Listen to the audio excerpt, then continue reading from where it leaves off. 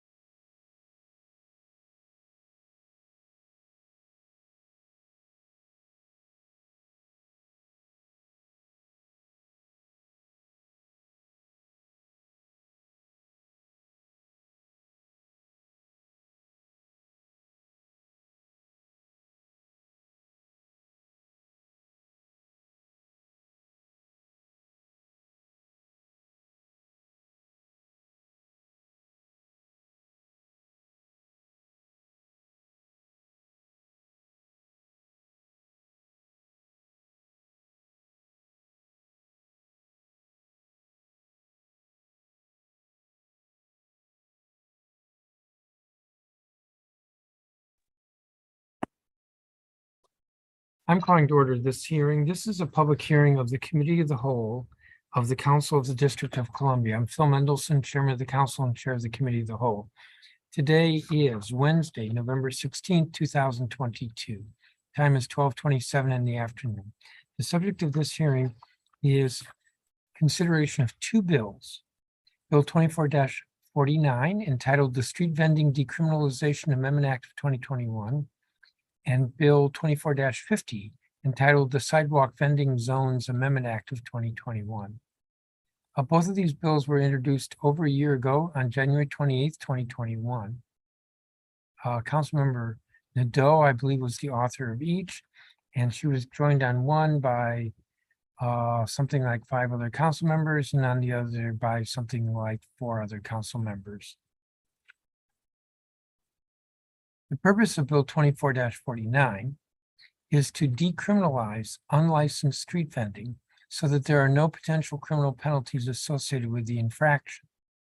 The purpose of Bill 24-50 is to allow the mayor to establish sidewalk vending zones, to establish a Columbia Heights sidewalk vending zone, and to waive unpaid infractions for unlicensed sidewalk vendors who obtain a sidewalk vending zone license or who register with a sidewalk vending zone manager.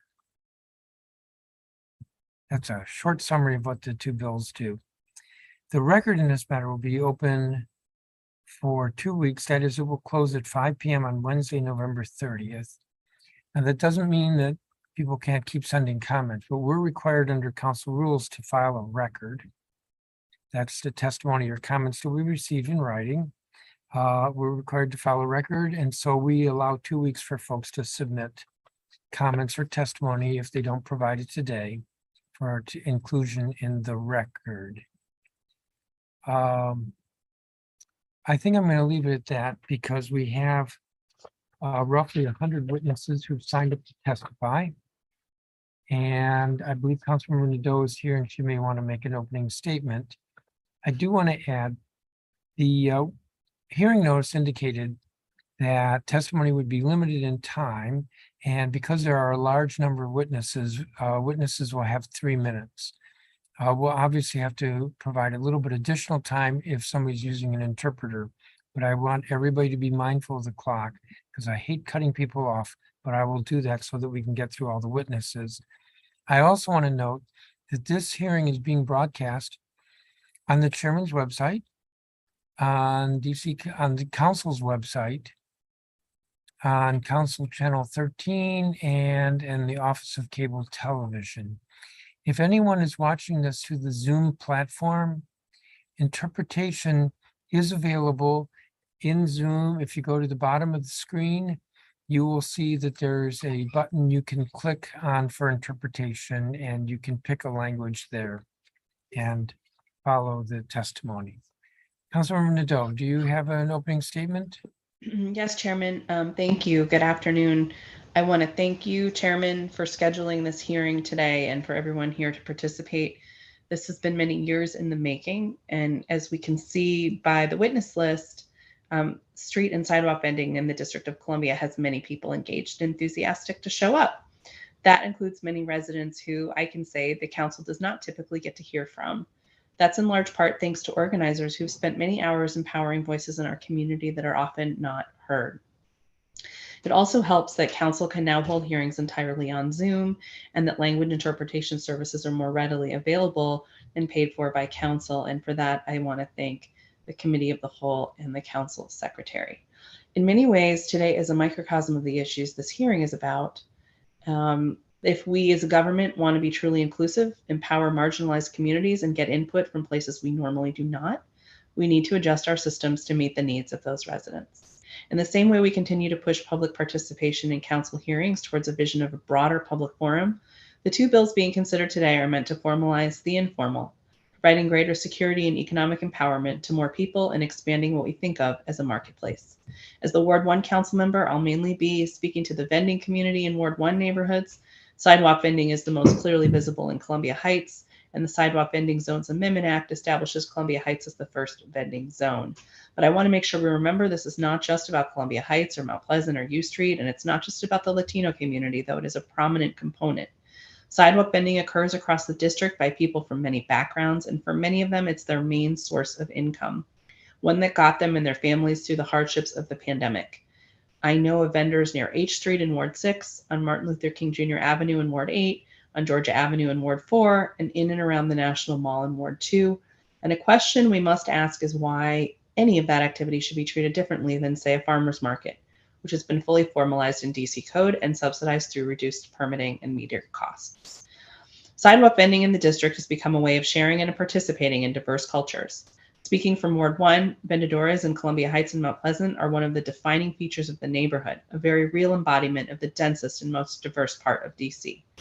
Downtown Columbia Heights has gone through major transformations in the last 20 to 30 years, but one of the most significant changes was not any major streetscape or development, but those spaces filling in with the activity and vibrancy of the people who have chosen to call this place home. Many who have recently come to this country, often under duress, have said the prevalence of sidewalk vending reminds them positively of the places they came from and makes them feel welcome. In the same way that building and preserving subsidized housing is needed for preventing displacement, empowering low barrier to entry parts of the vending economy is critical to fostering the cultural inclusiveness of our neighborhoods. My staff and I have been involved in working and supporting vendors in Columbia Heights and Mount Pleasant for at least 4 years, and these two bills are a result of that collaboration. The original versions of both bills were introduced last council period after learning of significant threats to residents participating in the informal economy in Columbia Heights. Some of those threatened with enforcement were only children. The measures being considered today will allow vendors to continue working, but now as small business owners in full compliance and with the tools they need to succeed, like access to commercial kitchens, vending management, and physical space to conduct business.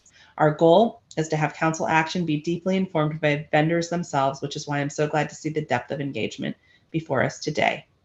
I want to make one note on Bill 24-49. The revised criminal code that council passed on second reading only yesterday did address the criminalization of vending, and I thank my colleagues for supporting that effort. However, as with the rest of the comprehensive criminal code rewrite, that change will not take effect until 2025. I know that more than difficulties with licensing, police enforcement is the threat most significantly felt by vendors to their well-being and support systems, especially the fear of impacts to immigration status. I'm looking forward to hearing from witnesses today on ways we can build up upon what was achieved in the criminal code reform to deliver those assurances to vendors sooner than 2025. But I look forward to hearing from our new director in the Department of Licensing and Consumer Protection. I'm going to be probably turning my camera off a lot today because I have COVID and I'm just doing my best here. So thank you for your understanding. Finally, I want to give my deepest appreciation to the many people who've made this movement possible. The hardworking staff at Many Languages, One Voice, and beloved Community Incubator and Vendedores Unidos, who've done both extensive research and deep organizing.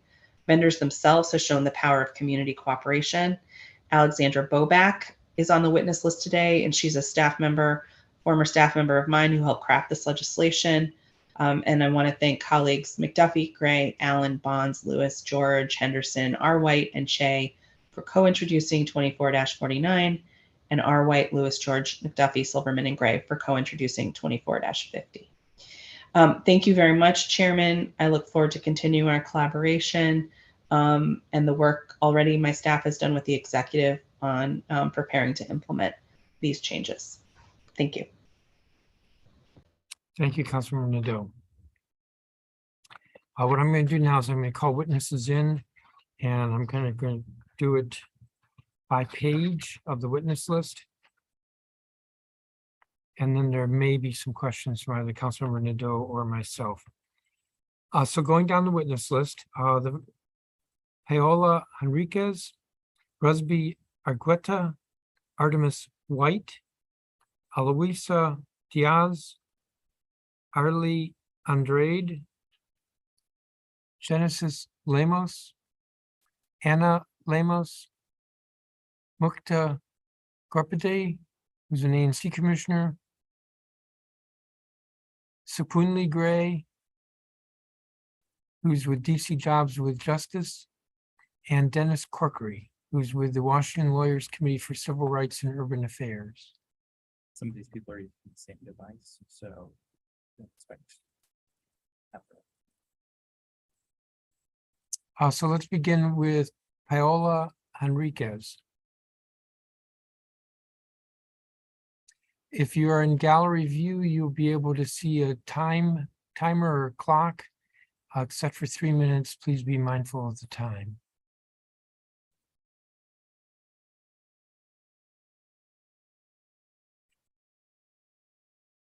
I see a person who just appeared on video. Are you Paola Henriquez?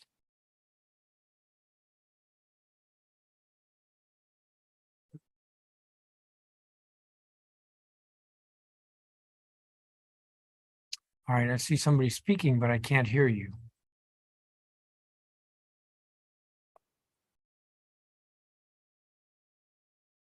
Hello, do you hear me now? Yes. Okay, perfect. Hello, my name is Paula Enriquez, and I'm organizer with the Community Incubator, also known as BCI or the Incubator.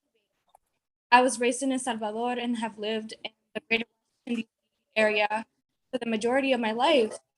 Street vending is not only a practice that migrants have brought to the United States based on cultures from their countries, but also a practice that enslaved people that were stolen from their own homes practice to buy their own freedoms here in the city and in this country. Decriminalization does not mean that street vendors are not law-abiding people. It's because of the audio. Okay, I think what we should do is this. And you can do not do anything. Do you all hear me? Please nod if you hear me. I heard somebody ask if I can hear them.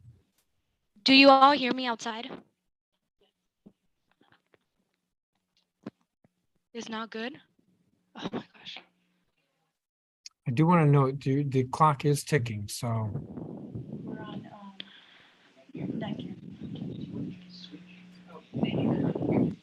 Okay, I will continue. Decriminalization does not mean that street vendors are not law-abiding people.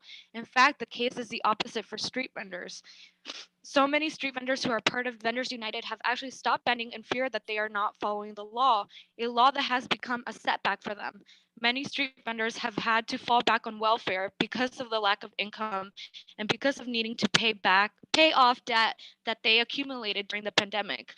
Because of these laws, many street vendors have had to look to other resources that are already skim and not accessible to them.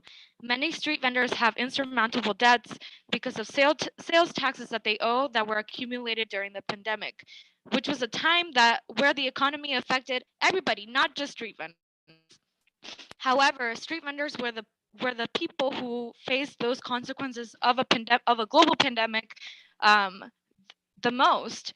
The histories of vendors having to move into downtown and out of east of the river has happened through time because of the high levels of policing communities in southeast, particularly communities that have relied on street vending for income. The co-power that exists in these bills between government and the people it serves is incredible. It allows street vendors to request for a street vending zone where they would like to see one. It gives street vendors, the people who know the streets, a chance to choose spots that will give them access to foot traffic. And in that way, street vending zones will also be a generator of more foot traffic, which also is good for the economy. We seek to build laws that are just, that are comprehensible, accessible, and that simply make sense for people, for our collective future. It is not just that people fighting day to day for a living are essentially set up to be harassed by the police under the current law. Decriminalization is the easiest banner to undo so that street vendors are not encountering jarring police encounters, but really so that they are also able to make a living, take care of their families, send remittance back home to their countries that they migrated from, give back to their communities, afford rent and healthcare, afford babysitting costs, and more. If I Ms. was in your position Henriquez, today, having an opportunity to make hundreds of lives better, Ms. I would not Henriquez, for a second question my decision. your Thank you. I time will is up. now defer to Vendors United, community members, and their allies who are here present today to share their experiences and Ms. Henriquez, perspectives. With open ears and open hearts, I hope you listen to their stories. Please, please give these two bills, Ms. Bill Henriquez, can you hear me? 24-49, Street Vending Decriminalization Amendment Act of 2021, and Bill by the title of Sidewalk Vending Zones Ms. Amendment Act of Henriquez, 2021, a chance to be voted on, and please, I urge you to vote yes to both bills. Decriminalization now, not another year, ni un año más. Ms. Henriquez, can you hear me? Can you hear me? I don't know what's going on. Okay, this isn't going to work. Witnesses have to be able to hear me and witnesses have to be able to mind the clock. We have 100 witnesses. We have to be able to get through this. Can you hear me? Can you hear me? Buenas tardes, mi nombre es Luz Villargueta y vivo en Washington, D.C. por 14 años y soy un vendedor ya por 11 años en el área de la Columbia Road, afuera de Centronía. Y hemos luchado ya también por muchos años para obtener una licencia, pero hasta este momento no hemos obtenido ninguna respuesta. Y ahora esperamos que ustedes son las personas indicadas para poder ayudarnos con esto, porque en el tiempo pasado hemos tenido mucho problema con la policía, ellos viniendo para poner tickets, intimidándonos y usando su poder para hacernos sentir de alguna manera muy mal porque no tenemos una licencia. Pero nosotros al no tener una licencia no es porque no queremos, sino porque no existe. Entonces ahora queremos que nos ayuden con esto y también contar que una vez una cliente estaba para pagarme unas pupusas, el policía llegó y me dijo que si yo agarraba ese dinero que esa señora me daba en ese mismo momento me iba a arrestar y yo no veía que eso fuera justo para mí. También en otra ocasión yo estaba recogiendo a mi niña de allí de la escuela cuando llegó un inspector con un policía y también que me iban a poner un ticket y que ellos decían que tenían el poder para arrestarme en ese mismo momento y mi niña estaba aterrorizada y asustada y me decía, mami, vámonos porque los policías son malos, en vez de cuidarte, ellos solo te dan un tiro, si quieren te matan y no pasa nada. Vi y sentí el susto de mi hija y entonces decidí que yo tenía que seguir luchando por esta licencia hasta que encontremos a alguien que nos ayude y por eso estoy aquí para decirles, por favor, ayúdenos con esta licencia. Nosotros tenemos el derecho de trabajar honestamente y dignamente y con respeto. Y también quiero comentarle que estamos en la comunidad trabajando para nosotros, pero también para ayudar al que a veces necesita más que nosotros. En mi caso he tenido muchas oportunidades cuando he visto personas que no tienen dinero para pagar su comida y yo con mi buena voluntad he dado de comer sin que tengan que pagarme. También en una ocasión conocí a una señora de 83 años. Se hizo mi amiga porque no tenía nadie de familia en este país.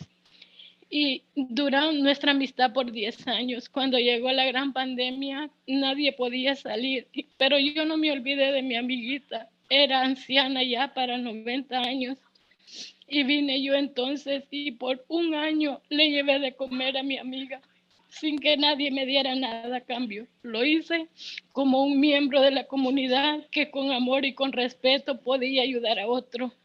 Entonces sé que el tiempo es insuficiente para poder explicarle más de lo que hemos vivido, pero solo quiero decir, por favor, ayúdenos, necesitamos su ayuda. Gracias.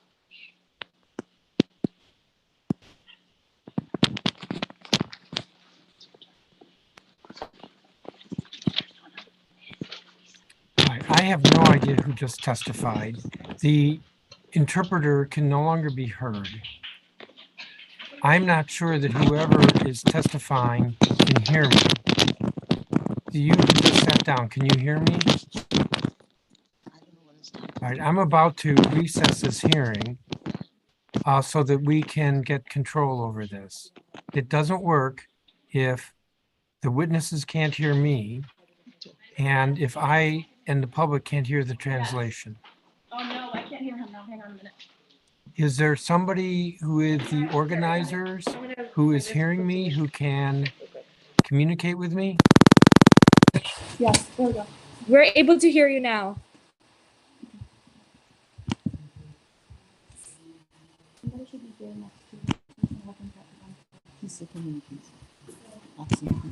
We're able to hear you now.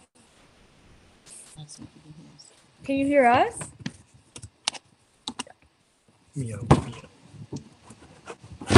Go to your take-home translation, original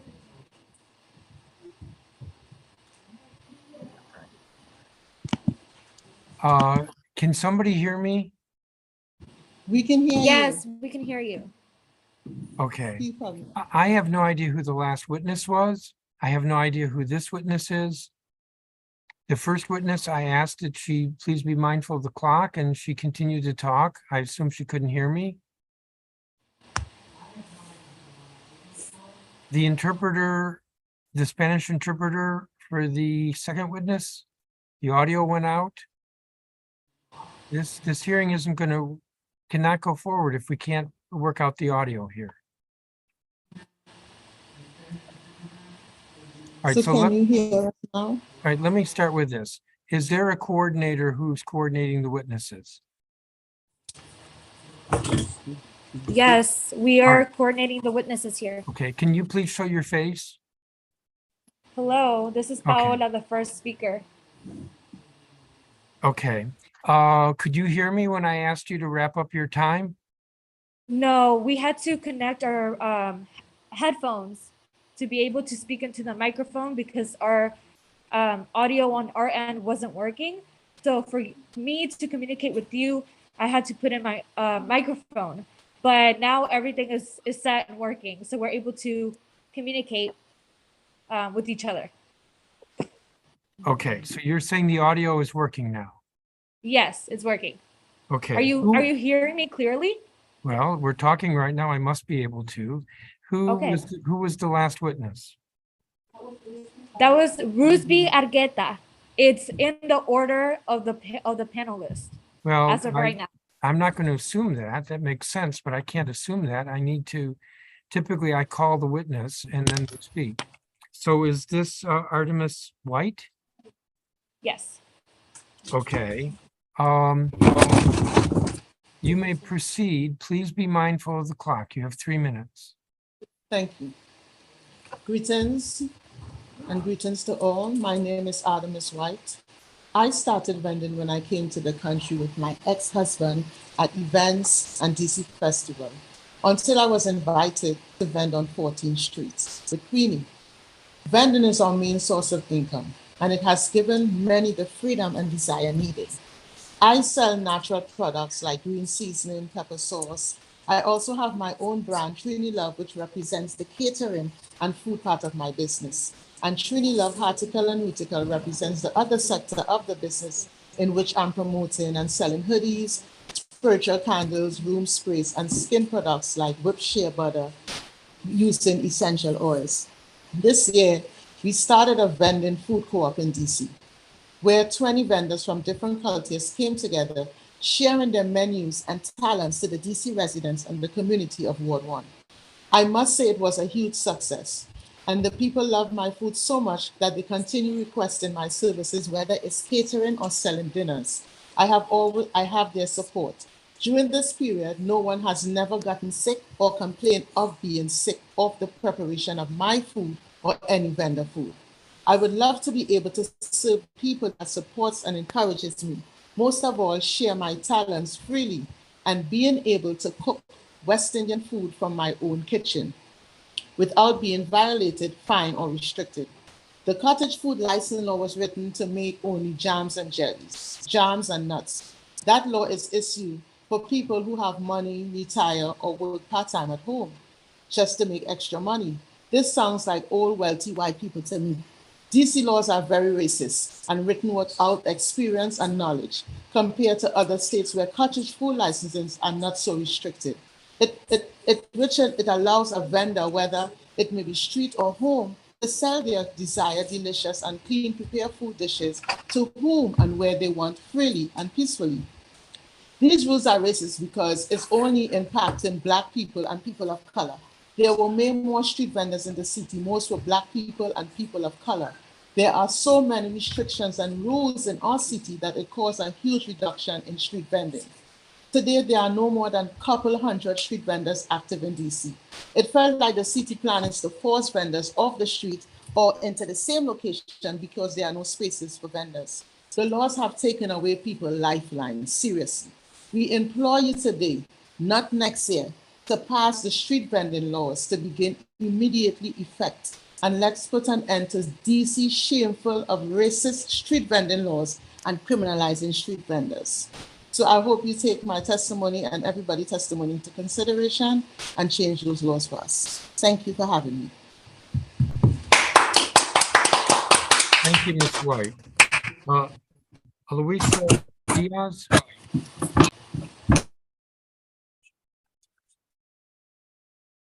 told them to try to identify people.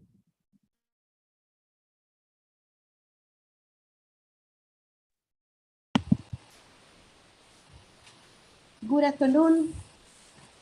My name is Eloisa Diaz, and I been a vendor for 3 years.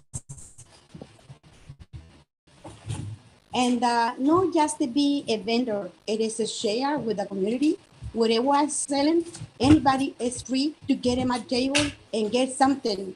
When they don't afford it to buy, I'll be happy to share and treat them in a special if they pay. I am selling coconut, atol de lote, rice milk, lychee, papaya. It is a good fruit. Even it's better than giant in the same way. Because one day I bought it and I was disappointed. The fruit didn't know what's good at all. But it is fresh fruit with love and care to that community. And this CRA, they calling us a criminal. We are not a criminal. We are a survivor. We trying to working to make a living. And we are not a criminal. Criminal is the person who kill you feeling. When you're trying to do better on yourself, and somebody come in and approach you in the wrong way and say, we're going to get out of the area, we're going to fine you with $2,000. They kill you feeling. They're turning you down, and it's unfair. And please, we need to, they help, the government help us to reduce the price of the license because we are a small vendor. We cannot afford it with a high price. We deserve respect. We love everybody, and we're proud to be on the community, serve to the community. Thank you very much. Thank you, Ms. Diaz. Next, we'll hear from Arlene My name is Andrade.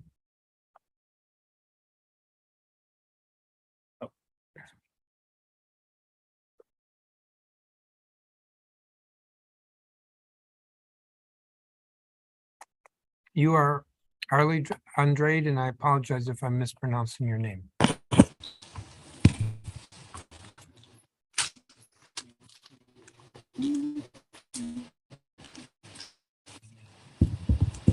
Yes, this is Arely. Mi Please nombre es begin. Arely Andrade. Primeramente, gracias al Consejo Municipal de DC por la oportunidad de poder escuchar nuestro testimonio. Yo trabajaba en restaurantes por mucho tiempo. Tengo 14 años de estar acá en este país y cuando vino la pandemia cerraron. Entonces decidí poder ir a vender mascarillas a la calle para poder sobrevivir. Pues soy madre soltera. También soy una trabajadora excluida que no recibió ninguna prestación de desempleo. Estoy agradecida por ti. Hace 3 años hablábamos con las estaciones de televisión y medios a los periódicos para asegurar que DC no olvidara a personas que estoy viviendo con una enfermedad, con el cáncer. Pues un jefe no me va a dar permiso para mi tratamiento en el hospital porque uno pide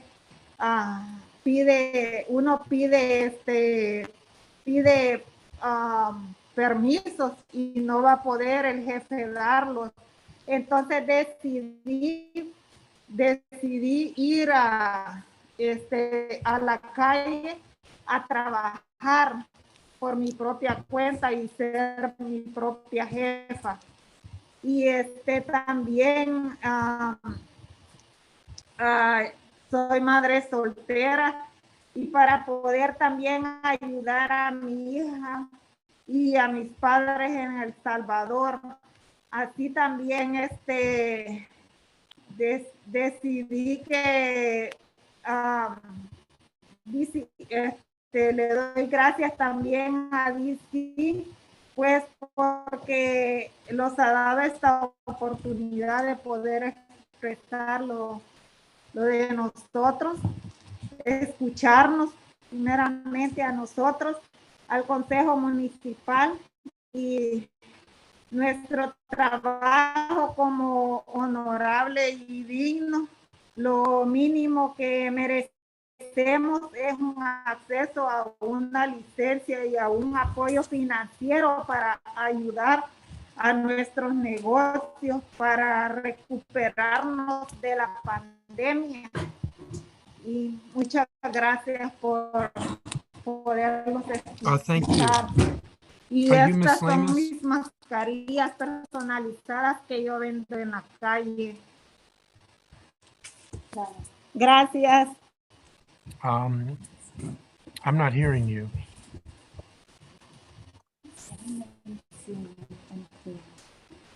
Hello, my name is Genesis Lemus, and I'm here to talk to you about why Yes, Genesis Lemus. Okay. My name is Genesis Lemus, and I'm here to talk to Okay. My name is Genesis Lemus, and I'm here to talk to you why I think street vendors shouldn't be harassed by the police and why we really need you to help us pass this bill to decriminalize street vending so the police don't have the power to harass, chase, and embarrass the street vendors like if they were selling drugs or hurting people. Many of us have different stories, but mine and my mom's is that we came to this country in 2009. My mom was mistreated, fired, and harassed at her job because she would take days off to take care of me when I was sick. During this time, she also had immigration meetings and appointments that they wouldn't want to give her days off. So she decided to become a street vendor because it was the only job that gave her the liberty to schedule her own hours and to feel safe that she wouldn't be fired if she felt sick. In her home country, El Salvador, she was a third generation street vendor. She was a third generation street vendor. She's been doing this since she was a little girl. I am proudly a fourth generation street vendor, and I love to street vend and share my culture with the community. I think we shouldn't be persecuted or harassed for doing that. I could tell you countless times of how many times the street vendors' kids have seen our parents getting mistreated and harassed by the police, and it breaks our hearts. That's why I am here today to express the need it to stop. And the only way for us to feel safe is by not being treated like criminals. I would love to see Washington, D.C. filled with street vendors selling their products, sharing their cultures and religions with everybody.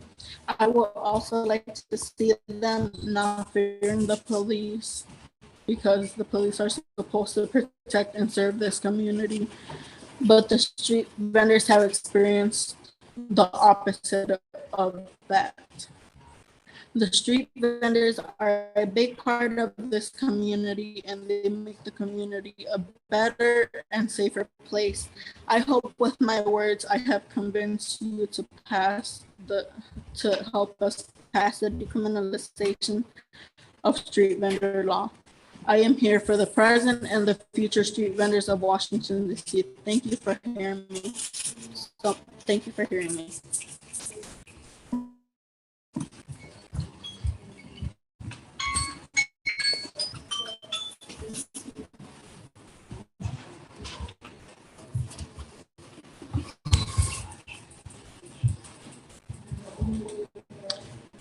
Ya.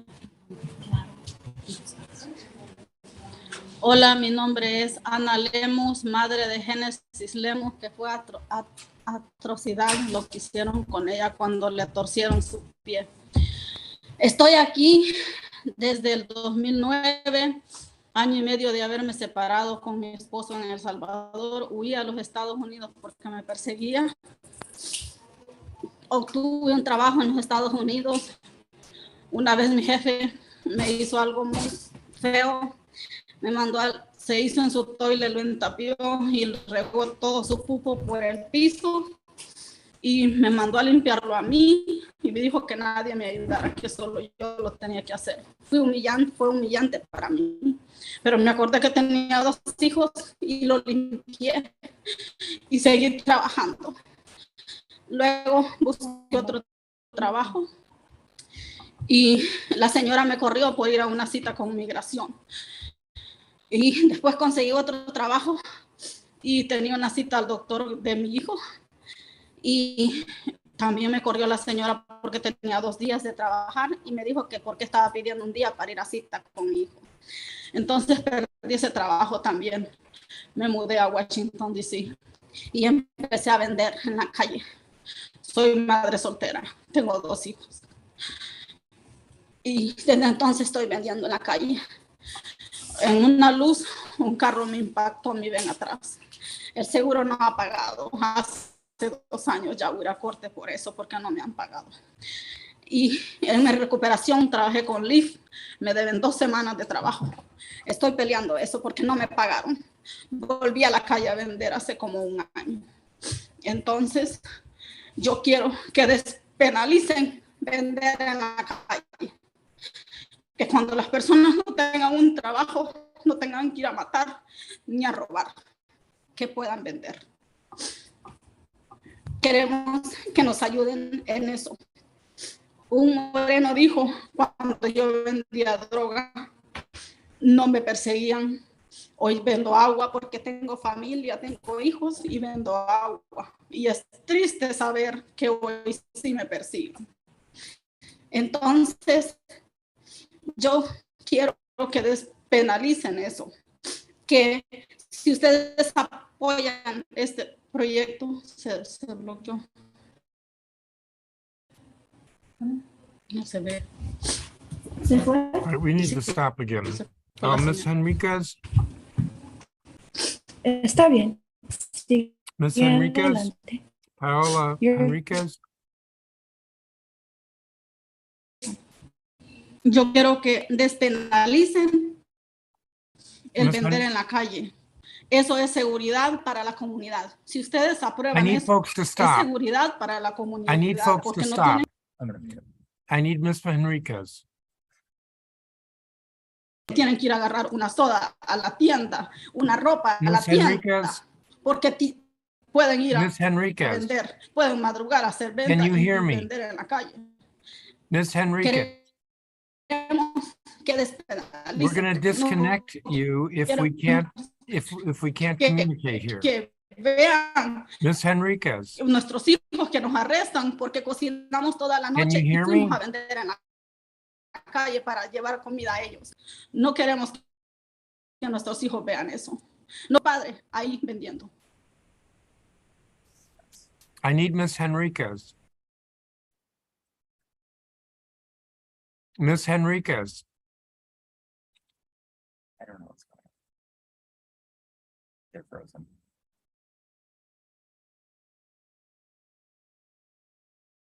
somebody's calling somebody.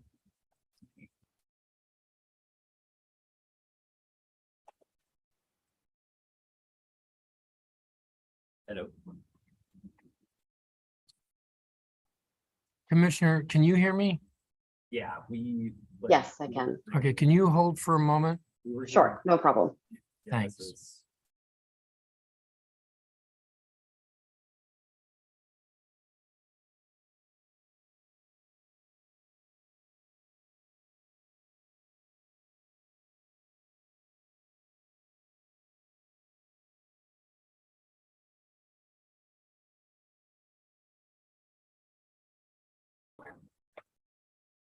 Give me just a moment here.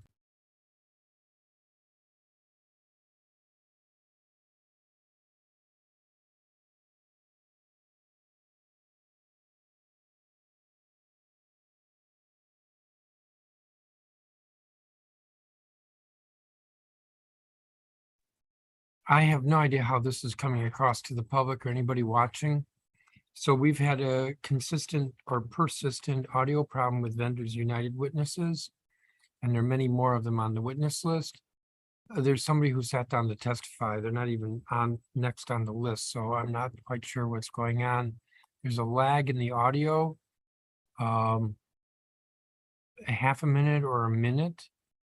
And this is not making a lot of sense. So I'm hopeful that the Vendors United folks can hear me and that we don't continue to have this problem. Commissioner Corpade, is that my Yes, pronunciation? Gorpade. You nailed it. If you would please proceed, and you'll be followed by Sequinley Gray. Sure. Hi, my name is Mukta, and I am the ANC Commissioner for 1A7. And through the ANC 1A, I also founded and chair the Employment and Training Committee. And outside of that, I am the Director of National College and Career Services at Urban Alliance. And in all of my capacities, I am reminded daily of the acute impacts that the quality of a job can have on someone's physical, mental, and emotional health. I'm here today to demonstrate my unequivocal support of these two street vending bills. When I first moved to DC, my best friend lived in what is now my single member district, and I got to experience Columbia Heights for the first time. I decided I would one day live in Columbia Heights because of its life, diversity, and beauty, and because I could buy a coconut on the street. It reminded me of where I come from and the food that raised me. To me, street vending has always been one of my favorite things about my favorite parts of the city. Street vendors are sharing their food and culture every day and are an unmovable piece of Columbia Heights' vibrancy. Through the years, I've also gotten to know the vendors and organizers that work so hard every day to show up. And I've gotten to know the fear they feel because of consistent harassment and violence from the police. These are Black and brown folks that have been left out or pushed out of traditional employment channels and that have instead found a way to feed their families and their neighborhoods through street vending. Instead of being treated as small business owners by this city's government, vendors are criminally punished, pushing them farther away from the ability to enter the formal economy. It makes absolutely no sense how this city feels it can punish and fine and jail folks into compliance, while conveniently ignoring the collateral consequences vendors face from criminal convictions and citations. I've seen firsthand the impacts that fines have on the ability for folks to meet their base needs. I've seen the impacts of convictions and citations on people's housing and immigration stability, and I've seen the impact that losing a livelihood has on a person's and family's overall wellness and feeling of community. The state of street vending laws in this city now is cruel, and this city needs to do better. In May of this year, I introduced a resolution of support for these 2 street vending bills, and ANC 1A passed it unanimously. A month earlier, a tiny but extremely vocal minority of residents had tried to put to stop a street vendor event at the trolley park at 11th and Monroe Street. They used words like, "I didn't sign up to live in a third world country," and referenced vendors as criminals. Instead of halting the event, however, these words and calls to authorities only brought out more neighbors in support, and it was the first time we came together in a long time. Criminalizing street vending not only threatens people's livelihoods, it also gives voice to extremely dangerous rhetoric that others are neighbors. I represent constituents in Columbia Heights, which includes our small business owners that street vend every day. I cannot imagine and do not want to imagine a Columbia Heights without our vendors. And that is why I urge the council to pass these 2 bills to ensure that all our neighbors are safe, healthy, and empowered to build the lives they envision. Thank you so much. Thank you, Commissioner. Could you send us the resolution from the ANC in support? Yes, and I will send my testimony as well. Thank you. Excellent, thank you. I'm told that Sequinely Gray is not here, so the next witness would be Dennis Corkery. Good afternoon. My name is Dennis Corkery. I'm a senior counsel at the Washington Lawyers Committee for Civil Rights and Urban Affairs. I'm also a Mount Pleasant resident, and street vendors are my neighbors. The committee supports the passage of both the vending bills before the council, and we urge you to act on them before year's end. My testimony today is an abbreviated version of what I have submitted for the record. Street vending is an economic lifeline for many DC residents of color who are cut off from traditional jobs. Street vending is a part of the cultural fabric of this city. Street vending is also nearly impossible to do while in compliance with DC's overly complicated and expensive regulatory scheme. The fines are too high, and there are too few spots in the city for vendors to vend. This council has already taken action to remove criminal penalties for unlicensed vending, but it will be years before that goes into effect. The council needs to remove those penalties now to make vending easier and more accessible. It has the opportunity to do so before 2022 ends, and it should do so because it is a matter of racial justice. Street vendors in DC are overwhelmingly people of color, and despite their positive cultural and economic benefits, they face obstacles to successfully sell their wares that I have described in my written testimony. District leaders should remove unnecessary barriers to vending because it is a perfect opportunity to earn a living for people of color who are often closed off from traditional employment, such as immigrants and individuals returning from incarceration. With no overly broad background check or I-9 to discriminate against them, vendors can open up shop on the street corner and have a path to stability. The committee supports the immediate removal of the misdemeanor from the DC code and believes that it should not wait until 2025 for that to go into effect. This is a simple law that will put this into the code once the congressional review period ends. This act will have many positive impacts. First, it will remove the physical and financial burden of the criminal system on vendors. Incarceration at the DC jail is inhumane, where individuals face mold, sewage overflows, and a lack of medical care, among other things. Time answering the charge and in jail means a burden on the vendor's family. Further, the consequences of a conviction can perpetually raise red flags to potential landlords, employers, lenders, and ICE. The bill will also reduce the disproportionate effect of the criminal system on people of color, and indeed 95% of those arrested for unlicensed vending have been non-white. Third, decriminalizing unlicensed vending decreases negative interactions between vendors and MPD. Even if no unlicensed vendor is ever prosecuted, fined, or jailed, they will always be in opposition to the police, who retain the discretion to arrest a vendor, allowing for threats and harassment. It also means that if a vendor is assaulted or robbed, they cannot ask an officer for help. MPD cannot participate in its stated goal of community policing when regular fixtures of the community are constantly under threat of police abuse. Fourth, the criminal penalties are duplicative of the civil penalty that DC already enforces. They are already a harsh deterrent that do not carry the same moral condemnation and collateral consequences of the criminal penalty. Thank you for this opportunity to speak with you today. Thank you, Mr. Corkery, and I do have a copy of your statement. I do not have any questions. Councilmember Nadeau, do you have any questions? I do not. All right, I want to thank each of the witnesses. And we're going to continue moving to page 2 of the witness list. And probably about half of these witnesses are with Vendors United, and we've had this continuing audio problem. Let me check with staff.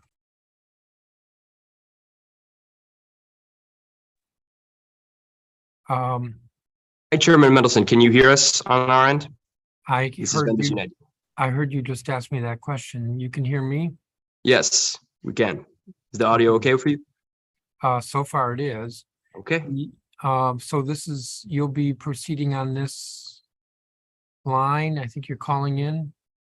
Yes, sir. We're proceeding right here. If the audio doesn't work, we'll switch to a call-in audio, which we have ready. Okay. But this audio should work right now. Please, and I need witnesses to identify themselves. Most certainly. Okay, so let me call the next group of witnesses. It's page 2 of the witness list. Adoma Alvarez, Kahasi Gebran, Chris Demola, all three are with Vendors United. John Payne, who's with Sanctuary DMV. Anna Rondon, who's with Harriet's Wildest Dreams.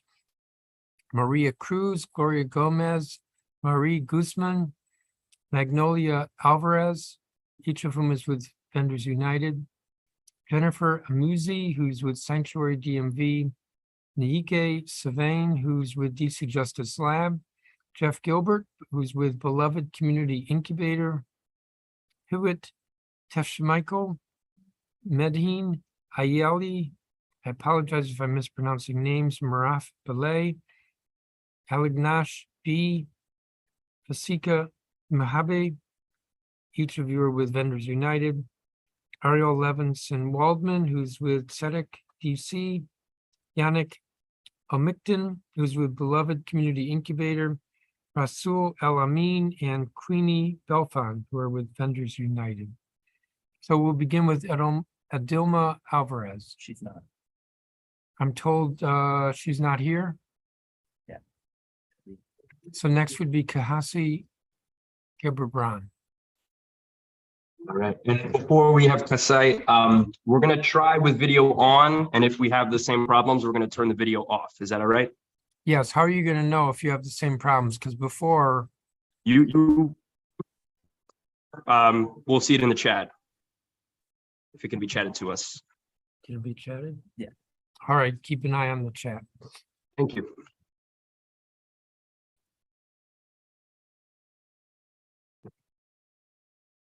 Please proceed. My name is Kasai Gabrarahan. I live in Ward 2 near Logan Circle. I have been vending hot dog and half smoke in DC for more than 29 years on Indian Avenue near the DC Superior Court. I was born in Ethiopia and immigrant to the US from Eritrea. I brought my 3 nieces to the US in the 90s and raised them with my wife on my vending income. I don't have any money saved up because I have always been working hard for them. The main thing I want to say to you is the license cost too much money, and the regulation treat us with no respect. The law are discriminated against even vendor who have license. A license costs more than 2,000 for the vending license. The seat permit and inspection from the Department of Health and the fire department. We also pay $375 of sales tax every quarter. There is no money left to pay our bills. I have had a street vending license for 30 years. I have always tried to follow the law. Still, the police harass me and treat me with fines and violations. I stopped vending during the pandemic because it did not feel safe, and I gave up my license. When I went to renew my license earlier this year, the DCRA told me that need to pay more than 3,000 of sales tax. For the last 2 years, even through my license expired in September 2020, I went to the tax office to ask them to correct this mistake, and they laugh at me. Please, we ask you support us by passing the 2 street vending laws. Thank you. Chris DeMola, My name.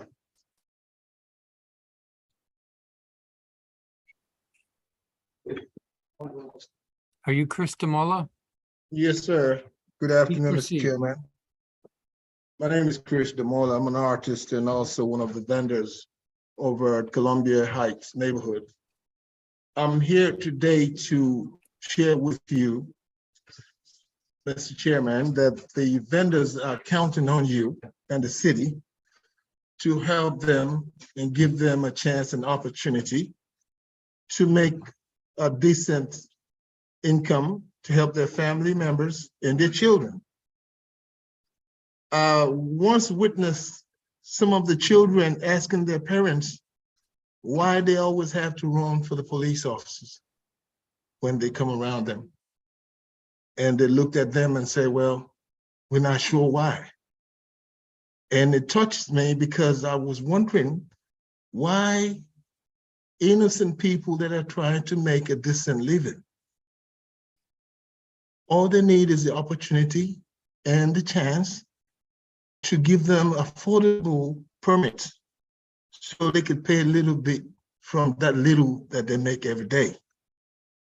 So, Mr. Chairman, I'm actually here also to remind us that J.W. Marriott, the biggest hotel chain in the world, actually started vending in Columbia Heights, 1927.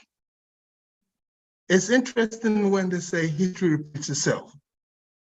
And he had some financial problems and went to the city. And they helped him, and he opened the first root beer and hot dog shop right there on 14th and Park Road. It's interesting that we're doing the same thing here. And we're begging and pleading for you and the city to help these folks so they can make a decent living and help their children and their family. That's all they ask for. And I'm an artist. I decided to sell my art over there because I want these folks to know that they're not alone. I'm well known all over the country, but I decided to join them so they can know that they're not alone. So please, Mr. Chairman, once again, do your part and help these folks so your name can reign in their homes. Thank you. Thank you, Mr. DeMola. Thank you. John Payne is next with Sanctuary DMV. Yes, hello. Good afternoon, Chairman Mendelson. Can you hear me all right? Yes, I can. Wonderful. Thank you so much. My name is John Payne. I'm a Ward 4 resident and a core organizer with Sanctuary DMV, and I'm here today to express our support for both of these bills. We're supporting them because we know that our immigrant neighbors need to work without the fear of harassment and violence, and they need to be able to use their gifts to improve their lives and to make Washington, D.C. a better and more vibrant city. Sanctuary DMV has worked with numerous vendors over the years, and we've seen that they are a vital and life-giving part of our community. Unfortunately, they have been harassed, threatened, and subject to violence by the police simply for trying to support themselves and their families. Vendors have been arrested, their equipment damaged, and they've sustained serious and long-term injuries all at the hands of the police. And the police don't just harm individual vendors, they also target their families. Many of the vendors run their businesses alongside young family members, and police have traumatized and physically assaulted children during these violent encounters. This cruelty creates long-lasting scars that many of these kids still have today, years after the attack. They can be afraid to go outside and worry that their parents won't come home at the end of the day. This campaign of harassment and violence against the vendors must end and cannot be allowed to continue. Beyond these incidents, many vendors know that being targeted by police carries the threat of deportation. Even though the city has passed laws cutting current local police ties to ICE, Sanctuary DMV knows of DC residents who have been detained by police and then ended up in ICE custody, even after those laws were passed. Deportations are harmful to every member of a family and community, and this council has worked in the past to prevent DC residents from being deported. By decriminalizing street vending, we continue to move beyond that outdated and racist approach and move towards a city where all our residents are free from fear and want. And more from taking away these immediate threats, decriminalizing and encouraging street vending, not just in Columbia Heights, but throughout the city, will enrich all of Washington. The vendors are amazing cooks and add the vibrancy of their own culture to anywhere they set up shop. We see this every single day, and we want this to spread throughout the city. They add foot traffic, provide free food to unhoused neighbors, and de-escalate disputes on the street. By going beyond decriminalization and creating vending zones throughout the city, vendors will be able to put down firm economic roots and remove many of the barriers that prevent them from sharing their gifts. Vendors would then be able to put more time into expanding their business, creating more food, and being good stewards in our community. In closing, passing these pieces of legislation is good for the vendors and good for Washington. Vendors have been consistent and clear about their needs and the changes that have to happen so they can grow their businesses and improve our city. We must listen to them and pass these bills now so that these changes can happen now, not in 5 years, but now. Thank you very much. Thank you, Mr. Payne. And I have a copy of your statement. Thank you. Thank you. Anna Rondon. Is she here? Yes.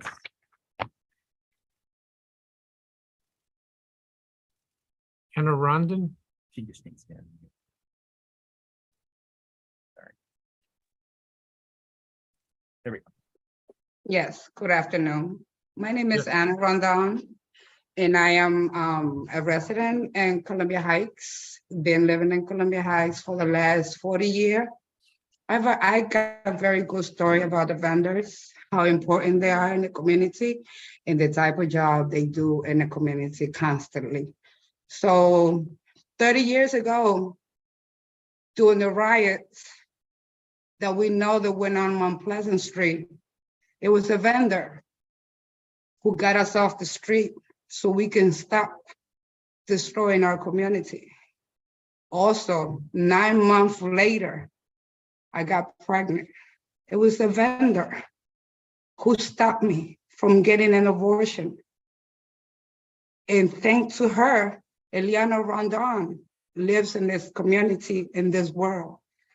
Not only that, Miss Teresa is the gun preventer in Columbia Heights right now, which we know we have our tax money paying nonprofit recognized for gun violence, but they're not doing their job. The vendors are doing it for them. So today I'm here asking for you to please consider them license, because they deserve that respect. Because our community, it is the way it is, it's thanks to them. There are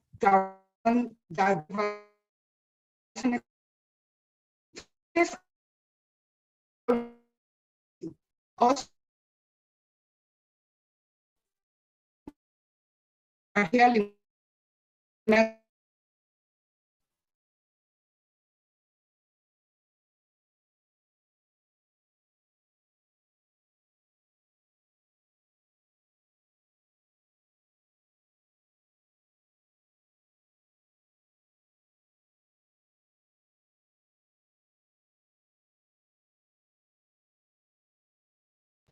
You're muted, Chairman. Looks like that connection has failed again, and the next several witnesses are from Vendors United. So I'm going to go to Jennifer Amuzi. Is she here? Yes. Okay. Chairman Mendelson, we were just disconnected from the Zoom. Was that on our end or your end? I'm afraid it was on your end. Okay, we are going to put Anna back on. I believe she had how much more time? 30 seconds? A little less than that? Can she wrap? This is very disruptive.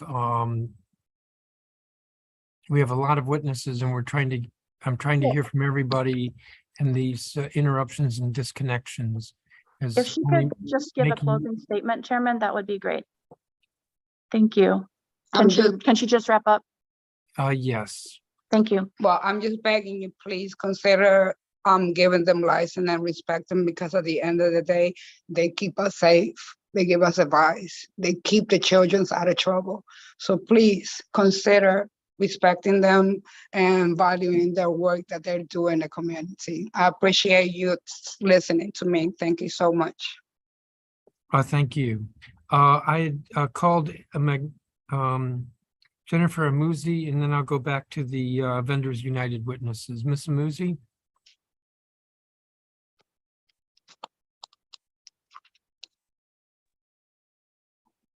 Yes, hi, good afternoon. Good afternoon. My name is Jennifer Mouzier. I am a Ward 5 resident. I'm a member of a Ward 6 church, and I am also a core organizer with Sanctuary DMV, a solidarity group resisting policies and practices that target the immigrant community in the DC area. And first, I would like to say that I heard the news this morning about the criminal code. This council has worked tirelessly to modernize our criminal code so that it reflects this community's values. And I am so happy to thank you all for that. And I'm calling on the council to also right another historic wrong and decriminalize street vending. Washington, D.C. is fortunate to have a flourishing immigrant community. When I moved to the district in 2015, I raved to my friends about the culture here, and culture is not just about free museums. As a first-generation American myself, I know that culture is best transferred in food and art, the jollof that tastes like your aunties, and the pupusas that your best friends make, and the painting that looks like the one that hung in your childhood home. The vendors selling food and art infuse this place with culture, and they make lie of the worker bee stereotype that this district has to fight. As a newcomer to the city, I plugged into organizing and community building, and I knew I was ready to put down roots here because I wanted to make DC better. And I found myself surrounded by people who were already doing the work, Black Washingtonians who had been here for multiple generations, alongside vendors, Black and brown migrants who'd been here for decades, like Anna Rondon that we just heard from. Vendors sold masks and sanitizer, led the charge for excluded workers to receive support during the lockdown. So many segments of the population were able to survive that what could have been a catastrophic oversight. The values that this community holds, creativity, diversity, mutual support, are all exemplified by vendors. Criminalizing this work instead of making it more accessible harms all of us. But more than that, it's a gross mismanagement of funds. Of the 463 vending related arrests that occurred in the last 4 years, only 9 led to conviction. To me, that sounds like a waste. And my colleague John has already talked about how it has a ripple effect throughout the community that leads to larger things, deportation, and trauma beyond that. I would urge all of you to continue to push for accessible, decriminalized vending in this community. Thank you, Ms. Amusier. Did I get that right? Yes, you got it right. Thanks. We'll go back to Vendors United. We have Maria Cruz, followed by Gloria Gomez, followed by Marie Guzman, followed by Magnolia Alvarez. So Chairman Mendelson, Maria Yes. Cruz is not here. However, Paula Enriquez is going to read her testimony. She'll be Who? followed by Gloria Gomez dialing in from El Salvador, who is out of town. Here is Paula Enriquez. Who's reading what? Gloria Gomez's testimony is being read aloud. I'm sorry, Maria Cruz's testimony is being read aloud by Paula Enriquez now. Okay. Mi nombre es María Cruz, vivo en 1467 Newton Street. Yo soy madre soltera y primeramente soy viuda. Estoy luchando siempre con mi venta como vendedora ambulante y estoy aquí para pedir que nos ayuden, que nos den la oportunidad para poder vender y no ser discriminadas o discriminados por la policía. Empecé a vender hace 8 años cuando llegué a este país en 2015. En mi país de origen, El Salvador, mi mamá era vendedora también y le encantaba hacer sus frescos igual que nosotros, la horchata, la yuca. En 2015, mi familia y yo tuvimos un accidente en el cual se murió mi esposo. Yo me quedé con 5 fracturas en el brazo y mi hijo anda platina en todo su cráneo y mi hija estuvo en silla de ruedas, pero ya camina. Debido a estas fracturas en el brazo, fue muy difícil para mí conseguir trabajo en Estados Unidos y por lo tanto empecé a vender. Lo de la cocina ha sido mi mayor deseo, me encanta cocinar. Cocino con un gran amor. Empecé a vender mi comida, pero siempre con temor porque la policía nos sacaba a carrera cada rato. Una vez una policía llegó y me dijo, ya te dije 3 veces que no te quiero ver aquí. Otro señor le dijo que me dejara en paz, que solo estaba trabajando. Esa vez, si ese señor no hubiera estado, la policía hubiera botado mi venta y me hubiera puesto un ticket. Yo también soy diabética y tengo la presión alta y me daba demasiado miedo cuando la policía llegaba y decía que no se iba a poner ticket. Incluso dejé la venta un rato porque me enfermaba cuando me asustaban así. Me agarraban los nervios y me ponía mal. Todo esto ha sido una discriminación contra nosotros por no tener la licencia como vendedores ambulantes. Me encanta cocinar para que la gente vaya conociendo mi delicia de lo que vendo. La gente que ha probado mi atol y mi comida lo ha sentido bueno porque lo he hecho con amor. Eso para mí sería mi prosperidad. Pero el desafío más que todo siempre ha sido la policía, porque no hemos podido tener ningún permiso, ninguna licencia para vender, y es eso lo que nos piden siempre. Yo tengo 2 hijos, soy madre viuda y me ha tocado pagar todos los gastos de mi familia. Me gustaría tener espacio para tener un carrito una carreta y si fuera posible que nos dieran una licencia para poder vender. Estoy también solicitando que se quite la carga del delito de la venta ambulante para reducir los riesgos con la policía. Estamos aquí para podernos quedar. La venta para mí es un sustento para sobrevivir y para mí y para mis hijos. Se trata de nuestra vida y la vida de nuestros hijos para que salgan adelante con lo poquito que nos dan. Les agradecemos mucho por darnos la oportunidad de oírnos y ojalá nos den la oportunidad que estamos esperando y necesitamos de poder vender. Ni un año más.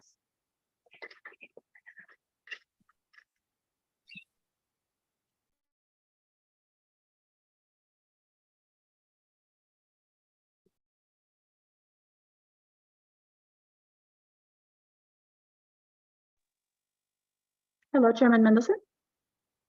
This is Ms. Guzman. Yeah, that was the testimony of Mari Guzman. We know Magnolia Alvarez will not be coming, and is Gloria coming from okay. The next witness is Gloria Gomez, who is calling in from El Salvador. Okay.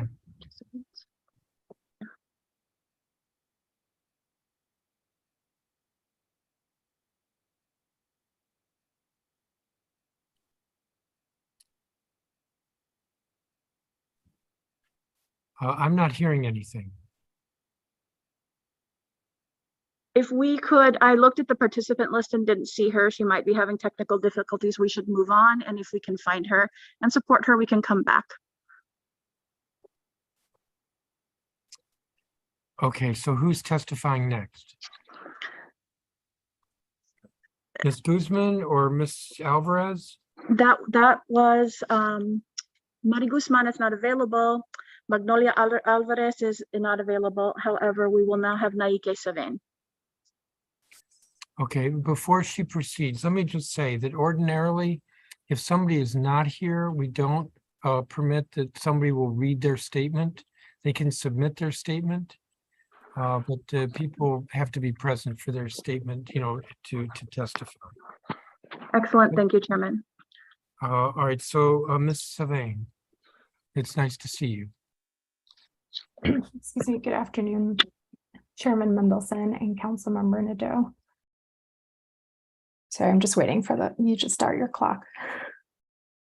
No, you Perfect. So don't wait for us. Okay. Good afternoon, Chairman Mendelson and Councilmember Nadeau. My name is Nike Sabane, and I'm the Director of Policy at DC Justice Lab, a member of the DC Police Reform Commission, and a resident of Ward 7.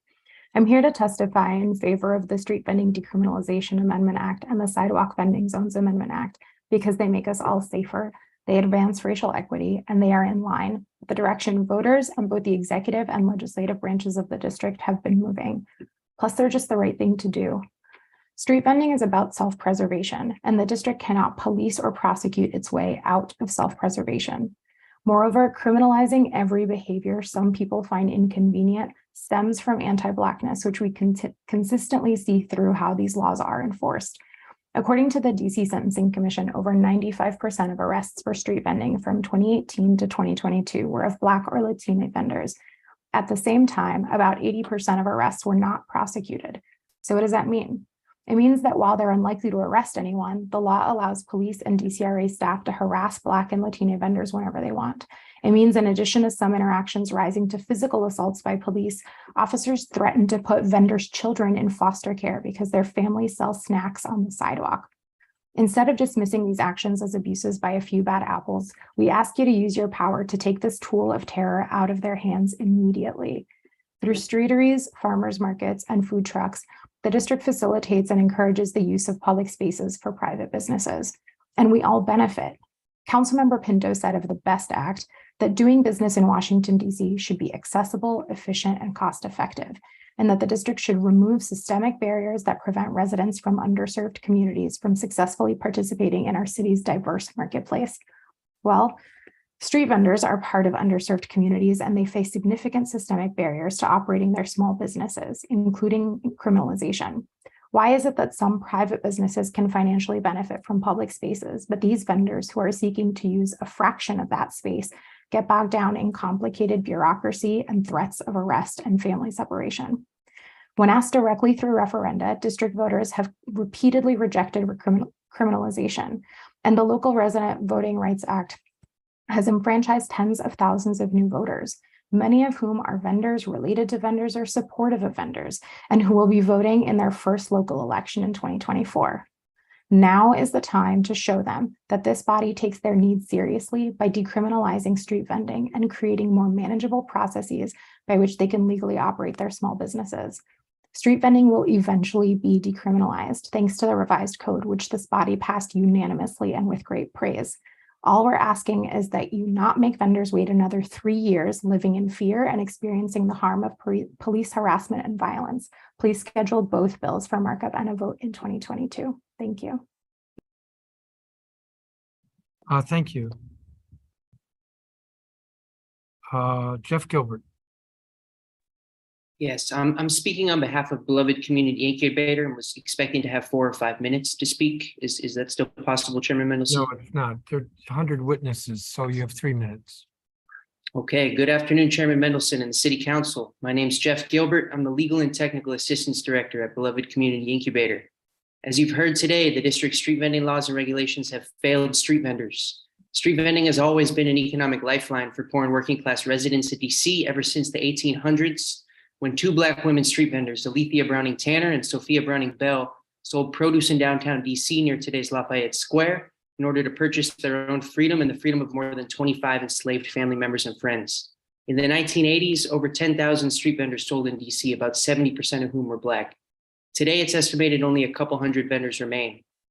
Street vendors are the only business owners in the district who are regulated by the Department of Licensing and Consumer Protection, the DLCP, and the more than 10 police agencies active in DC, including the MPD. DC's street vending laws and regulations actively promote gentrification and the displacement of Black, Latina, and Indigenous residents. These laws and regulations have a racist, violent, carceral, and anti-food safety impact. They keep street vendors trapped in a cycle of criminalization and poverty. This month, Beloved Community Incubator published a report, Where the Sidewalk Ends Part 2, with policy recommendations for how the city can decriminalize street vending and invest in street vendors.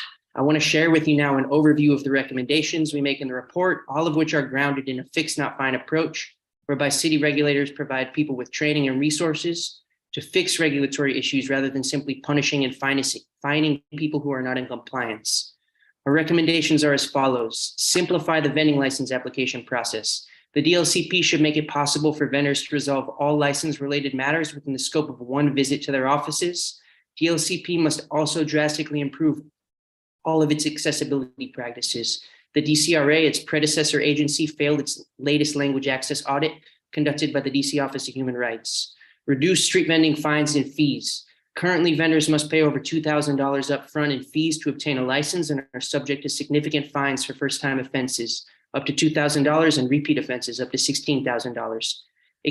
Vastly expand vending site permits. Eliminate food code barriers for all small food businesses. Build public food and safety storage infrastructure, including public options for all the infrastructure vendors must access in order to comply with regulations. Expand small business grant programs to include grants for essential equipment for vendors. Support vendor-led conflict management infrastructure. Yesterday, the council voted unanimously to pass the RCCA, which included the exact text of the Street Vending Decriminalization Act of 2021. The only problem is it won't go into effect for 3 years until October 25. As you've heard here today, Vendedores Unidos, Vendors United is very clear. Ni un año más, not another year. Thank you for your time. Thank you, Mr. Gilbert. And I don't have a copy of your statement if you want to submit it. I will submit it. Thank you. The next group of witnesses are also from Vendors United. Hawit Teshfamichael, Medin Ayali, Maraf Balay, Ali Ganesh B, and Fasika Mahabi. And I apologize for mispronouncing names. Nobody's appearing. Then I'm going to move to the next witness. እኔ ህይወት ተስፋ ሚካኤል እባላለሁ። ቬንዲንግ እስከ 25 ዓመት ሰርቻለሁ።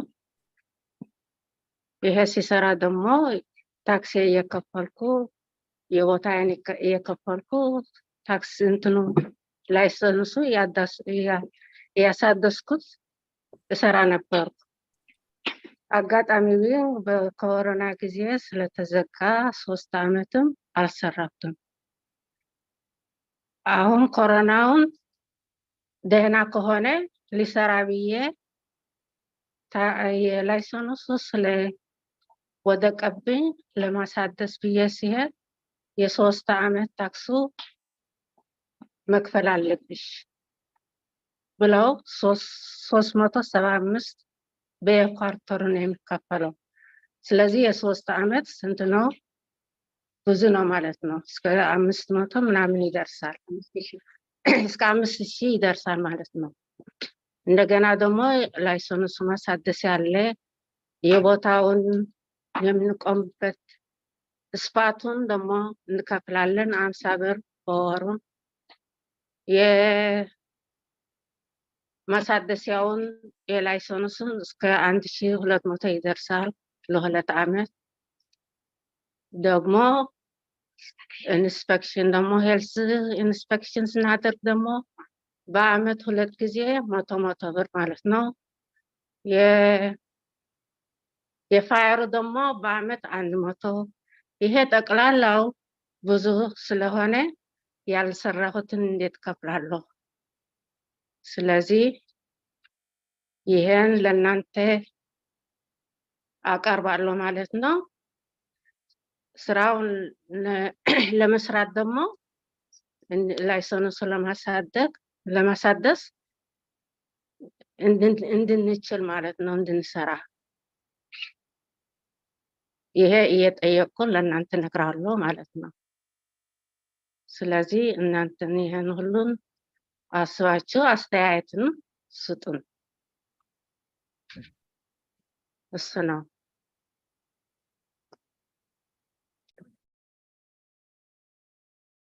Thank you. Was that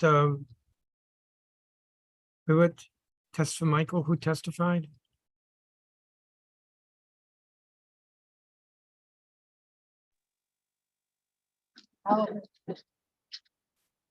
Thank you. Who's next?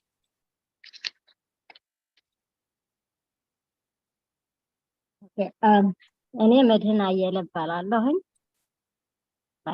መድህን አየለ እባላለሁኝ። እኔ ሀዶግ ከሰራሁኝ 27 ዓመቴ ነው እና በኮሮናው በኩል እስካሁን ድረስ ከቤትም የቤት ቁጭ በሉ ስለተባልን መንግስት እየሰጠን ነበር፣ እየረዳን ነበር። መንግስት እየሰጠን ግን ተመልሰን ልንከፍል እንዴት ትክክል እንዳልሆነ ከዛ በኋላ አሁን እኛ ለማሳደስ ስንሄድ የ375 በየ3 ወሩ እና እንደገና ደግሞ ታክሲ አሚን የማሳደሻውን የኢንስፔክሽኑም የሁሉንም ክፈሉ ተብለን ይሄንን መክፈል ስለማንችል እንግዲህ ለአሜሪካን መንግስት እርዳን እያልን ነው። ይሄንን ካንስል እንዲያደርጉልን እና ስራችንን ልንቀጥል ሰርተን ልንመላ።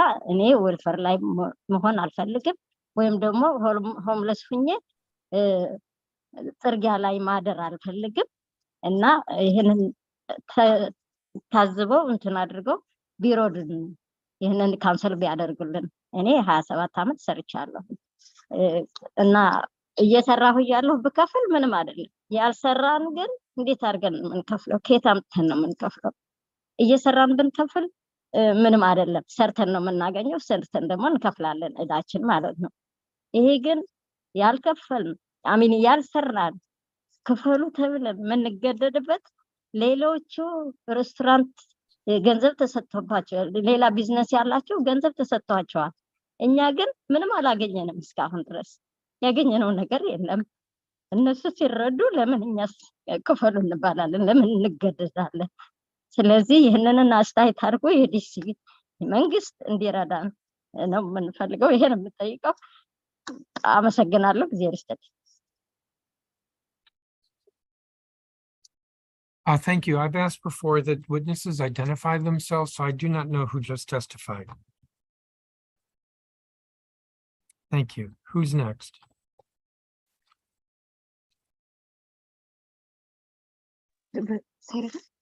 ይቅርታ መድህን አየለ እኮ ብዬ ነበር፣ አልሰማህም? ሰማኸኝ? Who is next?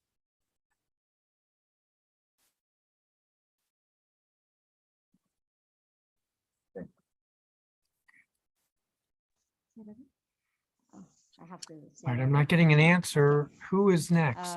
መድህን አየለ ነው የምባለው። have to start the beginning. Folks in the space, I think we're moving on to Sunny now. Is that correct? Well, then who was the previous witness? Hello, are you all here?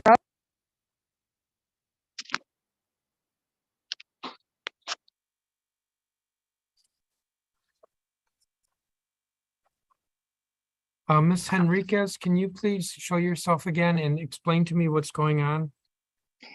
I think we're able to hear each other now. Is that correct? Heard you just ask me a question. Were you not able to hear me? I was not. I was on the interpretation channel because our vendor was speaking Amharic, so I had to put the interpretation on for her. But now I'm on the English channel now, so I can hear you. Okay, we need to be a little bit more efficient here. So who are the two previous witnesses? Two previous witnesses were Medine and Hiwet. Okay. Hiwet went first, and then it was Medine second. That's what I thought, but I just heard somebody say that they were testifying as Medine, but they already testified. Who's next? Next is Sunny. Who? Next is Sunny. Do I have that? I don't have that name in front of me.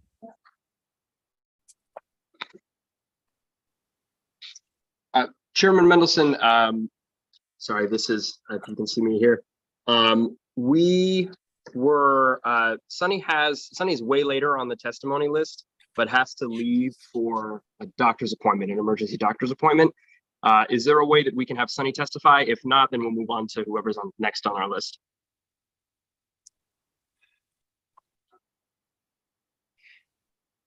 With all due respect, y'all are playing games with me, and I don't appreciate that. I go through the witness list. I need the witnesses in order. Half the time you can't hear me, the connection's bad. This is taking a lot of time. We have 100 witnesses. And Chairman Mendelson, with all due respect on our end as well, we're trying our absolute best to get working folks who are coming out literally from the street. Yes, but you have a connection that's not working well. The connection is not working, right? The connection is working well. So no, it's not been working well. But it works well now, right? We can hear each other. We can see one another. Sure. At the moment it's working, but it wasn't working earlier. It wasn't working again. It wasn't working a third time. So this is a problem. And you can't just switch witnesses, and you can't just read statements from people who aren't here. I mean, think about it. Nobody would have to attend, and you could just read 100 statements. Chairman Mendelson, folks can't just take the entire day off from their work. I don't want folks to take the entire day off. I'm not asking for that, but we have a witness list and we have an order. Okay, so this is how we're going to proceed from now. If you want number 71 to move up, but that's the only change we're going to make in the order. If somebody can't make it, there are 100 witnesses. You know, it's kind of unfair that number 99 is going to have to wait, but they're number 99. Okay, so we're going to go through this witness list in order. If number 71, Suni Stewart wants to go now, I'll allow that, but that's the last change. I need things to go in order, and I need people to identify themselves. They need to clearly identify themselves, so I know who is testifying, and there are no more substitutions. You can't read somebody's testimony who's not here. Okay. Okay, so the next three witnesses are Suni Stewart, Maraf Balay, Alignish B, Fasika Mahabi. And if they're not here, we keep moving. Understood.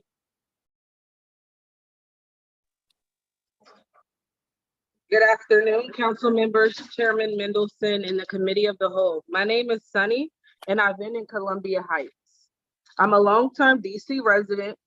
I am the owner and head chef of Sunny T's Kitchen. The reason I've been outside is because I don't want to depend on public assistance, which barely makes ends meet for my family.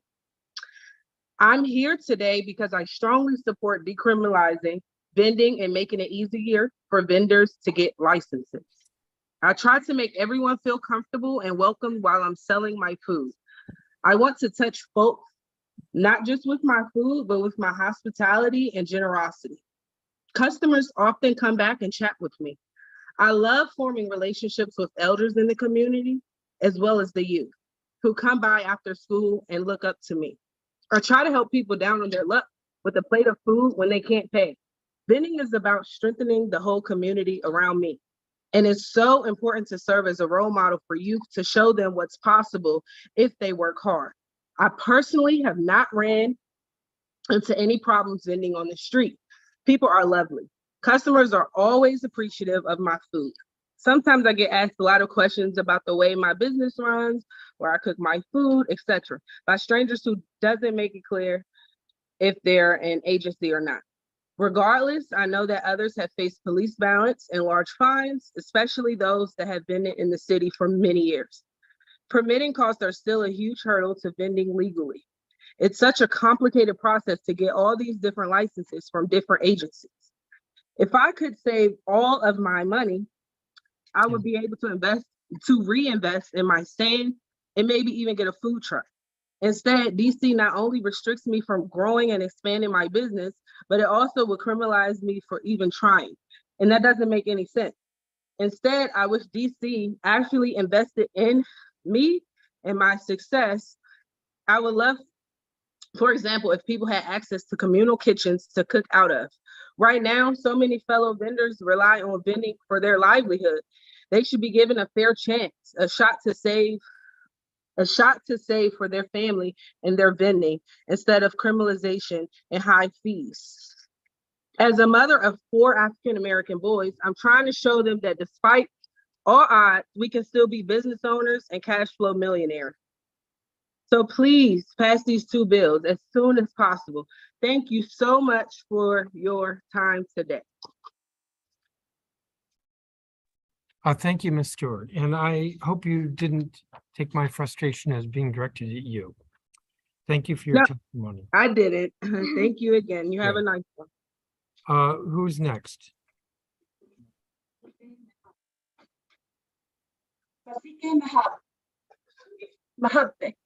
Thank you, Basik. Please bear with us, Chairman, as we are in the Amharic channel. ፋሲካ መሀቤ እባላለሁ። በ1996 ስራ ጀመርኩኝ ሀትዶግ ቬንደር እስከ 2020 ማርች ድረስ ሰራሁኝ። ከዛ በኋላ ኮሮና መጣ፣ ስራዬን አቆምኩኝ። አሁን ግን የምሰራው ነገር የለም። ብዙ ጊዜ ዲሲአር ሂጄ ጠይቄያለሁ። ስጠይቅ በተደጋጋሚ በየወር ነው የምሄደው። ላይሰንሴን እፈልጋለሁ። በየ3 ወር 375 ታክስ እከፍላለሁ፣ ኢንስፔክሽን እከፍላለሁ፣ ፋየር ዲፓርትመንት እከፍላለሁ፣ ፎር ስፓቱ 1200 እከፍላለሁ። ይህን ሁሉ ታክስ ስከፍል ቆይቻለሁ እስካሁን ድረስ። አሁን ግን ላይሰንሴ ማግኘት አልቻልኩም። I lose my house, everything. I have kids. እና በምን መንገድ መስተዳደር አልቻልኩም እና ላይሰንሴን እንዲሰጠኝ ነው የምጠይቀው። በአሁን ሰዓት ስራዬን ፈልጋለሁ። አይሮኒ ሸልተር መሄድ አልፈልግም። ብትረዱኝ ጥሩ ነው። ብዙ አመት ስሰራ ቆይቻለሁ። ህጋዊ ሰራተኛ ነኝና እኔ መስራት ነው የምፈልገው። ቬንደር I need renew my license and tax ደግሞ ያልሰራንበት ታክስ የ2 አመት more than 4000 ጠይቀውኛል። አልሰራሁም፣ መክፈል አልቻልኩም። በኮሮና ምክንያት ነው ያልሰራሁት። ኮሮና ከመጣ በኋላ ስራዬን አቁሜያለሁ። ይሄን ታክስ ከፍል ቆይቻለሁ። ህጋዊ ነኝ፣ በስርዓት ስሰራ ቆይቻለሁ። አሁን ደግሞ ላይሰንስን ሪኒው ላይሰንስ ፈልጋለሁ። በጣም አመሰግናለሁ። እግዚአብሔር ይስጥልኝ። እንደምትረዱን አምናለሁ።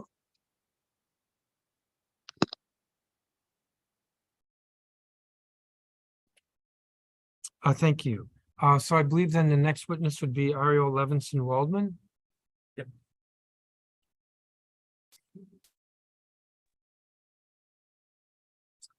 Hi there, Mr. Chairman. This is Rafi Gunler from SEDEC DC, and Ariel's logging on right now, and we'll be able to testify in just a moment.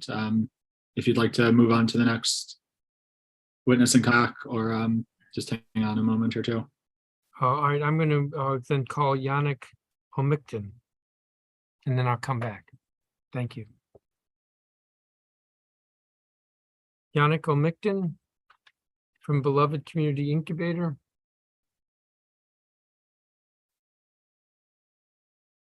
All right, well then we'll go to Rasul El Amin from Vendors United and Queenie Belfon.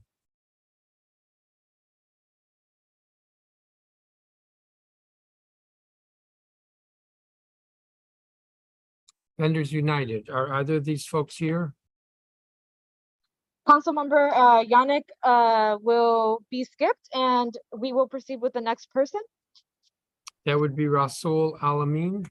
Okay, he is coming to the space where we're at right now. I'm not sure what that Give means. us if we can have 10 seconds, please.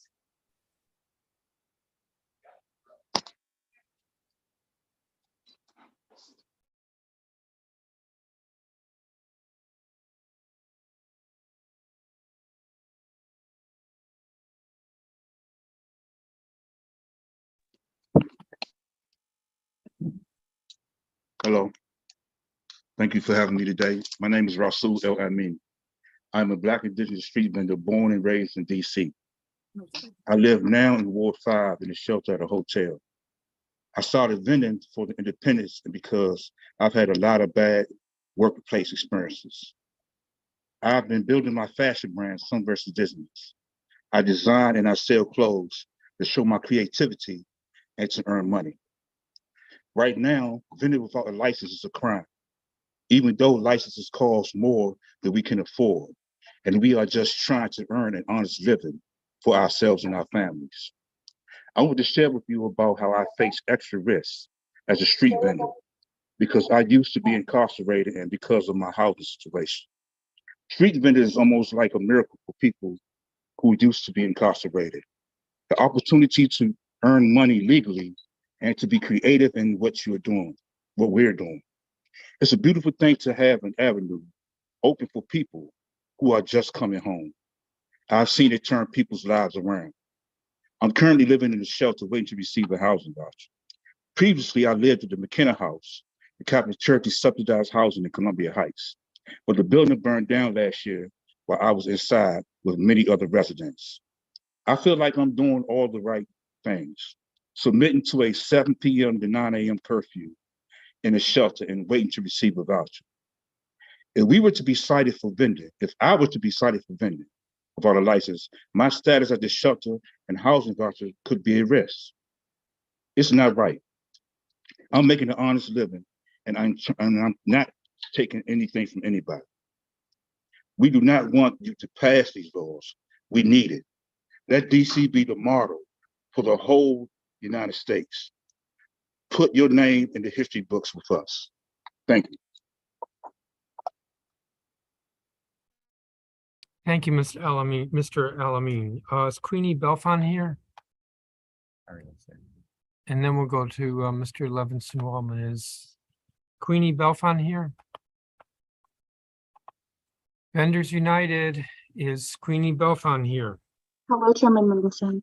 Queenie is injured, is not making it today. So cross her off your list. Rudy Riley is unwell.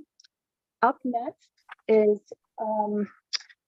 Kadir El Amin, who is testifying remotely, and he should be in the Zoom now. Okay, well, I haven't called him as a witness, so we're not there. Okay. Do you have So the witness list? we do, we're looking at it right now. Okay, I called all the members on the second page, number 11 through 31. So you just mentioned 2 people who are on the next page. Correct. Please So- follow the list and please tell me promptly if somebody is not here. You know, ordinarily, the way we handle witnesses is each witness has to register on their own. We call each witness on their own. Each witness has to log on their own. I don't have a problem with this accommodation to Vendors United, but I need you to be paying attention. So when I call somebody, if they're not here, tell me. So Queenie Belfon's not here. I'm going to go to Ariel Levinson Waldman, then I'm going to ask if my colleague has any questions, and then I'll go to the next page. I hope that's clear. Mr. Levinson Waldman. Thank you, Chairman Mendelson, and thank you to your colleagues and staff. Thank you, Councilmember Nadeau. Special thanks to all the vendors doing this important work, Vendors United and BCI and all the vendors lending their voice to this discussion. Ariel Levinson Waldman from TEDx DC. We're headquartered at UDC. Our mission is to serve DC residents facing debt and credit related problems. We've submitted written testimony. I'll just briefly summarize it here and happy to answer any questions. We support both of the bills before this committee. They're going to protect street vendors' access to jobs and support the DC community and this economy. We also support efforts to protect access to jobs by decriminalizing as soon as possible street vending and expanding vending opportunities. Vendors face many financial and administrative burdens to their work that make it difficult to access that economic opportunity. And someone who falls behind on a fee or misses a payment shouldn't be risking arrest or being put in jail. A main reason that so many of our vendors ultimately are forced to vend without a license is because they just can't afford all the licensure requirements. And so punishing DC residents for going to work to do their chosen work, to feed their families, and to contribute to this community through the vending and food related work is something that we should move away from, where the costs are thousands of dollars, and the effect in so many cases is to criminalize poverty and to put people in harm's way and to divert MPD resources away from public safety. One of the many barriers for street vendors is the requirement that vendors submit a certificate of clean hands, in which they need to affirm and get confirmation from OTR that they do not owe more than $100 to the DC government. And if an applying vendor owes more than $100, they have to pay those fines and fees before they can apply. They're automatically disqualified if they don't have the money to pay. And those fines often add up quickly, prohibiting vendors from applying for licenses, which keeps vendors locked out of the licensing system, trapping so many of our neighbors in cycles of poverty with a disproportionate impact on residents of color. Thanks to your leadership, Councilmember Nadeau, Councilmember McDuffie, Councilmember Silver, many others, the council earlier this year took the important step of reforming the Clean Hands Law in a related way with regards to driver's licenses. As the council consider these two bills today, we urge the council going forward to also look at removing the clean hands barrier to occupational licenses. An inability to pay fines and fees shouldn't bar a DC resident from earning a living. This issue has got broad community support, as you're seeing here today. And the reform bill introduced during this council period would have addressed this, a bill introduced by Councilmember McDuffie. And so there was, it's really time for the council to address the fiscal impact questions that came up in connection with Councilmember McDuffie's bill in the new council period, to find the money to support workers in the vendor community. And I think working together, we can end what is in many ways a de facto ban on new street vending licenses that exists due to the high cost of getting a street vending license and site permit. An inability to get a clean hand certificate bars somebody from over 100 different professional jobs in DC. We're such a regulated jurisdiction, so this really matters. And so allowing people to work benefits everybody. And the council has an opportunity to make it easier, not harder, for people to make that living. And so we are available to work with all the stakeholders here and with you in the new council period, particularly on this clean hands reform. Vendors face so many expensive licensing requirements, and not having the money for a license should not subject a vendor to criminal charges. And a vendor should not need to know that they should not need to show that they've gotten every single penny of payment in just in order to get down the road, to do their work, to get the money to make the living, and to be stable and full members, full economic citizenship in the district. So along with B29-49 and B2450, which we support, this update on the clean hands is also an additional important step towards promoting the critical principles of dignity through work and access to employment that I think are broadly shared within the council and among all the stakeholders here today. Happy to answer any questions, and thank you so much for the work on these important issues. Thank you. That's going to conclude this group of witnesses. I don't have any questions for you. Councilmember Nadeau, do you have any questions?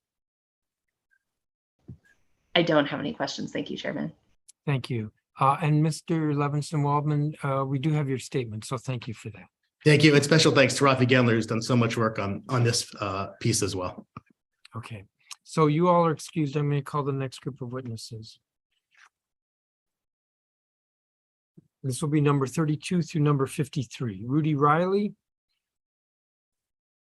Qadir El Amin, Robert Warren, Julia Wall, who's Ward 1 Mutual Aid, Daniel Dominguez, Tamika Spellman, who's with HIPS, Elena Eichner with National Domestic Workers Alliance, Soledad Miranda, Zainab A, Esteban Salvador, Angela Salazar, Justin Haas, Celeste Smith, Rafi Gendler. If Vendors United, mute your mute for the moment. Rafi Gendler, who's with SEDEC DC, Milka Arizka, I'm sure I mispronounced that.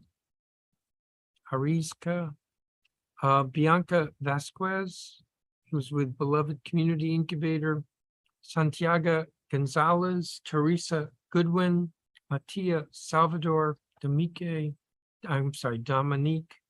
Hazard, Marcela Silva Alba Guezo. Almost all of these folks are associated with Vendors United. We'll start with Rudy Riley. Rudy Riley was unable to make it to us. We've been attempting to help Qadir El Amin, who's actually testifying for the People for Fairness Coalition. Is he promoted? Robert Warren is also attempting to connect. He should be with us, but he's not with us in this testimony room.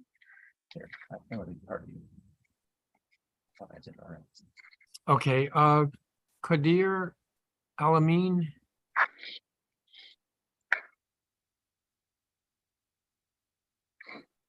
We should move on, Chairman, if we do not see him. Let me look. I think we see him in the waiting room. There he is. There he is. Wonderful. Thank you, Chairman. Thank you.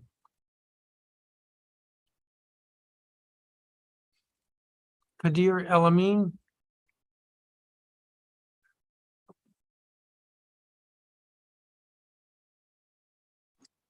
Yes. Hey, how you doing? Please proceed.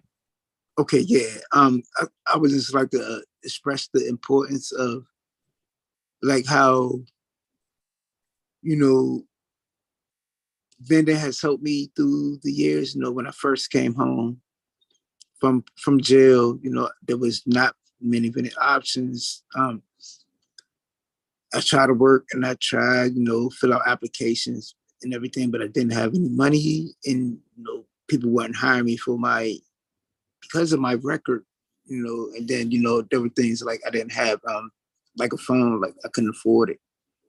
And only by like through the community, my brothers and everything, working odd jobs and things like that, cutting grass for my grandmother and stuff like that, I was able to buy oils and open up my vending stand. And, you know, back then it wasn't, you know, 10 years ago, what was that, 10, 12 years ago, you know, the vending options was not as, you know, the police was not mistreating people. They was not mistreating people like we're saying right now. I mean, and that was the way, you know, our experiences, and, you know, that was the way for me to make it up, how I can make things right for myself.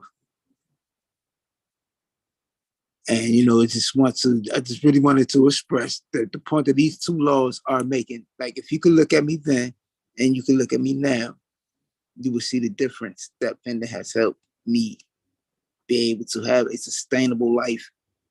And, you know, that's why I would ask that if we look at those two laws, that will really help a whole lot of our community and how we can actually help each other be sustainable in life and be a productive citizen. And I will end it there. Thank you, Mr. Alamin. Julia Wall.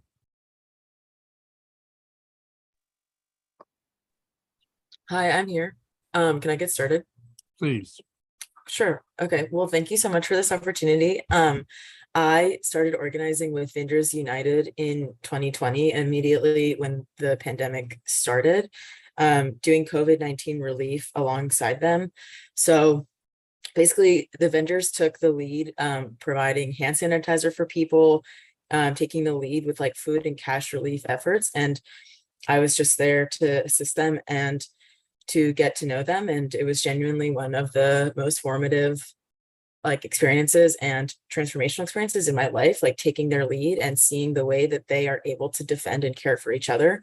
And the reason why I say that is despite the chronic stress of vending on the street, despite the constant harassment they face, they still constantly took the lead over and over and over to protect each other and keep themselves safe, which is why I feel so compelled by this possible law to protect them, because if they have that protection and they are entitled to space on the street and they're entitled to make a living, and having to defend that right over and over is no longer a concern, like what more can these incredible people accomplish and do for each other? So that is how I see what this law can provide for people who I have learned so much from. And the last thing I'll say is thank you to Felix and Jeff for this opportunity, and thank you for organizing this.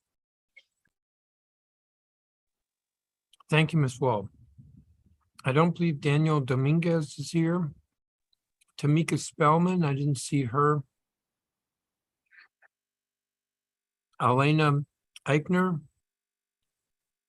I don't see her. Oh, she was on. Elena Eichner. Can we see if those people are still in the waiting room? They have confirmed with us. It's on. Elena Eichner, I see your name. I'm going to keep moving unless you identify yourself. There we go.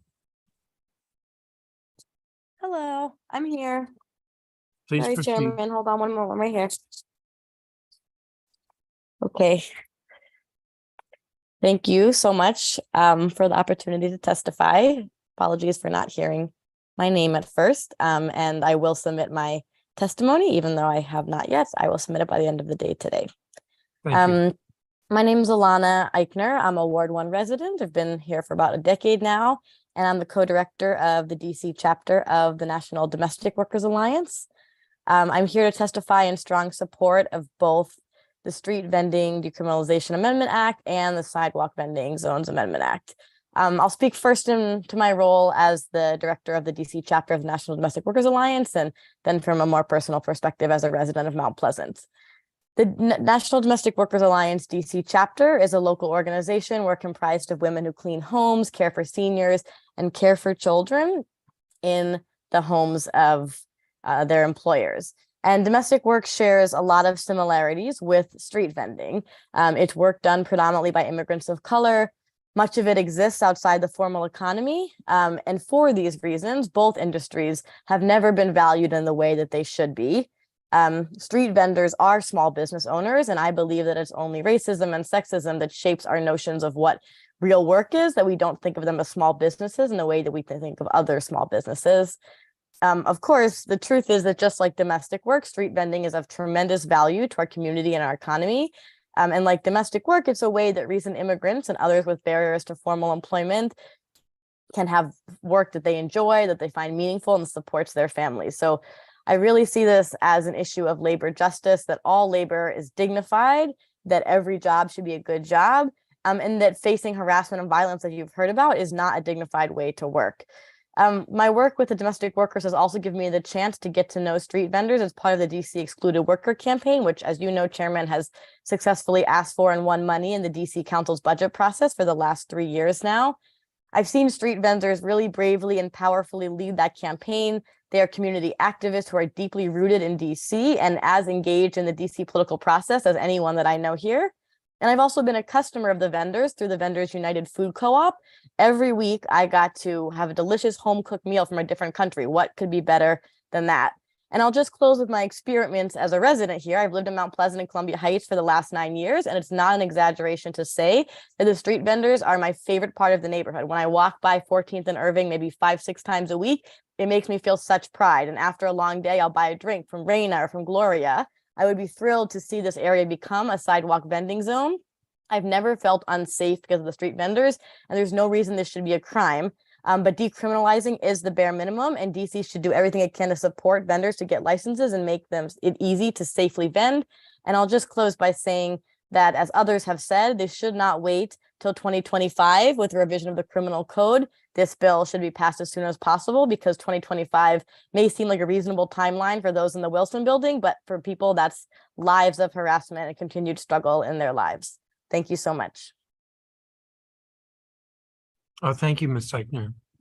Vendors United, are Soledad Miranda or Zainab A or Esteban Salvador or Angela Salazar here? No, they just discuss.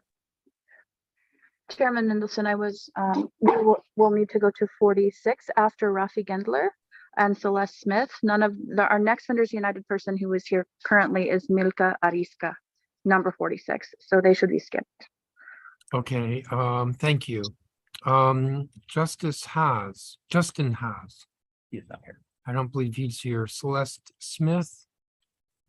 I don't believe she's here. Rafi Gendler from SEDEC. Yes, good afternoon, Chairman Mendelson, and thank you for the opportunity to testify today. My name is Rafi Gendler, and I'm a Ward 1 resident and live in Mount Pleasant. I'm testifying this afternoon in my personal capacity as a community member who values street vendors and their important role in our neighborhoods and our city. I've had the opportunity recently to learn more about the work of our DC vendors through my work at SEDEC DC, a nonprofit legal aid organization headquartered at the UDC David A. Clark School of Law, which focuses on protecting the legal rights and financial interests of DC residents dealing with consumer issues. Through that work, I've had the privilege of meeting neighbors who work as street vendors. Their enthusiasm for their work and dedication to providing food and conversation and support to their communities is an important reminder of what makes neighborhoods like Mount Pleasant welcoming and exciting places for their diverse populations. Street vendors keep their communities safe and contribute to their city's multicultural vibrancy. Vendors who give DC its character and its diversity are being displaced from these neighborhoods for many reasons, including rising rents, insufficient job opportunities, and historic and ongoing patterns of disinvestment in communities of color. By making street vending, which is an important job opportunity, inaccessible and expensive, DC is making its communities less warm, welcoming, less exciting, and less diverse. So I encourage the council to pass the 2 bills being considered today, because they will benefit street vendors, create important racial justice progress, and help support the diverse and exciting communities that make DC a great place to live and work. When we support vendors and their access to employment opportunities, decriminalize street vending, and remove the financial and administrative barriers to economic opportunities, we help build more livable, diverse, and vibrant neighborhoods. Thank you very much to the organizations and the folks from Vendors United who are here today. Thank you, Chairman Mendelson, and to the other members of the council for considering these important pieces of legislation. Thank you, Mr. Gendler. And I do have a copy of your statement, so thank you. Thank you. Next is Milka Arisca.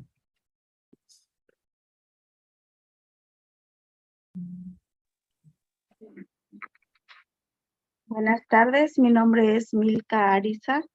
Yo vivo en Washington, D.C. Soy una vendedora de la calle, vendo tamales. Vivo aquí en Washington cerca de 18 años. En el 2013 mi pareja se quedó sin trabajo. Me vi obligada a trabajar, pero tenía una niña recién nacida, entonces por lo cual yo no podía trabajar en un trabajo que tuviera un horario y una entrada y un horario de salida. Entonces yo empecé a vender tamales y viendo que al vender los tamales podía tener accesibilidad para cuidar a mi niña. Después, así pasaron los años, los policías nos empezaron a molestar, nos empezaron a decir que era como un crimen que nosotros estábamos vendiendo en la calle, nos ponían tickets, me corrían de la calle muchas veces, me pedía una licencia. Yo fui a buscar una licencia junto con otras vendedoras. Al estar allá, cuando pedimos la licencia, nos pusieron muchos obstáculos, porque nos decían que teníamos que tener una cocina comercial, que teníamos que llevar unos papeles firmados donde comprábamos la comida para vender. Eran muchos requisitos, nos cobraban $2,000 para tener un lugar, nos daban un lugar, pero un lugar lejos de donde nosotros vendemos, lejos de la comunidad. Nosotros queríamos que sea aquí cerca, donde conocemos la gente que pasa la carrera, va a su trabajo y pasa comprando rápido, alguna comida rápida. Entonces, al nosotros querer la licencia, la queremos, pues sí, en los lugares donde realmente hay gente, donde vendemos, y los lugares que DCL nos daba era muy lejos, es donde no había casi gente para vender. Entonces, algo imposible. El policía nos ponía tickets me puso una vez un ticket de $300 y yo tenía que seguir vendiendo porque tenía que pagar ese ticket. Y el policía me dijo, te voy a poner otro ticket. Yo dije, voy a seguir vendiendo porque ¿de dónde voy a sacar para pagar un ticket? Entonces le pedimos, de favor, que pues nos ayude a obtener una licencia con más flexibilidad. Gracias. Thank you. Bianca Vasquez. Hi, Chairman. No, I can't hear you. Oh, you need to switch. Oh. My apologies. I was on translation. Can you hear me now? Yes, I can. Okay, perfect. Hello, everyone. My name is Bianca Vasquez. I am the program director at Beloved Community Incubator, and I've been organizing and working and living in DC over the past 12 years. I was introduced to the vendors as an employee at Luther Place Memorial Church when Raina, who is a pillar on the corner of 14th and Irving, would cater every year for our community block party. But I want to share today my experiences as a small business owner, both during the pandemic and generally. As a small business owner, my own health department license recently expired, and we were able to renew our license immediately, not face any business closures, not face any fines or fees, and certainly not face arrest or harassment. During the pandemic, we were able to apply for multiple grants to support and keep our doors open. And I want that same level of ease and investment in the vendors as culturally diverse small business owners. Beloved Community Incubator has been working with the vendors to support them by providing language and literacy inclusive food handlers and managers classes for over 50 vendors. This is in line with our commitment to a fix not fine approach, and we believe should be setting the example for how the city should be investing in and supporting vendors. Earlier this year, we did a pop-up winter season, namely a subscription program, think CSA delivery for, and person after person commented about how it felt like we were actually outside of the United States. And I believe that is because we were utilizing the commons. When you travel outside of the United States, street vending and sidewalk businesses are a normal part of everyday life, and one that makes communities feel exciting, vibrant, and diverse. Many of the vendors here today have shared that they began vending out of economic necessity, but also many of them have shared today that they are second and third generation vendors, that vending is a part of their family history and one that gives them more time and more flexibility with their children. And that always is one of the benefits that is spoken about entrepreneurship is more time freedom. And so I want that for the vendors as well. And I support both bills, of both the vendor decriminalization bill and the sidewalk vending zones, because it meets many of the vendors' demands for ease of licenses, reduced fines, and fees. Thank you very much. Thank you, Ms. Vasquez. The next 6 witnesses are Vendors United. So tell me if they're here.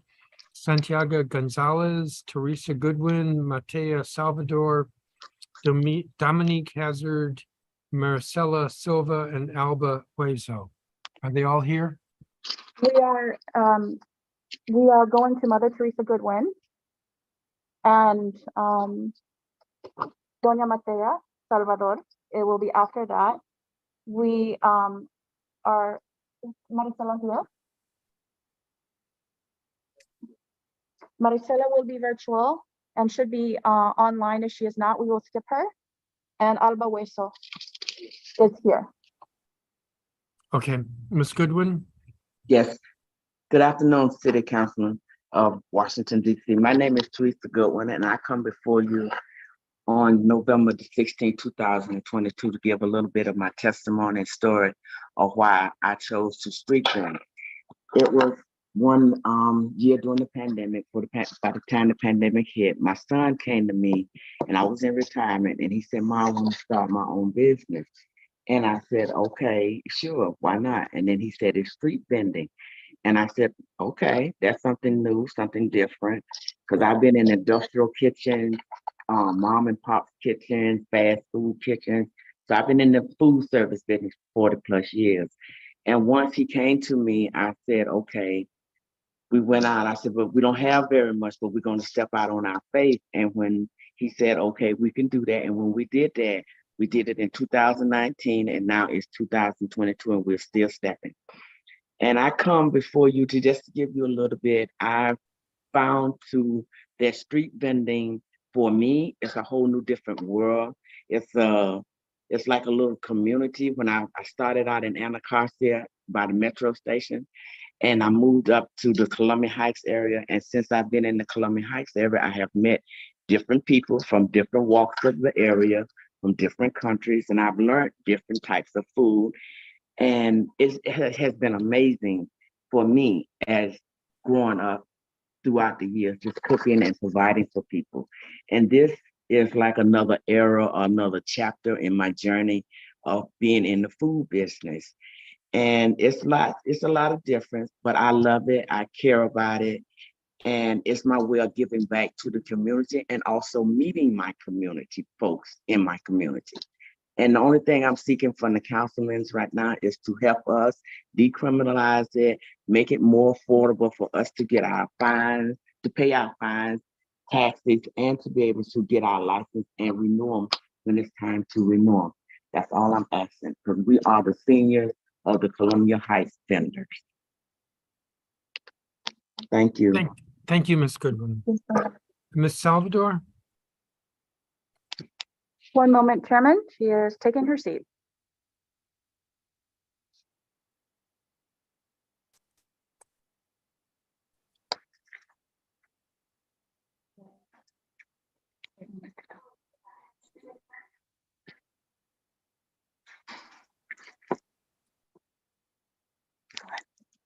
Buenas tardes, señor representantes del gobierno. Esperamos que ustedes los ayuden con la licencia porque nosotros estamos trabajando en la calle y necesitamos un apoyo de ustedes, por favor. Y pues como les quiero decir que yo vendo lociones, vendo mascarillas, vendo gorros y queremos un apoyo de ustedes porque no quiero que lo tomen en cuenta como que fuéramos delincuentes nosotros, porque nosotros venimos a este país a trabajar, a levantar la cara en alto y quiero que por favor ustedes lo tomen en cuenta eso y quiero que lo consideren para una licencia o un permiso para vender. Se los pido por favor a ustedes que pueden ayudarlos, que no los tomen como personas malas, por favor. Y otra cosa, nosotros la experiencia con la policía es que no queremos que los anden molestando porque nosotros estamos trabajando honradamente. Quiero que por favor los tomen en cuenta eso porque nosotros Nosotros, yo en mi condición solo puedo trabajar así vendiendo, porque yo en el 2012 tuve un accidente y me caí.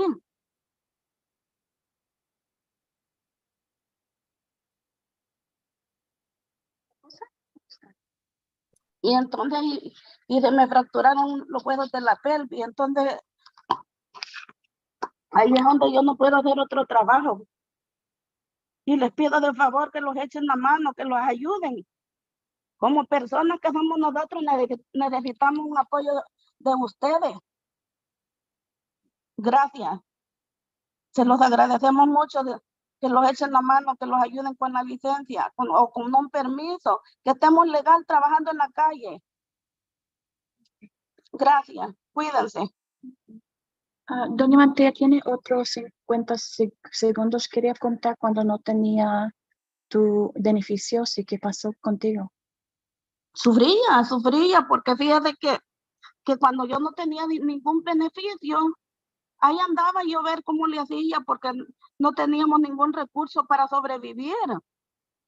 Ahora nosotros estamos en esperanza en Dios y en ustedes, que los apoyen. Y gracias, Señor. Cuídese. Mil gracias. Ok.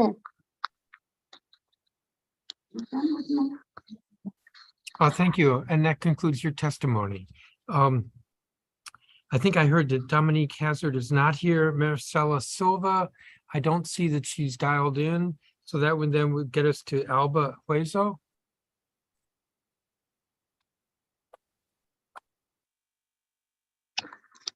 Sorry, just switching out of interpretation channels, Chairman. Thank you.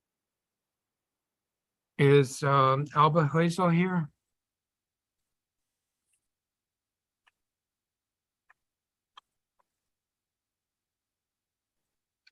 So I called for the chairman that we don't actually have with us Alba Hueso, but there are others who need to be called. I see Dominic Hazard should be on the phone. I She's don't next see. in the list. I don't see Dominique Hazard. Don't see Maricela Silva. Okay. Alba Hueso is not with us today. We should move to Elizabeth Gaglia. That would be the next page, correct? Correct. Okay, so we're not there yet. All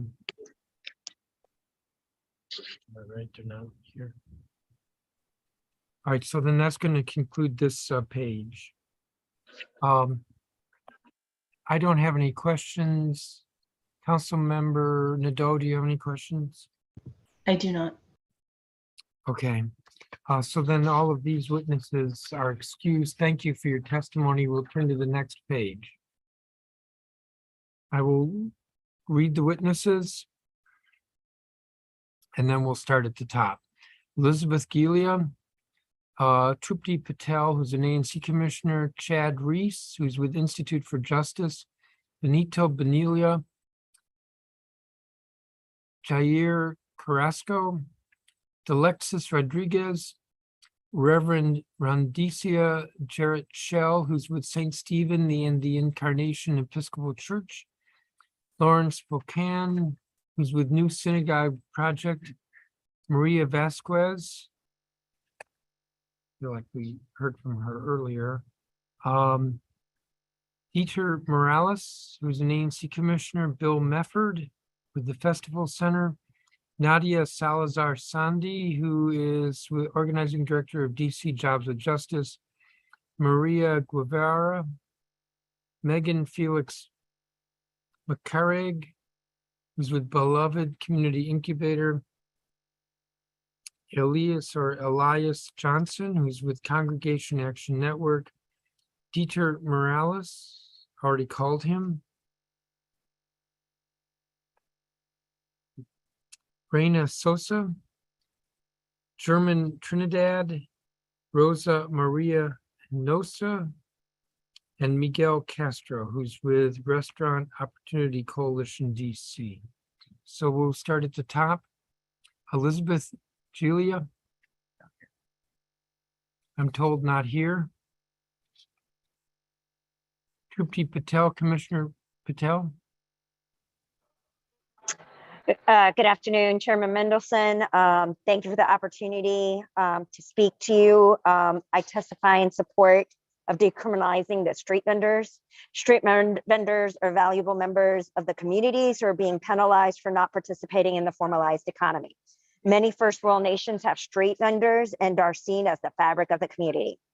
Street vendors do the following: they provide consumers to have a quick, nutritious meal. They care for the hyperlocal community and are trusted by community members.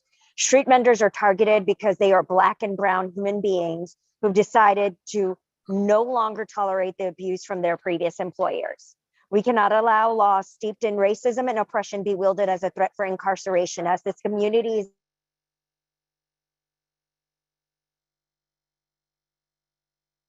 Did you just freeze? I think Commissioner Patel's frozen, yes. From grants and loans, and on top of that, face collateral consequences. Consequences such as penalties or restrictions triggered by criminal convictions or citations. These consequences have wide-ranging effects on an individual's ability to secure employment or housing, maintain their tenuous immigration status, and maintain eligibility for government resources. Without proposed legislation before the council, we will criminalize Black and brown entrepreneurs. Cities such as Los Angeles, New York, and Portland have developed different regulatory structures to allow for more fair vending practices. Each of these cities first decriminalized street vending and then recreated their vending infrastructure so that it is more equitable. It's more responsive to the lived experiences and needs of street vendors. Their reforms provide street vendors with considerably more autonomy and promote both economic and community growth. Some of the strategies these cities deploy include removal of police authority over street vendors, fix not fine, fee based on ability to pay, and removal of permitting requirements. I urge you to pass the Street Vending Decriminalization Act of 2021 and the Sidewalk Vending Zones Amendment Act of 2021. Thank you, Chairman, and happy belated birthday. Thank you, Commissioner. And thank you for your testimony. Chad Reese? Is Chad Reese here? Yes, Chair, I'm here. Please proceed. Thank you, Chair. My name is Chad Reese. I'm here on behalf of the Institute for Justice, which is a nonprofit public interest law firm and advocacy organization based in the DMV area. I'm personally a Ward 7 resident, and both on behalf of IJ and myself as a district resident, I'm here to speak in support of both pieces of legislation. I will be brief. I know we've covered a lot of ground so far, and out of respect of the council's time, and I think out of respect of the first person lived experience of the folks that you've heard from, it probably is not the best to come from me. The importance of vending is particularly to individual entrepreneurs' lives. But I do want to add my voice in support, particularly on two aspects, one of which my friends at SEDEC mentioned earlier during their testimony. And that's part of the amnesty program. I do think whether it's part of the statutory language for this bill, if it were to move forward, or part of the proposed public awareness campaign that's mentioned in the statutory language, that it would be ideal to have clarity surrounding clean hands issues in the amnesty program. And specifically, I agree 110% with my friends from SEDEC that the ideal opportunity here would be for the council to revisit clean hands for those reasons that Ariel mentioned. I think the concept that a mere $100 in a late water utility bill or a couple of speeding tickets could keep you from earning a livelihood for yourself and your family, and particularly given the criminalized status of some of these late fines and fees issues with regards to vending, possibly place you in a cycle of the criminal justice system. I think it would behoove the council to build on the good work that they did in addressing the driver's license component of clean hands reform and extend that to the economic space as well, and consider whether it's removing certain types of debt from consideration of clean hands. Again, I would specifically point to minor traffic offenses or utility bills, or ideally raising that very low $100 threshold to something that would capture people who are truly repeat offenders, the kinds of folks intentionally withholding tax dollars and that sort of thing. I think that should be part of the statutory language as well, that any clean hands fines or outstanding fees associated with that are part of the quote unquote license related fines that the amnesty program would cover. And again, I would like to express my support for both pieces of legislation, and I'm happy to speak with any members of the council or the public who are interested in our work in this space. Thank you, Mr. Reese, and I have a copy of your statement, so I appreciate that. The next three witnesses are Vendors United, Benito Benila. Not here. I'm told not here. Jair Carrasco. Remote. What's that? Oh, Jair's here. He will be remote. He is here. Okay, please. Hello, I'm here. Please proceed. All right, thank you. Hi, Chairman. Hi, everybody. My name is Jair Carrasco, Ward 1 resident. Just here to say that I'm in support of these two amendments. My grandmother was a street vendor on her indigenous lands and a street vendor right here in the US as well to generate income for our family when I was a kid. I also worked as an organizer since 2017, and I've been working with street vendors since 2018. I currently work as an educator in Ward 4 and currently finishing my clinical social work program, soon to obtain my license in May. So a main theme that comes up in my field of social work is the theme of survival and sustainability and trauma. So when we talk about survival and sustainability, typically these are things that we will find that have been a part of marginalized communities or the lives of people in marginalized communities, whether it's the family, the youth, elders. It's a thing that can feed into each other.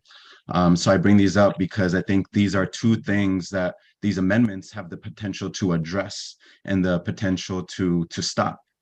Because we know that the cycle of trauma is very real in a city where we have such a high crime rate going on and such an increase of violence going on. So I think this amendment has the ability to look at that and to put a pause on those things. So we know that when individuals go into work, we know that going into work can be very traumatic or can be very activating when they don't know if they're going to get ticketed or they don't know if they're going to get harassed by police, right? So if this happens every day that street vendors go into work, we're looking at compounding trauma every day that they go to work. So now we're looking at not just every day, every year, 365 days a year. How much? That's like over 1,000, right? But I'm not going to have you all do the math on that. So you've heard stories and will continue to hear stories of those that have been impacted by what we can consider to be unethical barriers within the law of the city when it comes to street vendors, which have led to police abuse, which have led to police brutality and discrimination. And that is evident. That's captured in audio, that's captured in video. There's so much evidence to back all of this up. So these laws, because of how unethical they are, and because of their impact, we can see just how much they impact not only individuals, but they impact families, they impact communities. So it's not an individual or a small section issue. This is actually a very vibrant issue that ripples into so many lives of DC residents. So we know that big businesses that are standing outside of, or that are outside of the street vendor zones, they feed on into these discriminatory acts also. So with pushing these amendments, it really protects the family, it protects individuals, it protects the community. So with your support, we can create a safe environment that is free of abuse, free of trauma, or is on the way of closing that trauma. So thank you for your time. Thank you, everybody. Thank you, Mr. Carrasco. Alexis Rodriguez. Sí, mi nombre es de Alexis Rodríguez. Más despacio, por favor. Y tu nombre muy claro. Ok. Mi nombre es de Alexis Rodríguez. Vendo en la colonia. Yo tenía lo que era mi trabajo, trabajaba en limpieza de edificios. Pero en una ocasión, un hombre intentó abusar de mí. Yo le hablé a mi jefe y le dije, entonces me dijo de que no llamara a la policía ni nada de eso. Pues no lo hice. A los días mi niña se enferma. Le pido a él que me diera una hora antes de salida. Me dijo que sí. Cuando yo llego a mi casa, viene y me llama y me dice de que me estaba despidiendo por incompetente y por no cumplir mi trabajo. Y fue por la decisión que tomé de vender en la calle, pues no tenía cómo mantener a mi hija porque soy madre soltera, tengo 2 niñas y pues tenía que ver lo que era la manera de no aguantar hambre, y eso me hizo pues lo que es trabajar en la calle. Pero estando trabajando en la calle, hubo un inconveniente, unos hombres se pelearon, botaron toda mi venta, llamó a la policía, pero me dijeron que no podía hacer ningún reporte, que no podían hacer nada porque no teníamos un permiso. No se pudo hacer nada, lo dejaron así quedó, simplemente por no tener una licencia, por no tener cómo probar, les dijeron, no se puede. ¿Tienes licencia? No tengo. Pues entonces no se puede levantar un reporte porque tú no puedes estar aquí vendiendo. Pero tampoco podemos dejar a nuestros hijos morir del hambre. Y sabemos de que ustedes tienen esa autoridad para podernos ayudar. Y es por lo que estamos acá pidiéndole de corazón todos que les ayudamos, porque los que más les pedimos a ver somos los que somos madres solteras, porque necesitamos esa ayuda para trabajar y no le hacemos mal a nadie. Con vender en la calle nosotros no le hacemos mal a nadie, solo queremos crecer en nuestros hijos y que tengan su techo y que enseñarles de que todos tenemos por qué luchar en este país. No venimos por nada más, sino por nuestra familia. Muchas gracias. ¿Tu nombre? Otra vez. Mi nombre es Dalexis Thank you very Rodríguez. much. Muy bien, Alexis. Thank you, Chairman Mendelson. Reverend Rondisha Jarrett Shell should be joining remotely. Is she here? I don't think I see her. Mhm. Then I'm gonna keep moving. Lauren Spokane. No. I don't see her. Maria Vasquez, is she here?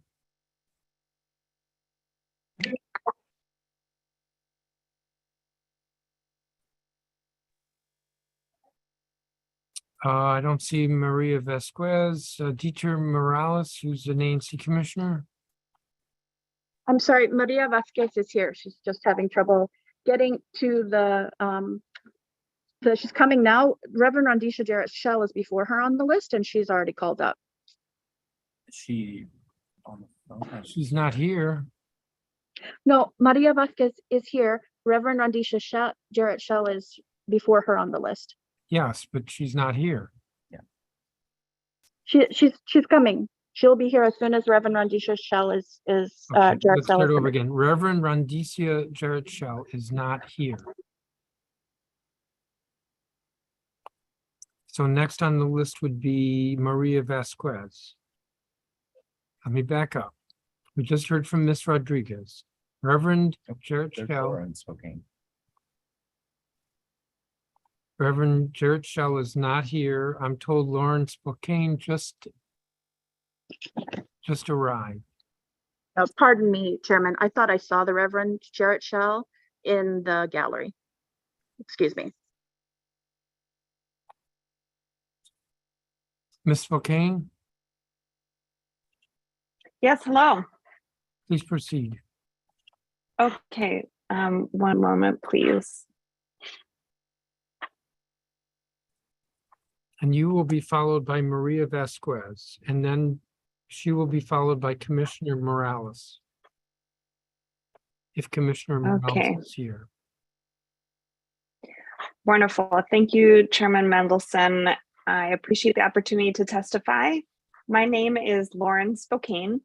I am a DC resident, a homeowner in Ward 4, a parent of 2 young children, and the synagogue director of New Synagogue Project, a Jewish community based in Petworth that works toward a world of justice, equity, and liberation.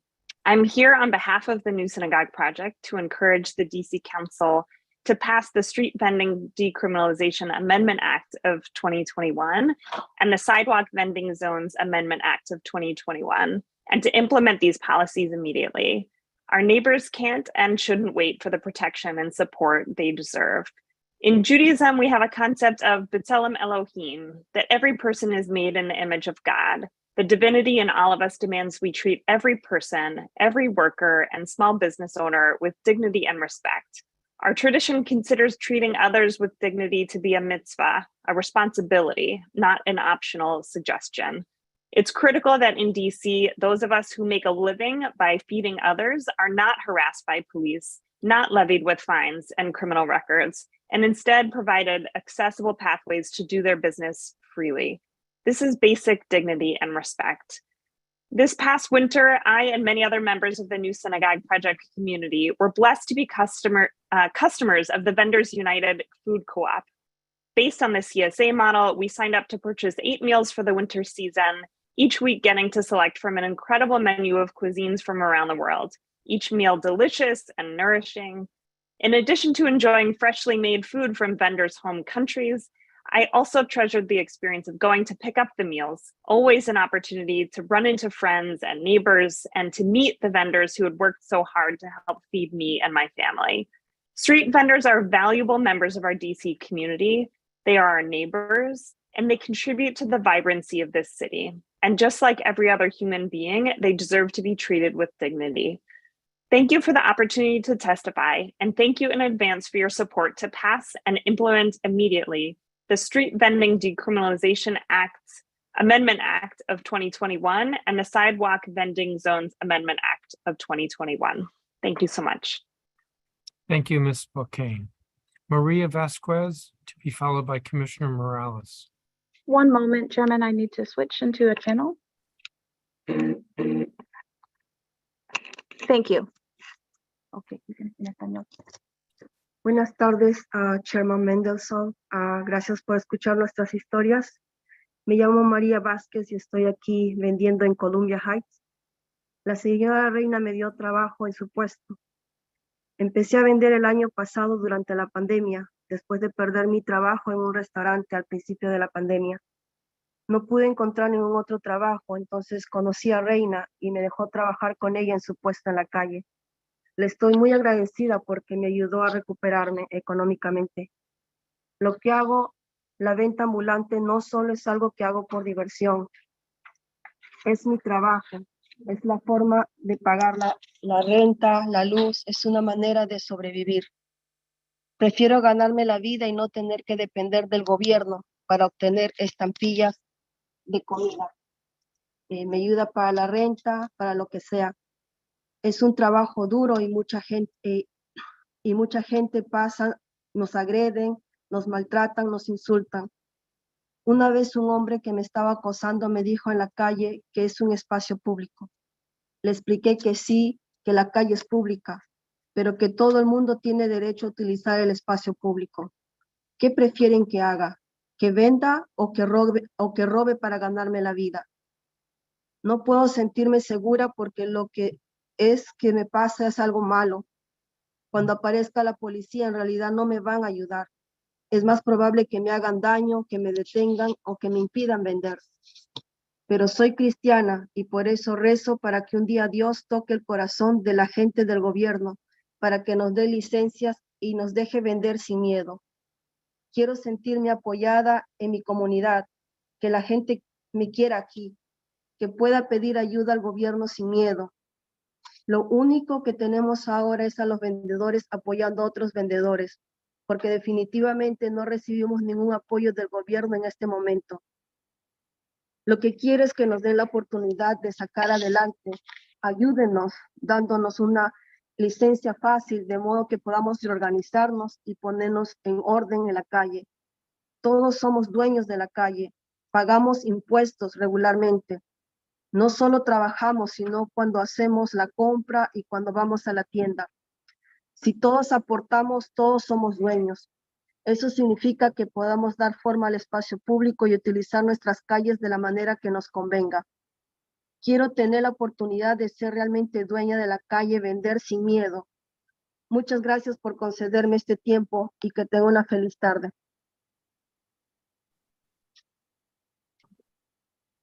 Gracias. Thank you, Ms. Vasquez. Thank you, Ms. Vasquez. So we have Commissioner Dieter Morales. I don't see him. followed by Bill Mefford. I do see him, followed by Nadia Salazar Sandy. Mr. Mefford, why don't we begin with you?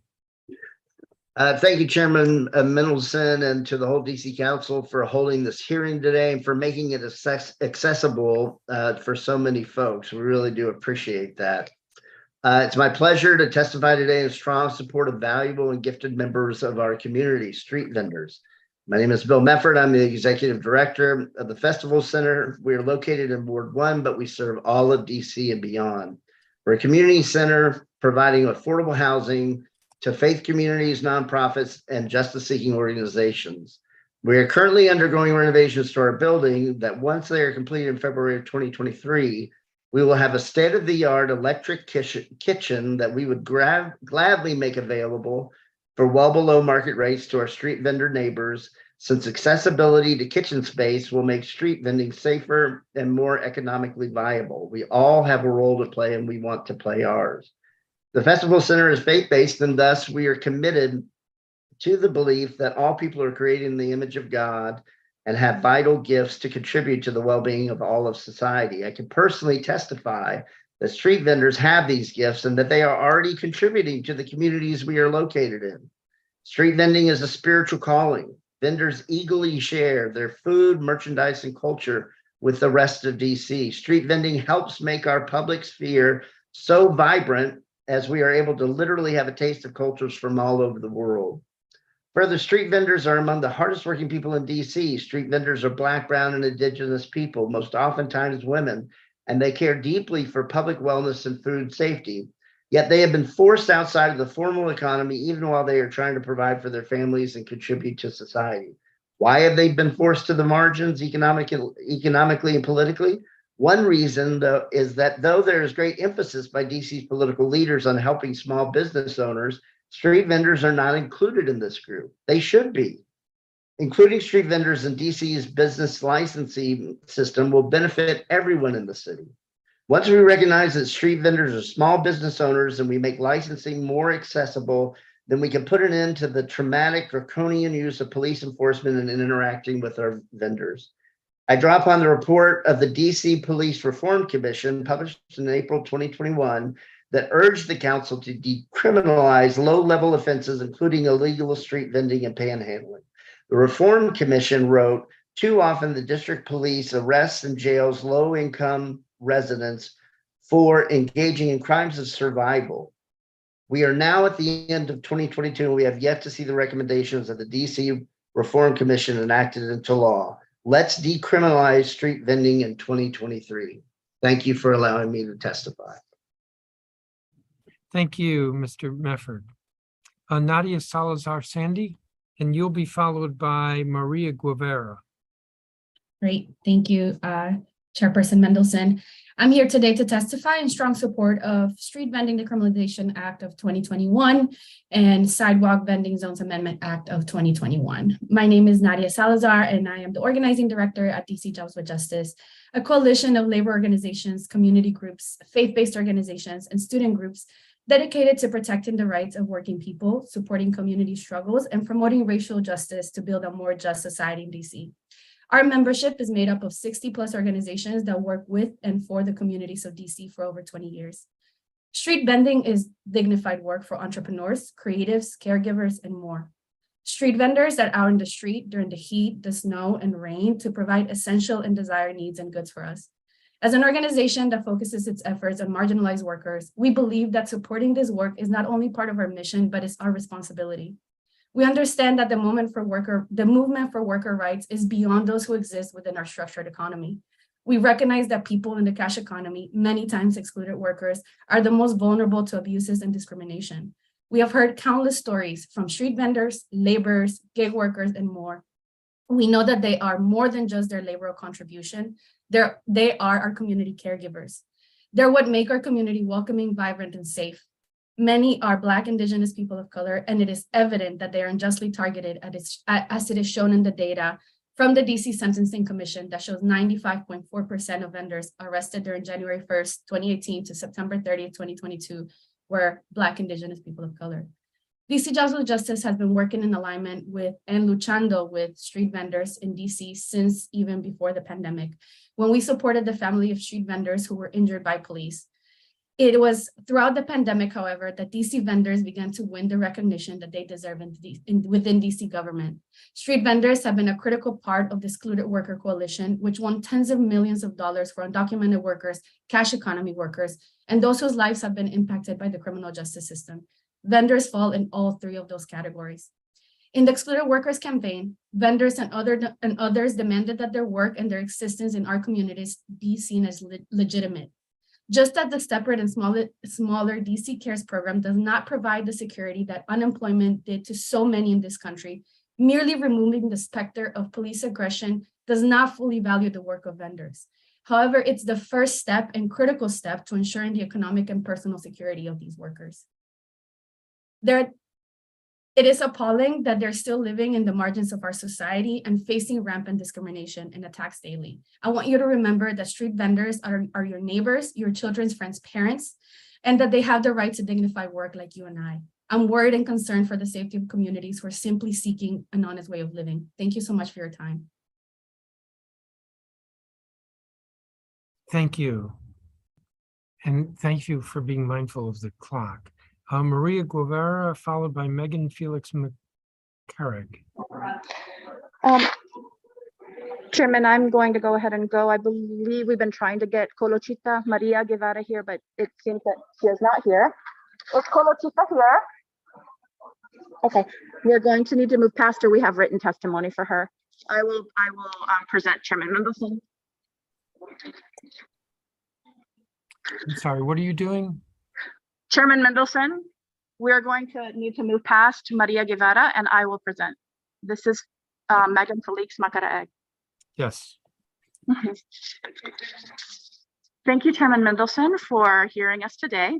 And thank you for creating a space where multiple people of different languages and different levels of technological access are actually able to join us. And thank you for your patience this morning as we were attempting to get as many vendors as possible who had signed up to join us today. You're going to be hearing from more of them. I come from a family that has a strong tradition of street vendors, Chairman. My grandfather was actually a produce and vegetable vendor in the Philippines during World War II, when my family and he survived the death march of Bataan. And he survived and helped our family survive that terrible time in our country by street vending.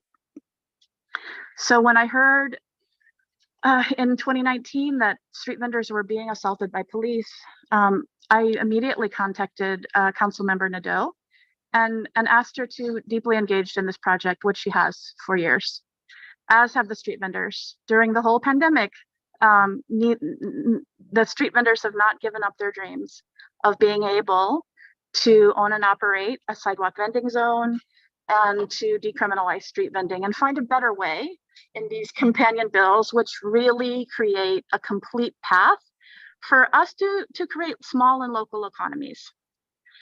During the pandemic, I also became a hobby to become a de facto expert in local food economies and this new wave of urban planning, which really tells us that street vending is a vital part of a local food ecosystem that encourages walkable spaces and sustainable food economies. This is really, really important. I am so grateful for the vision of the Ward 1 council members at the time and the community activists that really created this really vibrant space in Columbia Heights. Civic Plaza is beautiful. And I'm really looking forward to envisioning together a more verdant zone, which will include street vending as a hyper-local economy. Finally, I just want to say that when we say fix, not fine, what we're talking about is this term that psychologists use called differential attention to behavior. And what we want to do is highly encourage the behavior we desire rather than punish the behavior we do not desire. Councilmember Nadeau knows very well that anyone with a toddler takes this approach to parenting, but it is an approach that's perfect for public policy. as well, because we know the previous approaches weren't working. We're really excited that we got to meet with officials from the newly created DCLP and the mayor's office around for future enforcement of street vending. And we're really looking forward to working with you and with city government together to create a really verdant, sustainable, environmentally conscious vending zone. Thanks so much. Thank you. Next is Elias Johnson, followed by three individuals from Vendors United. Is Elias Johnson here? I'm here. Please proceed. Hi, good afternoon, Chairman Mendelson and the rest of the members of the council. My name is Elias Johnson, and I'm the Executive Director of the Congregation Action Network, or CAN. CAN is a DC-based organization, and we convene about 50 faith communities in DC, Maryland, and Virginia, including about a dozen right here in the district. And I'm here to testify in favor of both the Street Vending Decriminalization Act of 2021 and the Sidewalk Vending Zones Amendment Act of 2021. And it's such a pleasure to be here in person with my neighbors, these street vendors, testifying in favor of both of these bills. Until moving to Mount Rainier last year, I lived in the district, mostly in Columbia Heights and Mount Pleasant, for about a decade. And when my partner and I first moved to DC back in 2011, the street vendors in Columbia Heights were really one of our favorite parts of this neighborhood. For me, having the street vendors there really made me feel a lot safer walking around my neighborhood. And for my partner at the time, he was able to get food and other products from his native country of Guatemala. It really made both of us feel safer and more at home here in our communities. I've always appreciated the street vendors in this area where we are, but also in other parts of the city, along the National Mall, in Ward 7 and 8. They provide such valuable products and such convenience for being able to purchase them. But really more than that, they contribute to the vibrancy and are a core part of what DC is. My organization has hired street vendors to provide food for our events. And I've seen them show up and provide urgently needed meals for recently arrived migrants. As I got more involved in the movements for immigrants' rights and for the rights of people in the city, I was dismayed to find out how much harassment and police violence these neighbors face at the hands of police. I responded multiple times to urgent calls when vendors experienced or feared violence, and I shared their outrage when they were fined or when their products were stolen. I was especially devastated when I got the call that a young girl, a street vendor, had been brutalized by two police in 2019 and ended up landing in the hospital. While police are brutalizing street vendors and their children, street vendors are keeping all of us safer. I've seen vendors de-escalate conflicts. I've seen them share food with our unhoused neighbors, provide healthy meals for children after school, and increase street traffic in our neighborhoods. The city's racist policy of criminalizing vending and vendors has to stop. Even the city's own police reform commission recommended decriminalizing low-level offenses like street vending. Many street vendors that I know can't access traditional employment because of their health, because of their family responsibilities, they have children at home or elders to care for, because of their past contact with the criminal legal system, or just because of the sexism and racism that we all know is baked into so many employment processes. Street vending provides much needed income, overwhelmingly to people of color and mostly to women. For all of these reasons, I urge the council to hold a vote as soon as possible on the Street Vending Decriminalization Act of 2021 and the Sidewalk Vending Zones Amendment Act of 2021, and to pass these crucial pieces of legislation. Thank you so much. Thank you. Reina Sosa, is Reina Sosa here? Reina Sosa is not here. She won't be testifying. German Trinidad? Chairman, he's seated. He's getting seated right away. One moment while we get him seated. Okay, and then is Rosa Maria Hinosa here? Yes, she is, Chairman. Okay. Hola, buenas tardes, señor Fido Mendelson. Mi nombre es Germán Trinidad. Soy un vendedor de la calle de Columbia Heights desde el año 2008. empecé a vender en la calle junto con mi esposa.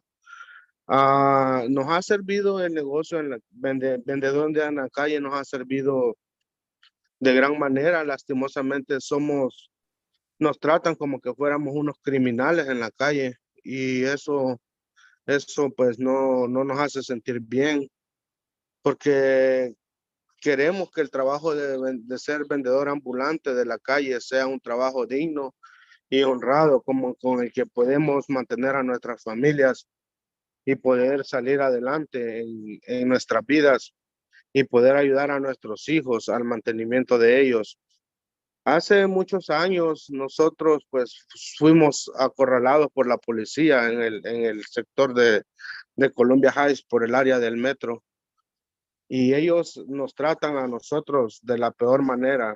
Ellos nos tratan de la peor manera como que fuéramos nosotros unos ladrones o somos criminales, pero nosotros no lo somos. Nosotros somos personas honradas que lo único que queremos es ganar el sustento para nuestros hijos, a poder ganar dinero para pagar nuestros alquileres.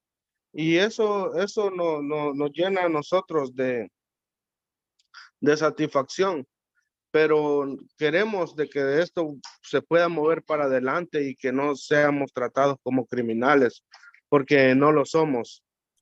No lo somos. Tenemos, la mayoría de vendedores tenemos un récord, un historial limpio.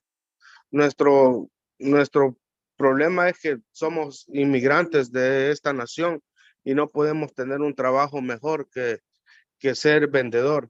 Pero nos gustaría que usted, por medio de usted y por medio de toda su legislación, nos puedan ayudarnos para salir adelante, para que no poder quedar estancados y para que no seamos penalizados por andar vendiendo en la calle. Eso es lo único que nosotros queremos, que nos designen áreas para nosotros poder vender nuestro negocio, para que nosotros podamos salir adelante y poder ayudar a nuestros hijos.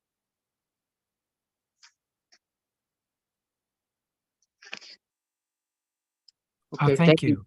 And then Chairman, next will- we have Rosa here. Just one moment. We're moving the phone to her. Thank you. Next will be Rosa Maria Hinosa.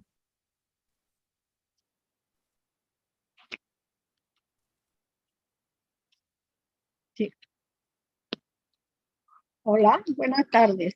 Mi nombre es Rosa María Hinojosa y vengo a pedirle de que por favor nos faciliten la forma de obtener licencias para vender en la calle. Vendemos en la calle por necesidad, porque es muy difícil estar a la intemperie aguantando frío, calor, lluvia y todas las inclemencias climáticas, pero no tenemos solvencia económica para poder poner un negocio en regla, pagando renta, luz, agua, teléfono, etcétera. También les digo que no somos delincuentes, no queremos robarle nada a nadie y creemos que estamos dando un servicio a nuestra comunidad. Preparamos alimentos de buena calidad y saludables a un precio accesible para muchos que con su sueldo no alcanzan a pagar el sentarse en un restaurante o personas que no tienen tiempo de entrar y comprar algo en un local. Yo en mi caso tengo que vender en la calle porque estoy enferma, tengo artritis reumatoide y no puedo caminar, así nadie me da trabajo, pero tengo 2 jóvenes en la universidad y no puedo dejar de mandarles dinero. Mi hija mayor ya se graduó de psicóloga y mi hijo ya está haciendo su servicio social, todavía no gana dinero. Y mi hijo se graduó en la Universidad Autónoma Metropolitana de México de biólogo molecular y está haciendo su maestría en el Hospital Nacional de Cancerología en la Ciudad de México. Yo estoy muy, muy orgullosa de haber podido lograr todo esto y como comprenderá, ya me falta muy poco para poder lograr todas mis metas. Yo por mi parte sigo trabajando. Yo también estoy estudiando inglés para poderme comunicar con ustedes de una mejor forma. Estamos trabajando muy duro, mis compañeros y yo, para poder dar a este país los ciudadanos que se merecen. Pero en ocasiones la vida no nos da las mismas oportunidades, pero nosotros las estamos buscando. sino para nosotros, que esas oportunidades sean dadas a nuestros hijos. De esta forma les digo que yo también tengo un sueño que espero ver cumplido ya muy pronto. Les agradezco la oportunidad de poderles explicar mi situación y que juntos podamos construir un país más equitativo, con más oportunidades para todos, incluyéndonos como microempresarios y poder ir creciendo hasta convertirnos en grandes empresarios. Muchas gracias. We have Miguel in the room as well. One moment.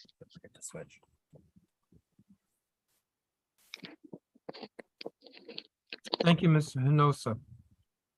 Is Miguel Castro here from ROC? Yes. Shalom, Chairman Phil. This is Miguel Castro from Rock DC. You might know us already from going to your house a few times, many times actually, for advocating for the excluded workers. Right now, I'm over here advocating for my community, the street vendors. As many of them already mentioned, they're trying to overcome these situations. They trying to survive. They bring cultural and safety to our community. They bring different perspectives from their lives, and that, like they say, they also provide healthy meals, accessible meals for people who are not able to afford the high quality of restaurants. One thing that I want to mention that it's not fair for street vendors to fight for a little corner outside when we see a bunch of restaurants taking the streets. Like the majority of the streets are being taken by restaurants, and the street vendors have to fight to have a little place over there. They have to encounter the police. They have to be in extreme weather situations, in the cold, in the rain, in the hot, and they're still fighting for a little place there. So I'm asking you, Sheriff Phil Mendelson, to please pass the amendment for the decriminalization of street vendors and to give them the space that they serve. For street vendors, they have done so much to bring safety in our communities. They bring a lot of stuff, and they are vital and they're super important to our community. And that's it. Thank you. Thank you, Mr. Castro. That's going to complete the testimony from this group. Let me ask Councilmember Nadeau if you have any questions.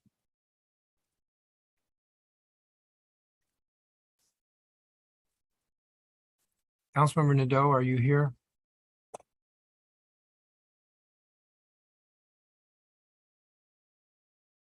I do not have any questions, so you all are excused. I'm going to call the next page. Actually, I will call the remaining witnesses before the government witnesses. Antonio Hernandez, Kush Karad with Sunrise DC, Kristen Barden, who's Executive Director of the Adams Morgan Partnership Bid, Reginald Black, who is an owner of Reloticity, Lester Cuffey, who's with the DC Coalition for Housing Justice, Ali Bobak, Anna Flores, Calvin Jackson, William Jordan, who identifies as being with the Columbia Heights Public Realm, Jeremy Munro, Anna Zambrana, Nakir Negra, Emily Paul, Cristobal Hernandez, Earl Speaks, Eliana Rondon, James Shabazz, who's with Organized Vendors for Economic Cooperation, Esau Argueta, Francisca Chagua, I apologize if I'm mispronouncing names, Gabrielle Newell, Vic Baker, who's identified as Ward 1 Mutual Aid, Michael X, Vaccine Ortiz, and Z or Zai Zhang. So that's all of the remaining non-government witnesses. Again, many of these witnesses are being arranged through Vendors United, so please tell me if the individuals are not here. There is in gallery view a clock. Please look at the clock and be mindful of the time. So we'll begin with Antonio Hernandez. Is he here? Chairman, Antonio Hernandez is not here, but Kush is right here. All right. Kush Karad. Yes. Hi, Councilmember. I am here to support decriminalization for this legislation. First of all, I want to thank you for the work that we are all putting in. I know that your staff alongside is work and you are working really hard to make this 100+ witness list work out. I know it's challenging. I also want to thank the organizers and advocates that are working right now, running all over to find people to share their stories. And that's what I really hope for these hearings, is that we're giving people an opportunity to share their lived experiences, because we cannot see that as organizers or council members. I want to connect us to the big issue that is overreaching and shadowing us, and that is the climate crisis. As you know, vendors come here to America to seek a better life. My parents came here from India to seek a better life. And often they have to resort to jobs that are unsafe, unsanitary, and ones that lead to abuse. Vendors are a prime example of those types of bills or types of jobs where people need to find money, and they do it what they know best, which is making food, making supplies, making jewelry. And what we have to make that connection is that migration is happening because of climate change. And as a sanctuary city, as one that tries to protect immigrants, tries to be a place where we're welcoming, that also includes climate refugees, and immigrants in general. And we have more than enough money to provide these resources. I know it's challenging to find, but when people come in seeking help, we have to protect each other, provide that support. And that means providing jobs, unhoused people, and vendors sometimes have tough time finding jobs. They cannot pay for applications for citizenships. And we should be looking at all sources to make sure that happens, such as bids. Bids should be providing grants to vendors, and I know that not all of them do. So I want to make sure that if there are bids testifying today, that they should consider providing grants for their vendors. So I want to leave it at that. I do want to give you time to go to other witnesses, because I think their stories are a lot more important. But I do think that intersection is important, and we should, all of us, the council members, organizers, advocates, and the business community should be working tirelessly to make it as easy as possible for migrants and immigrants to move in. But also it's now the job of the council to make sure that we are decriminalizing street vending and making it possible for people to thrive here.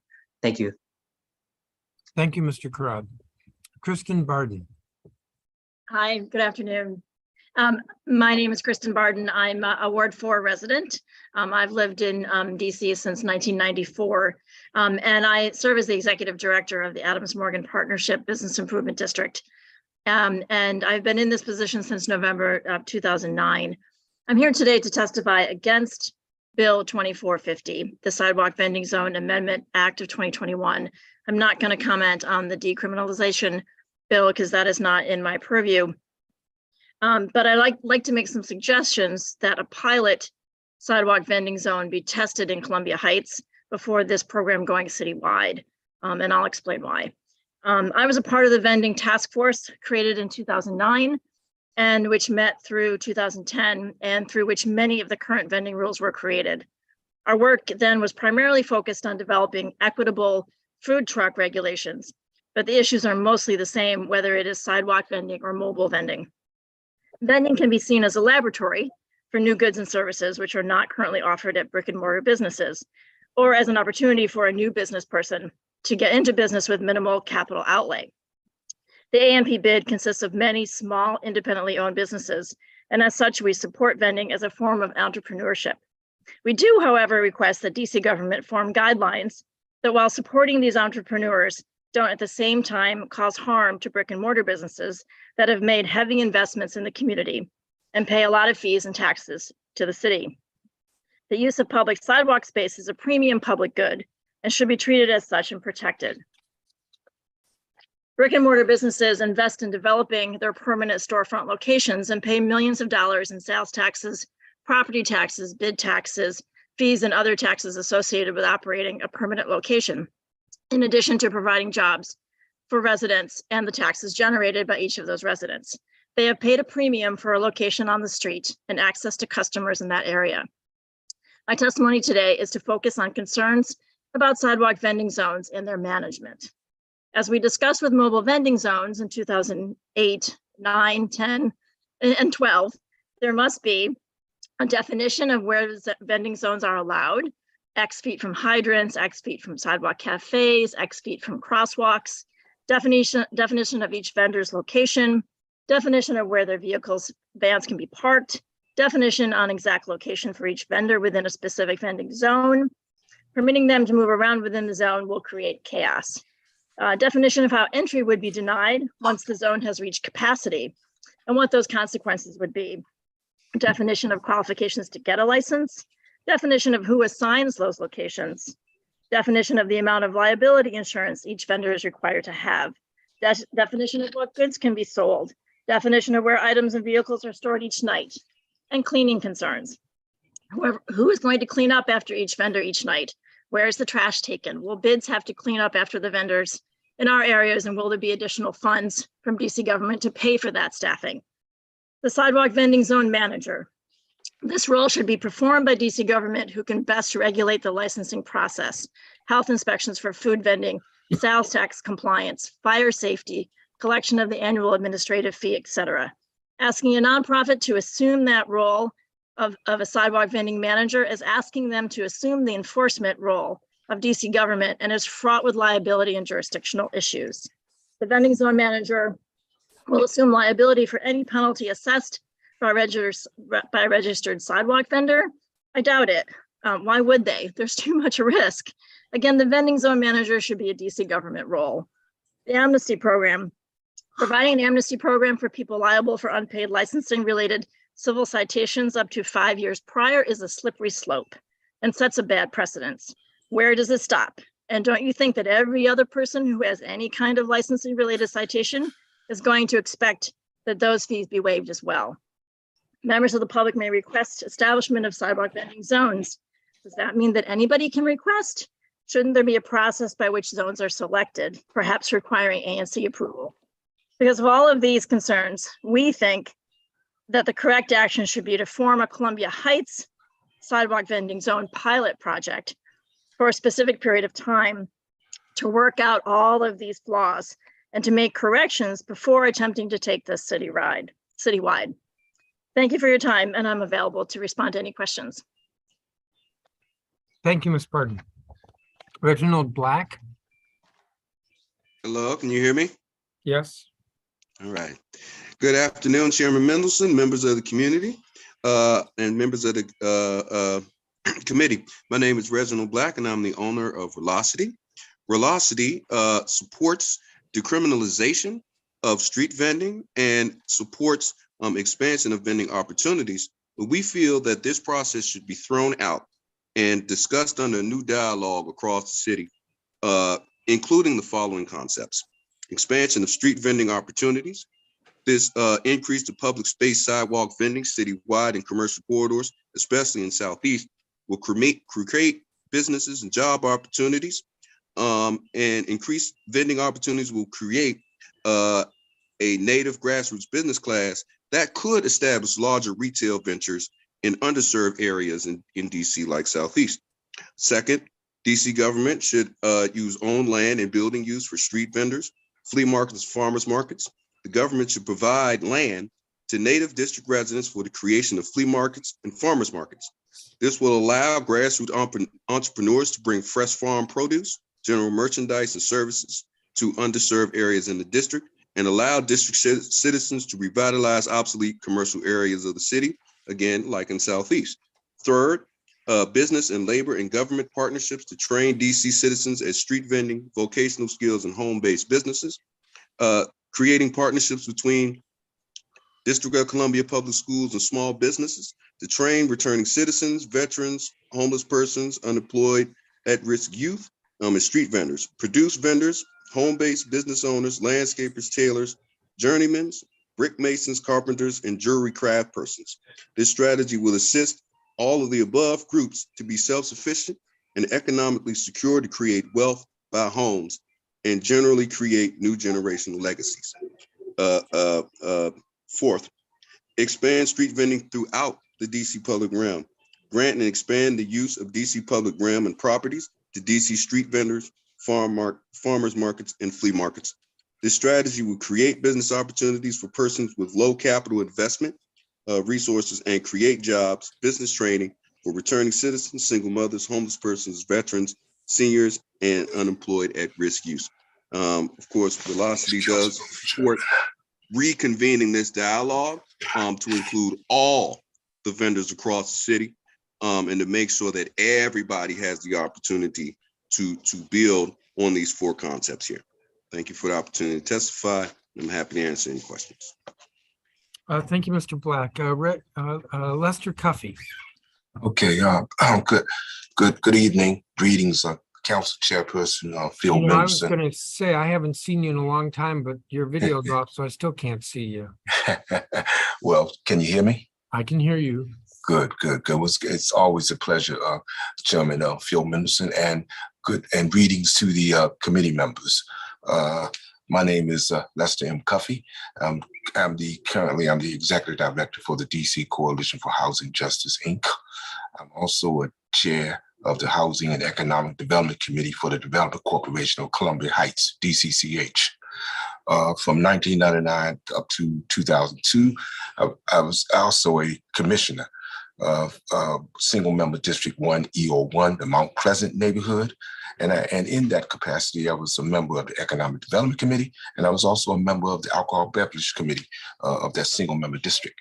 From 1980 all the way up to 1990, I was the editor of the DC Vendors Newsletter, a member of Organized Vendors of Economic Cooperation, OVEC. And during that time, vending helped pay off some of my expenses as I matriculated through law school.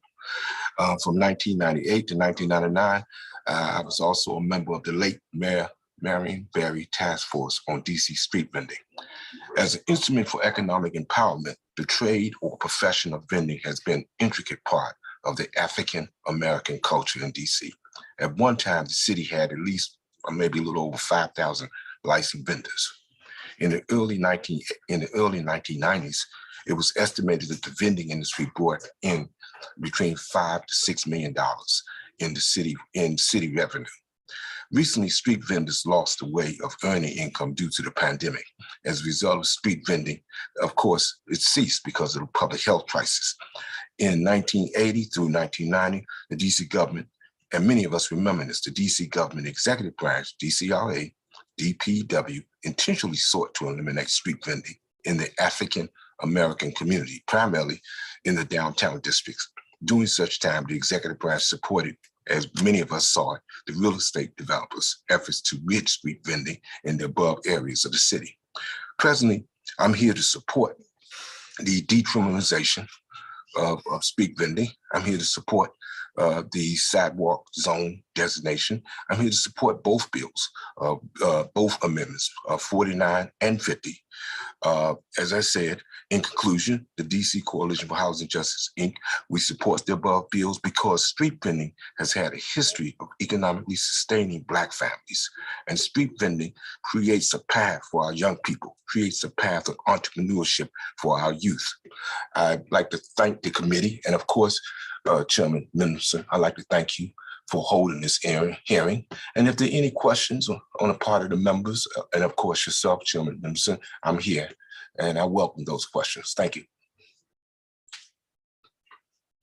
Thank you, Mr. Cuffey. Ali Babak.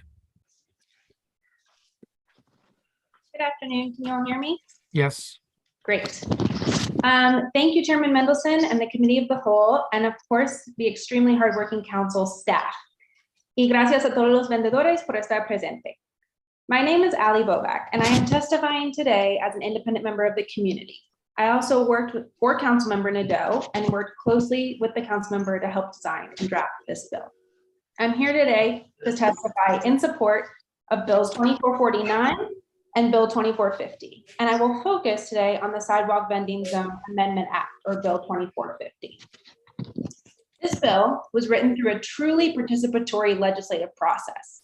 It began when DC sidewalk vendors in Columbia Heights brought issues they were facing to the attention of the council years ago. You have heard their stories today. And similarly, years ago, they spoke of systemically being unable to vend with a license, despite a very strong desire to do so. They would go to DCRA and not understand the rules given the complexity of the licensing scheme and the lack of language access. They told of being sent to DDOT, who said they needed a public space license, but none were available, and none were expected to be available in Columbia Heights. Note, there are only 3 licenses right now in that area. They heard of the high entry costs, including for insurance, the public space license, the basic business license, and more. They expressed how criminalization of sidewalk vending, a non-violent act, meant that police were involved in the enforcement, which was traumatic and overall ineffective. This bill fundamentally provides an accessible licensing scheme for micro enterprise. It solves for gaps and inefficiencies of government while also meeting the residents where they are. Some highlights include the vending zone manager functions very similarly to a market manager. It was actually designed after a market manager who will provide oversight and technical assistance for the sidewalk vending zone. This entity will ensure compliance with all DC laws by the vendors while also providing them with a way to learn and move into formalization. The vending zones allow movement to different locations. This is an important part of preserving the culture and business strategy of the vendors. And this bill protects the key regulatory pieces that we heard from district agencies throughout the drafting process are especially important, including making absolutely no changes to the Department of Health food regulations. Just want to emphasize that, no changes to the Department of Health food regulations. Ensuring public space insurance is still held and ensuring all vendors formalize their businesses. The vendors have done their part and gotten as far as they could in the current scheme. They found and completed a bilingual food management certifications course. They have found commercial kitchens to cook their food. They have also attempted to create a vending development zone, an existing vending license.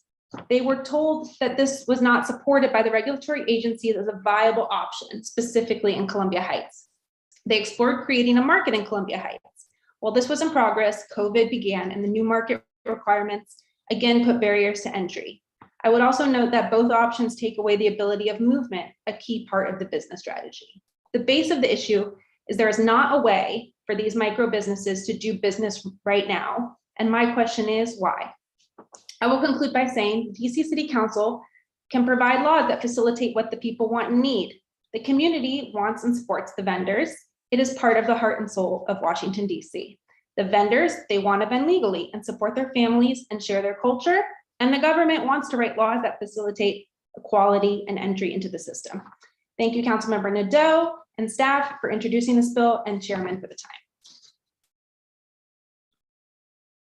Thank you, Ms. Bobak. Ana Flores? Just want to let you know, Chairman, Ana Flores is not here and won't be testifying. Okay, thank you. Calvin Jackson? Don't see him. William Jordan? I don't see him.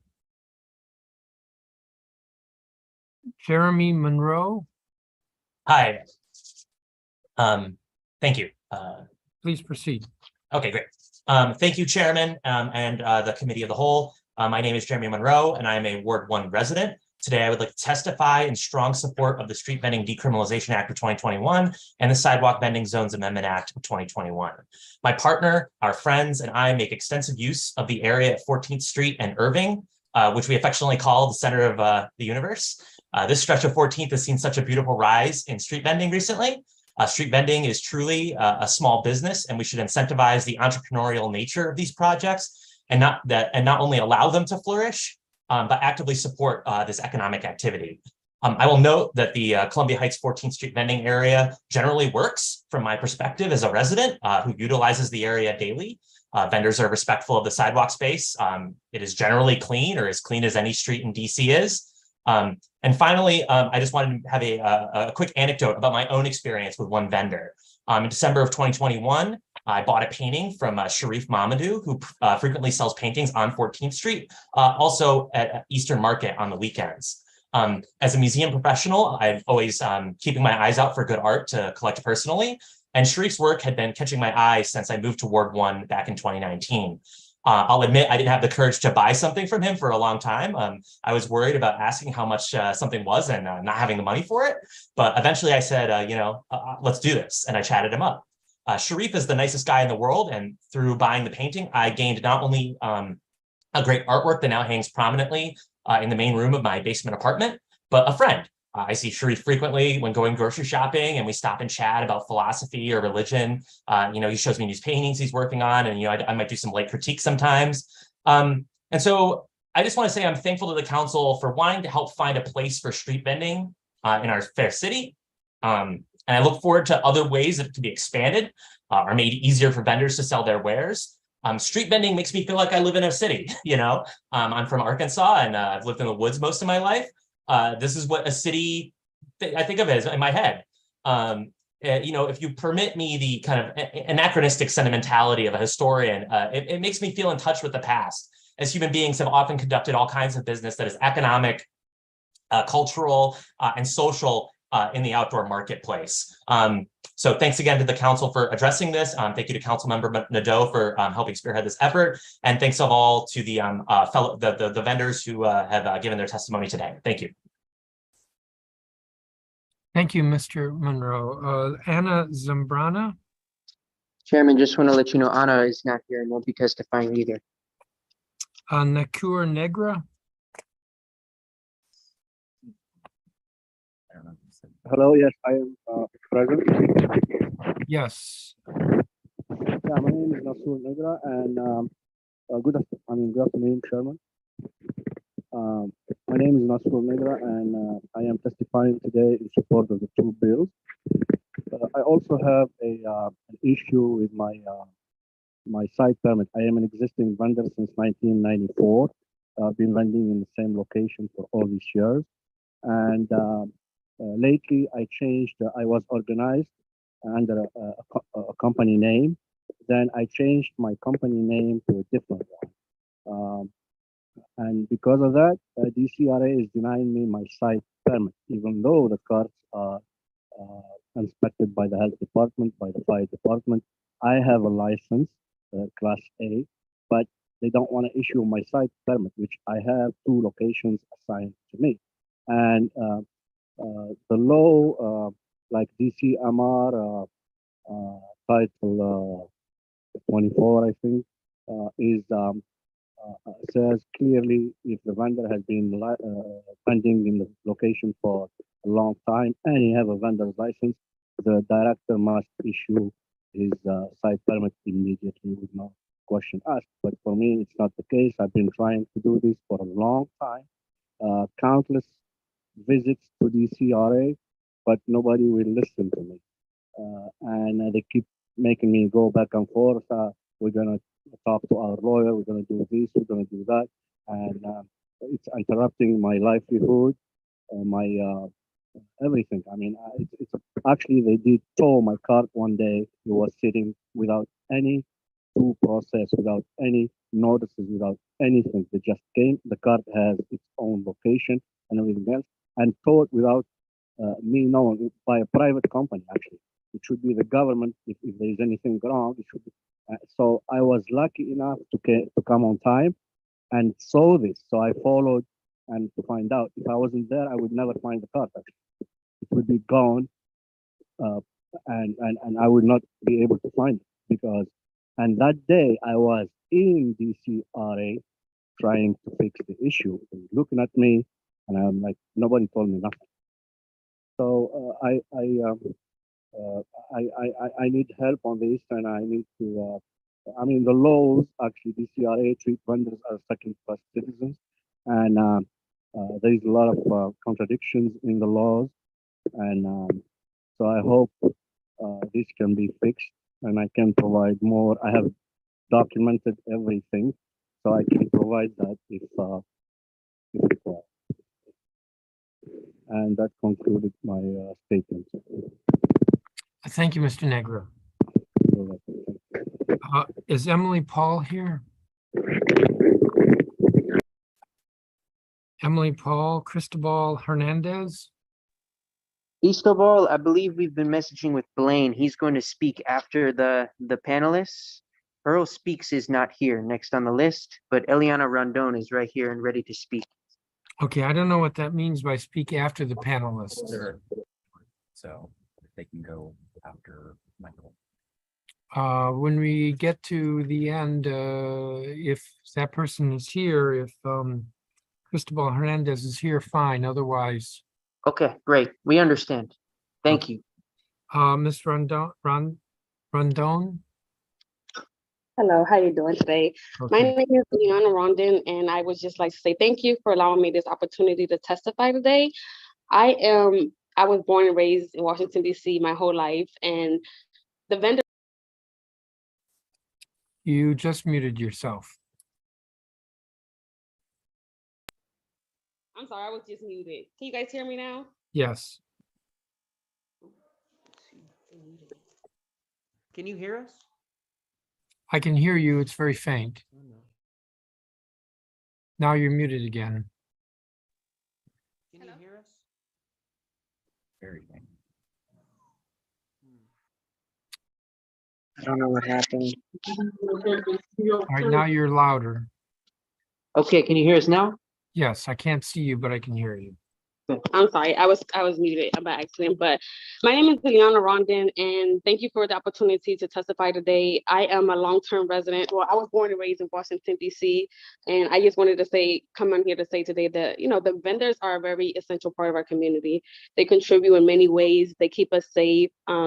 They take care of our children. They help us do so much in life. And the fact that they're not valued in our community after all the contributions that they have done for us is really discouraging, right? These people have to fight every day to survive, to put plates on the table, to feed their children, and they contribute to our community, right? They stop the violence that's going on. They feed our homeless people. They house people. They do a lot. They go out of their way to make sure that the DC residents are taken care of, but we do not extend the same help to them. And it's really disappointing and says a lot about how we value people or people who we don't deem the same as us in the city. So I just want to highlight that to me, it was really discouraging that we have to have all these people basically relive their trauma to be heard, to get some type of assistance to provide for their family. DC is supposed to be a sanctuary city, but we don't give people the equal opportunities just to fend for themselves, to put food on the table, very basic, simple needs.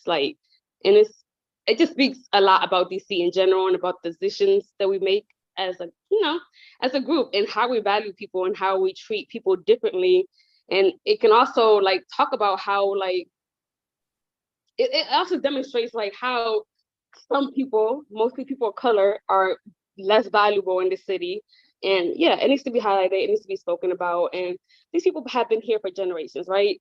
They're part of our community, their kids go to our school, they are Washingtonians, they just don't have the legal paperwork. So it's time that we treat them like our community members, that we make sure that they get their licenses in order to survive. Do you know how hard it is, waking up at 4 o'clock in the morning, having kids and having to prepare food, take it out to serve, and then you're getting arrested because you're trying to feed your family?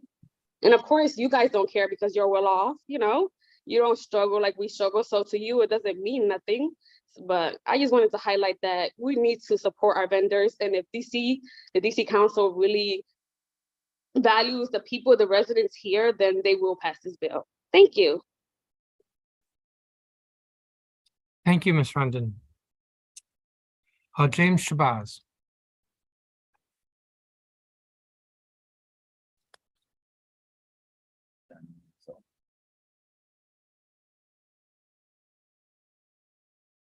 You can hit the. Can you hear me now? Yes, I can. All right.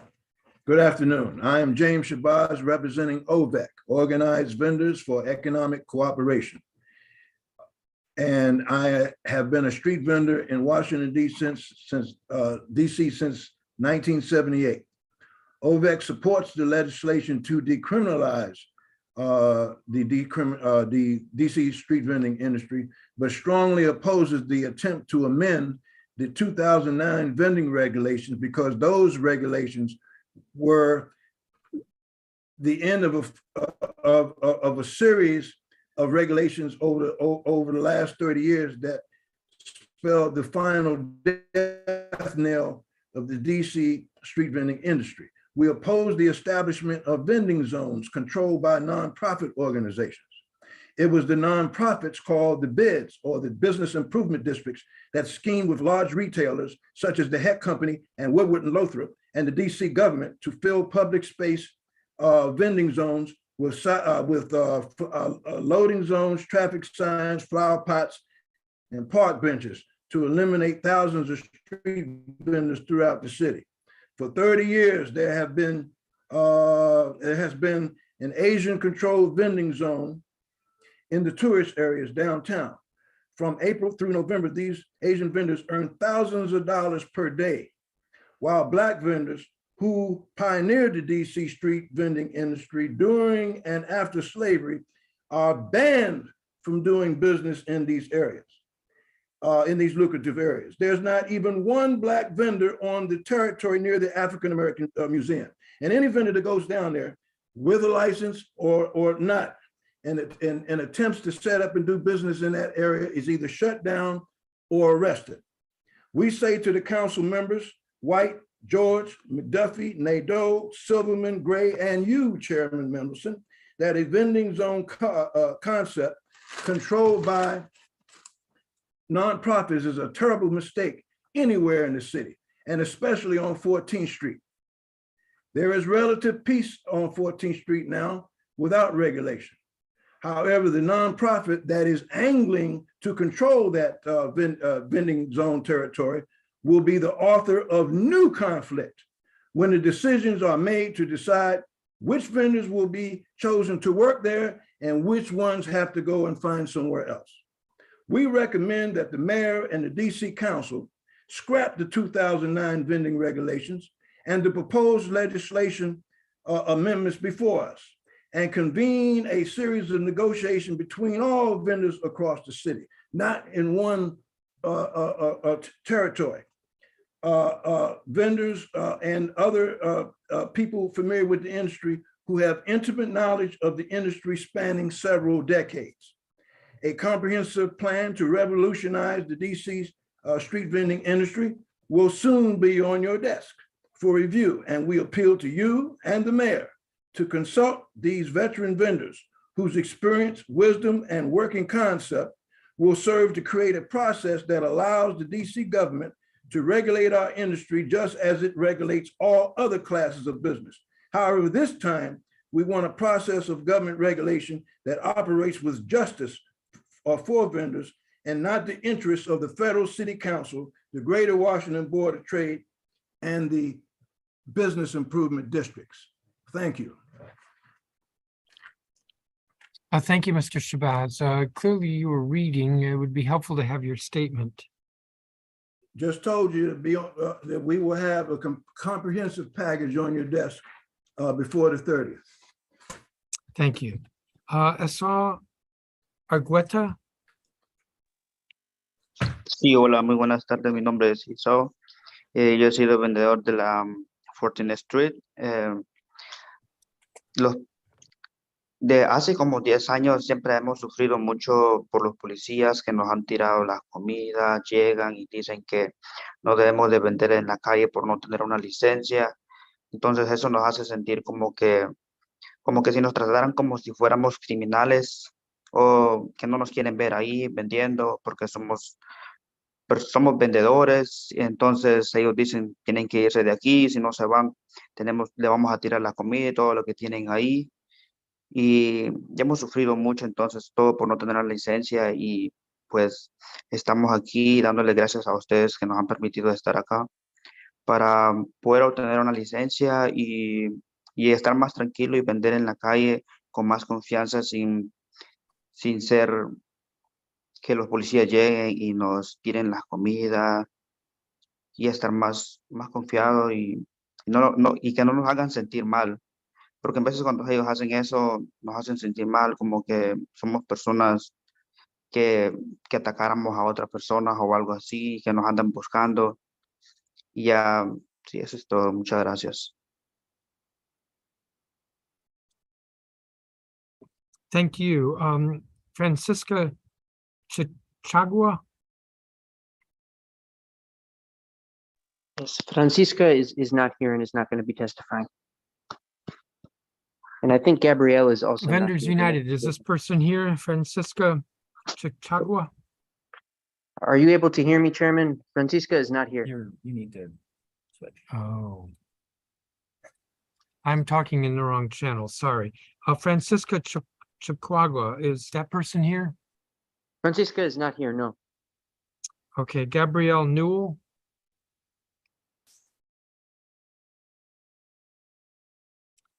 Vic Baker.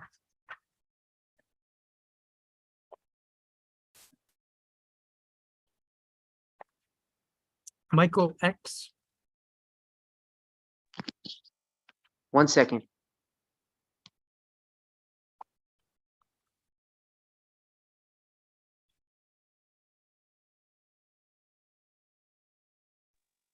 Just about ready.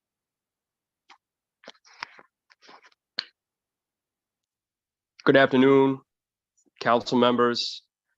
I am a street vendor and a small food business owner, and I prefer to remain unnamed. I have some experiences in the Washington area that have made it difficult for me to vend. To try to sell food in the street is very rough. Vendors are vulnerable because of the law. It isn't a safe environment with the police terrorizing vendors. Obtaining a vendor or a cottage food business license is extremely expensive. The process with DCRA has been very hard to navigate. I've spent almost a year and a half trying to get a cottage food license. And when you go to the office, they tell you what you need to do, but not how to do it. They send you between windows with different officials in charge of different things. It's very confusing, and there's no support from city officials. They look at you like you should already know what you need to be doing. For people starting out, it isn't helpful. If the city's goal was to support people to be independent, then they would offer more support to figure out how to obtain these licenses. There are no real roadmaps on the steps to take to obtain these licenses. I've tried repeatedly and have been unable to get a cottage food business license. There should be more help for people trying to vend. Startup fees should be waived, like paying for licenses. People need to be able to start their business before they're able to pay license fees. How am I supposed to pay thousands of dollars before I even attempted to start to make money? People also need more access to resources that can help with business management. The city has a lot of online training, but everybody doesn't learn that way. It'd be helpful to have more hands-on, in-person trainings. We also need support accessing kitchen space to cook and a safe place to be able to sell food. You know, we just want to be able to cook for the community and not have any issues. These are some of my ideas for improvement. I urge you to pass these two bills, which would be a really, really great step in the right direction for us. Thank you for your time. Thank you. Let's do another here. I'm told Vaccine Ortiz is not here and Z Zhang is not here.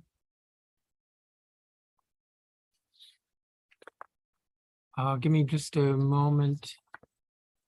I had earlier called Commissioner Dieter Morales, and I see your name here. I'm here, Chairman. Please proceed. Thank you, Chairman. Thank you to the council. My name is Dieter Lehman Morales. I am the Advisory Neighborhood Commissioner for single member District 1A02 here in Columbia Heights. So I'm one of the commissioners here in 1A who's in the exact area that we're discussing here today. So I'm not only speaking from personal experience as living as a resident here in Columbia Heights, but also as a commissioner. And I'm also speaking on behalf of the Democratic Socialists of America here in DC, who are also in support of this legislation. I pass through this corridor all the time on my commute to work. I'm a DCPS teacher here in the neighborhood. So I pass by these vendors all the time, not just on my way to work, but also just in my normal day-to-day goings. And I fully support this legislation, having met and talked to these vendors in the past. I won't I won't echo and waste time saying things that have already been said about other speakers before me, because I know I arrived late, but I just wanted to express my support for the legislation. I wanted to commend not only Vendors United and the beloved Community Incubator, but also Councilmember Nadeau's office for drafting and pushing this legislation forward and bringing this to a hearing today. Basically, my support falls around 3 buckets. One, I think it's a public safety issue. You know, we've heard already from vendors talking about the constant harassment they get from MPD while they're trying to do their job, while they're trying to make a living for themselves and their families. A lot of these vendors were also very much impacted, just like much of our workers here in DC, by the pandemic. And this is a good way to really help out our working class immigrants here in the district who are impacted so heavily by the pandemic.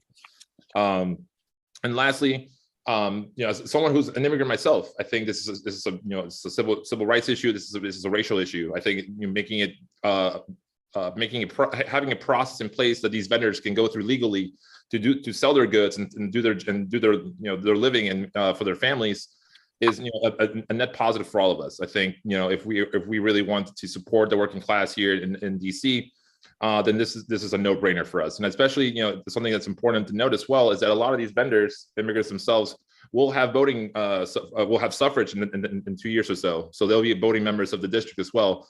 And I'm sure they'll remember how this council votes, whether or not they voted to support their legislation or whether they voted against them. So I would throw that out as well for the consideration, although cynically a little bit, to the council's consideration. And I stand with the vendors and I stand with the working class of the district, and I hope the DC Council will do the same. And I yield my time. Thank you, Commissioner. Vendors United, were there any folks that are on the list that have arrived, like Cristobal Hernandez?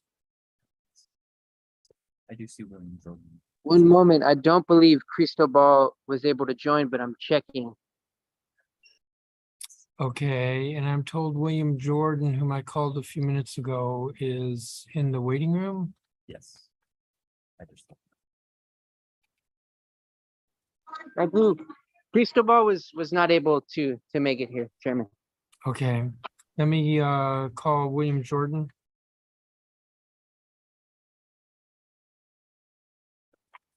Good afternoon. My name is William Jordan, a resident of Columbia Heights, 14th Street neighborhood, and a member of the award-winning Columbia Heights Public Realm Design Team. I am testifying in support of Bill 2449 to decriminalize street vending in the corridor. However, I'm in opposition to Bill 2450 as crafted. 2450 simply legitimizes and perpetuates historic neglect, biases, and mismanagement of public space on the 14th Street corridor while failing to enforce the comprehensive vision of the Columbia Heights Royal Plan and the required investments. If the pattern holds, 2450 will simply reward those responsible for the recent bias and neglect, which has led to the area's collapse into fear, crime, and neglect. I recommend the following change and approach to 2450. 1, we need 2 separate vending zones to be created with separate management and funding structures, one centered around the 14th Street, Columbia Heights 14th Street corridor, and one centered in Mount Pleasant. Historically, the needs of Mount Pleasant take such lion's share of resources and attention. Columbia Heights is neglected, so they need to be separated. The 14th Street boundaries need to be expanded and refined to make sure it's inclusive.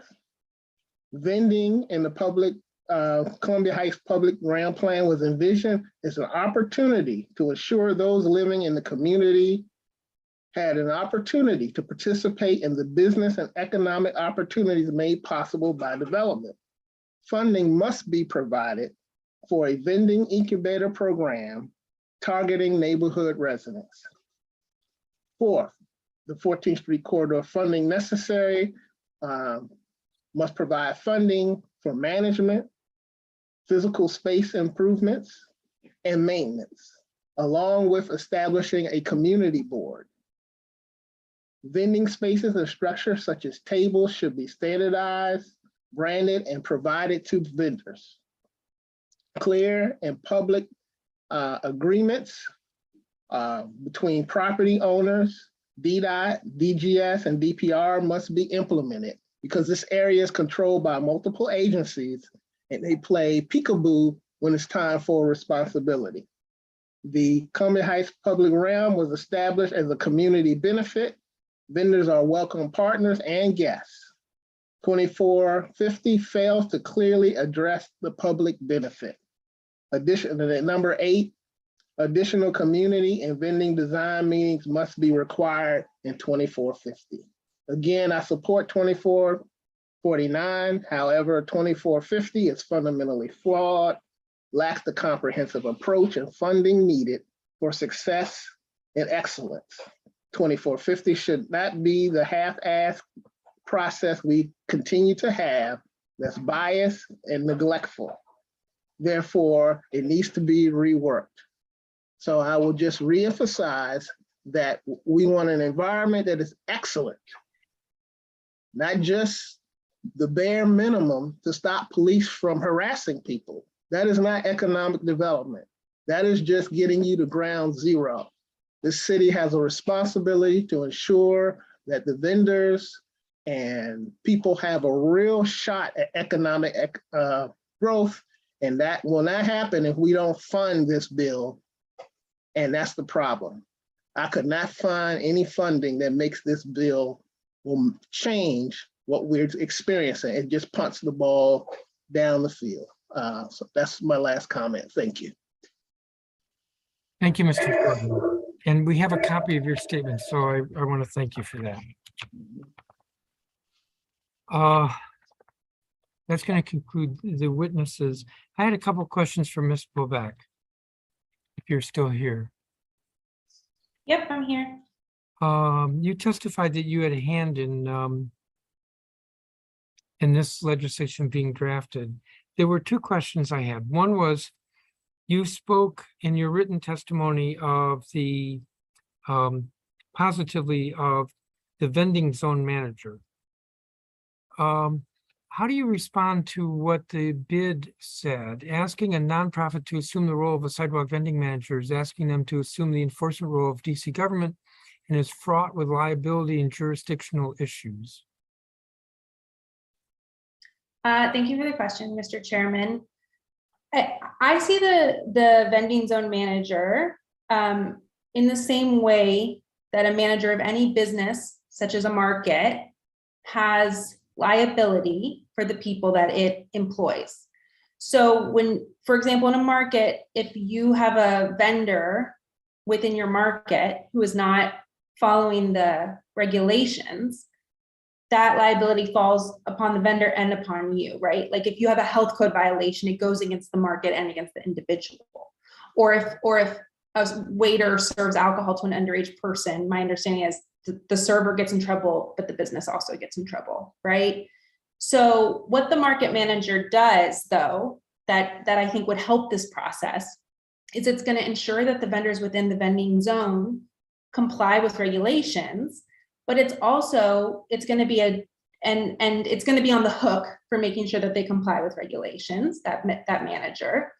But it's also going to be a soft touch for vendors to be able to move into formality. The process of moving from an informal business to a formal business is not an easy step, right? There's lots of pieces in it. So this vending manager idea was one that says, let's walk people into a formal business, walk them through the process, but then let's also give that manager some ability to control the vendors within their market. So within their vending zone. So I don't believe that it would be too much of a lift.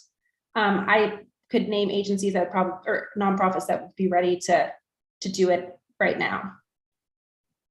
So you speak of the value to the vendors, but I think you also were acknowledging that there could be some liability to the manager, and you're accepting that or expecting that. Right. I think if I understand your question correctly, if there was somebody who broke a rule within the vending zone, there would be liability put upon the manager as written.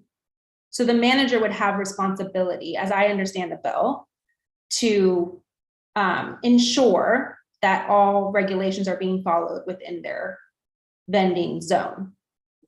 And they would be taking on that responsibility. Let me ask one other question. So virtually all the witnesses testified in support of decriminalization. But there were a number of witnesses who testified about the burden of fees, but also fines. And in fact, there were some folks who said, what, fix, not fine. In your testimony, you talked about the bill protecting key regulatory pieces. How do we enforce those pieces if we don't fine, or do we fine? So in my understanding, the criminalization of vending is the piece that allows DCRA to involve MPD to get IDs from somebody who is illegally vending. That's kind of how I understand it currently works. So it would be DCRA just coming in and inflicting the fine, but they fine, and I believe their testimony will say later on that often they're unable to get the ID from a vendor, so then they feel like it should be criminalized to be able to basically enforce with a fine, if that makes sense. The fines, the regulatory fines could stay in place if I remember correctly. You're really pushing my brain here, Chairman, because it's been a little bit of time since I drafted it. But yeah, I know. If I remember correctly, the regulatory fines should be able to stay in place. What the decriminalization does, it just takes MPD out of the equation. And if you look at the history of how many times people have actually been charged for this, it's not a lot. So it's not like it's a tool that's inherently providing a lot more teeth in terms of the actual outcome of what happens on the day-to-day. What it does, though, is it involves MPD in a non-criminal issue that causes a lot of discomfort, fear in the community. And this is a personal opinion. I feel like if a regulatory agency can't enforce regulation without the police, then, they should be able to enforce their regulations. My question wasn't so much about the criminalization, decriminalization. It was more about do we fine and how do we enforce the fines? And the reason why I'm pressing your brain on this is because your testimony was well organized. So No, I appreciate it. No, Mr. Chairman, I believe that the fines would, for the most part, could stay in place as an enforcement. I mean, I think for all businesses, you have to have enforcement of rules, right? And there's different tools that regulatory agencies use to enforce different rules throughout a business. So, I believe that would be up to DCRA. and I might ask them. Thank you very much. Councilmember Nadeau. Thanks, Chairman. Ms. Boback, one of the things that I think you had some experience with when you were helping craft the bill was sort of what is already stood up for similar things. So don't farmers markets, for example, already have a manager type person that works with all the vendors on those sites? Correct. A farmer's market would have a manager on site at all times. Which is typically in DC, it's a nonprofit entity. At least in Columbia Heights, I know for sure it is. And I believe in Adams Morgan as well. And one of the things that we had thought about was, you have a bunch of folks who have not had the opportunity to get licensed because of the structural barriers, or have had aversion to getting licensed due to, various discrimination and immigration issues. But having a market that people could be affiliated with gives them sort of, I think what you said was a soft touch towards regulation, but sort of like an on-ramp. Correct. And I also would emphasize, Councilmember Nadeau, that there's also a financial implication to having a manager. When you're in public space, you have to pay pretty high public space insurance fees. And having a manager allows them to hold that insurance versus an individual vendor for an individual space. We see this not only with farmers markets, but also with various pop-up markets that happen around the city, say at holiday time. I know we've had some of those in Adams Morgan, for example, where we had the bid testify earlier. about this and with concerns about how it affects bricks and mortar. But we do know that there's markets like this in that area as well. One other thing the chairman was asking about that I wanted to follow up on. Oh, so having the enforcement mechanism. So first of all, like we've already decriminalized street vending on Tuesday through the criminal code revisions. So it's almost a non-issue here. I'm glad we're hearing the bill. You know, I'm hoping we can use the bill to move up the decrim faster. But we know it's going to happen because we've just passed that into law. But the challenge with enforcement and not bringing out MPD has been, as you mentioned, I think, you know, people don't want to show their ID. If you have a market manager, they're working with people that are known entities.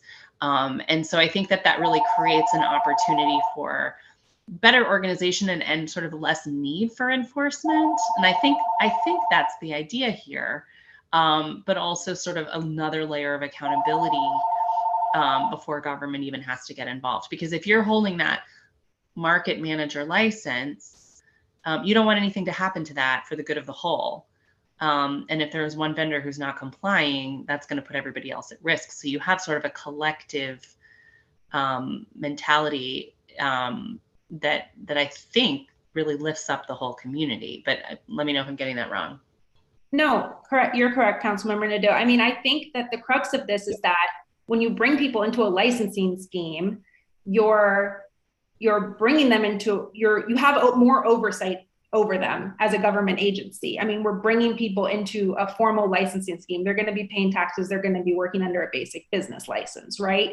So, and we've heard from the vendors today that the idea is not to not follow the rules. The idea is to 100% follow the rules. And it's just that the rules right now, there aren't rules for them really to follow given the current setup. So what you've done with this bill is you're creating a formalized way to follow the rules and do things the correct way. And I believe, as we've heard, that if the vendors are given this opportunity to work under this scheme, that's what will happen. I don't think we should assume that the opposite will happen. Thank you so much. Chairman, I'd also like to hear from beloved community incubator, who's still on the panel, if they are available to talk Yes, about. thank you. We're here. And I want to speak to two pieces. First, to lift up what you just shared, Councilmember Nadeau. Thank you very much. The way that, first off, the sidewalk manager zone is structured, it's basically based on the Class C vending license that's available right now for farmers market managers. So deeply similar. Also want to lift up what you shared, Councilmember Nadeau. If we are able to pass B2450 and create sidewalk vending zones, then there will be a manager license holder that is able to sort of like know who the vendors are who are licensed to vend in the zone.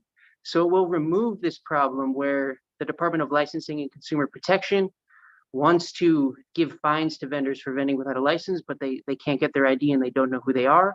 In order to vend in zones, vendors will need to register with the sidewalk vending zone managers. So we think that's another approach to be able to get towards this current challenge. But it's an approach that has a chance to support vendors to actually comply instead of just punishing vendors when they don't comply, which doesn't promote compliance. But the bigger issue we want to speak to is the fix not fine approach. So right now, the Department of Licensing and Consumer Protection has no resources and doesn't offer any resources to vendors to support them to be able to comply with the vending regulations. One small example of this is the Language Justice Act. So the DCRA, the predecessor organization to the DLCP, failed its most recent language justice audit by the DC Office of Human Rights. We spoke with the DLCP recently and they told us that happened because there's no funding for the Language Justice Act and they have no funding in order to be able to provide any resources in any way to really be able to be language competent when talking with vendors. So we think that DLCP just lacks the resources to be able to actually support vendors to comply. We think that the focus should be on getting DLCP resources to be able to support vendors instead of just being focused on the fines and punishing vendors when they don't comply.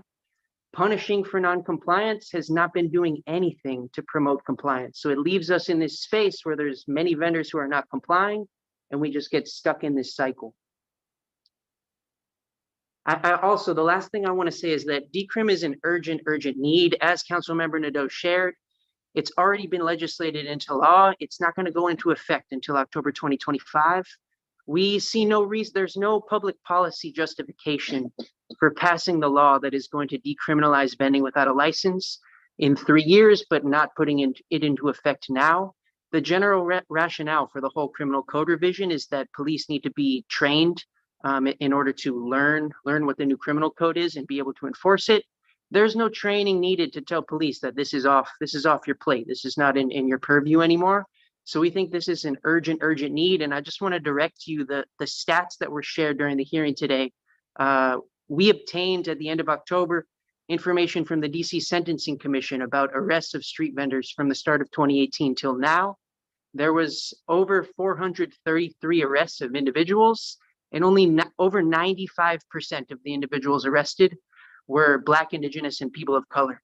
So the choice that the council can make is to continue for vending without a license to remain a crime, even though you've already legislated that it won't be a crime by October 2025. If you make that choice, you're basically saying that it's okay for vendors of color to continue to be arrested. They're the only people who are being impacted by that remaining law. Thank you so much. Thank you, Chairman. Thank you, Councilmember Nadeau. I want to thank all of the witnesses in this group and all of the witnesses today. We're going to take about a 4-minute break, really not very long enough for me to stand up and stretch. And then we're going to hear from the government witnesses, which is one witness.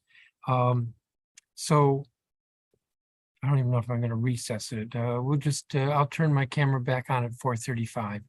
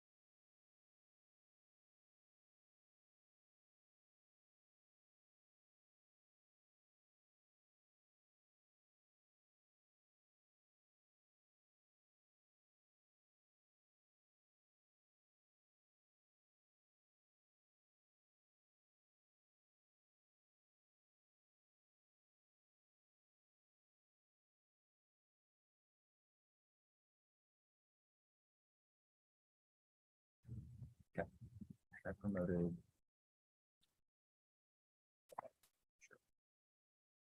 All right, we're going to continue with the hearing.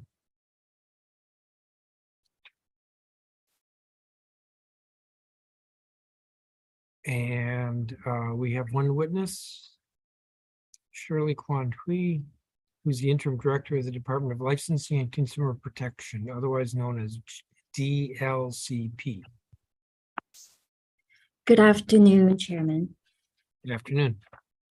Yes. Good afternoon, Chairman Mendelson, council members and staff. I am Shirley Kwan Hui, the interim director of Department of Licensing and Consumer Protection, DLCP or department. And I am here today to testify on Bill 24-49, the Street Vending Decriminalization Amendment Act of 2021, and Bill 24-50, the Sidewalk Vending Zones Amendment Act of 2021. Bill 24-49, the Street Vending Decriminalization Amendment Act of 2021 seeks to remove criminal penalties for any violation of the Vending Regulation Act of 2009, DC Official Codes 37-131, or the Vending Business License Regulations. Bill 24-50, the Sidewalk Vending Zones Amendment Act of 2021, will allow the mayor to establish sidewalk vending zones where vendors can move around freely and legally operate. The legislation would create 2 new licenses, one for an individual vendor and one for nonprofits and co-ops to act as vending managers over the proposed zones. As the new interim director at DLCP, I am committed to improving customer service at the agency, which includes language access services. First, DLCP will be conducting language access training across the agency, so all our employees can be updated on what resources are available and how to access those language services for our customers. Second, we are actively recruiting 6 more account managers with a preference of multilingual skill set who will focus on specific wards so they can be engaged with customers and other advocates to address specific concerns or issues happening in that specific ward. And finally, we are working on an educational and outreach program that will be easily accessible in different languages that explains the licensing process and how best to get in contact with DLCP if they have any questions or concerns. DLCP wants to continue to provide the needed resources for all members of the district to participate in our local academy. Turning back to the bills in question, while DLCP agrees the creative solutions need to be thought of and have many ideas in this regard, the department would like to first share some concerns we have with each piece of legislation. And I will conclude with an alternative approach that we think might meet the needs of the vendors while using the existing regulatory framework. The Street Vending Decriminalization Amendment Act of 2021 would eliminate criminal penalties for any vending violation. While DLCP understands the intent behind the legislation, we have strong concerns with removing a key enforcement tool. It is important to recognize that this bill would have far-reaching implications for the city. DLCP would have greatly limited ability to take enforcement action against unlicensed vendors because we cannot require individuals to provide their name or identification. And if vending is decriminalized, MPD also cannot ask for identification from an unlicensed vendor for vending violations. Currently, DLCP can suspend or revoke a business license of a vendor who does not comply and can issue civil fines. But if the individual refuses to provide their name or identification, the agency has no way to force the person to comply so that a civil infraction could be issued. Similarly, if the individual ignores the fine and it is an out-of-state vendor, there is no way to collect the fines if they do not use district services for which clean hands certification is required. I also want to point out that when it comes to vendors who are not district residents, we need to draw an important distinction for the kind of activity we are targeting. In major events such as the 2018 MLB All-Star Game and presidential inaugurations, we see an influx of out-of-state vendors selling counterfeit goods. Without the leverage of criminal penalties, there is a very low likelihood of effective enforcement since these non-district individuals will know that our vending law lacks any effective accountability. I want to emphasize that if an existing business storefront is operating illegally, the department can determine who the property owner is or who is leasing the property and issue a notice of infraction. But for street vendors operating without a license and without a fixed location, we cannot do this type of research to identify them and hold them accountable for regulatory violations. The consequences of a vending system with no effective enforcement are not difficult to envision. Civil enforcement is ineffective without the ability to obtain proper identification, to issue citations to unlicensed vendors and bring them into compliance. And without civil enforcement, there would be significant adverse impacts on public health and usage of public space. Licensed businesses, whether vendors or brick and mortar, will be at a disadvantage. This becomes a disincentive for compliance overall. While DLCP seeks to create a fair regulatory system for all businesses and entrepreneurs in the district, we need the proper enforcement tools to ensure bad actors are not allowed to partake in unsafe and nefarious practices. We believe enactment of this bill will have very serious negative impacts on the district. The Sidewalk Vending Zones Amendment Act of 2021 would create sidewalk vending zones overseen by sidewalk vending zone managers. It also seeks to bring some unlicensed sidewalk vendors into regulatory compliance by waiving unpaid licensing-related civil citations for those who obtain an individual license or register with a sidewalk vending zone manager. The department appreciates new approaches to illegal vending citywide, and specifically at the Columbia Heights neighborhood. However, we have significant concerns with the bill as drafted, and would like to work with the council, vendors, and the community to improve the intent of the bill. First, we have concerns over the designated Columbia Heights zones, as well as proposed future zones. Critically, some of the vending spaces identified on page 6 of the bill are not district-owned properties, but instead are under National Park Service jurisdiction. While the district has many triangle parks that may seem like good locations for vending, if those parks are NPS-owned land, the district does not have authority to authorize vending on that land without the express consent of NPS. Second, we are unsure the bill's intent is to eliminate individual vending spaces. It is unclear whether the sidewalk vending zone concept is meant to replace the current framework in which DLCP licenses individual vendors to vend at specific location.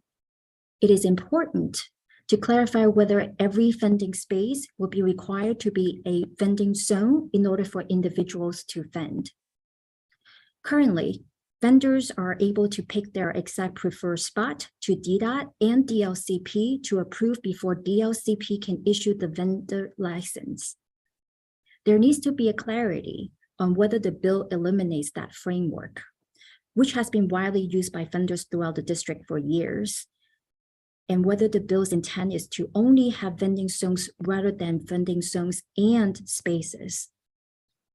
Third, we are concerned about the use of square, surface, and lot, SSLs, as the tools to determine how many vendors can fit in an allotted location.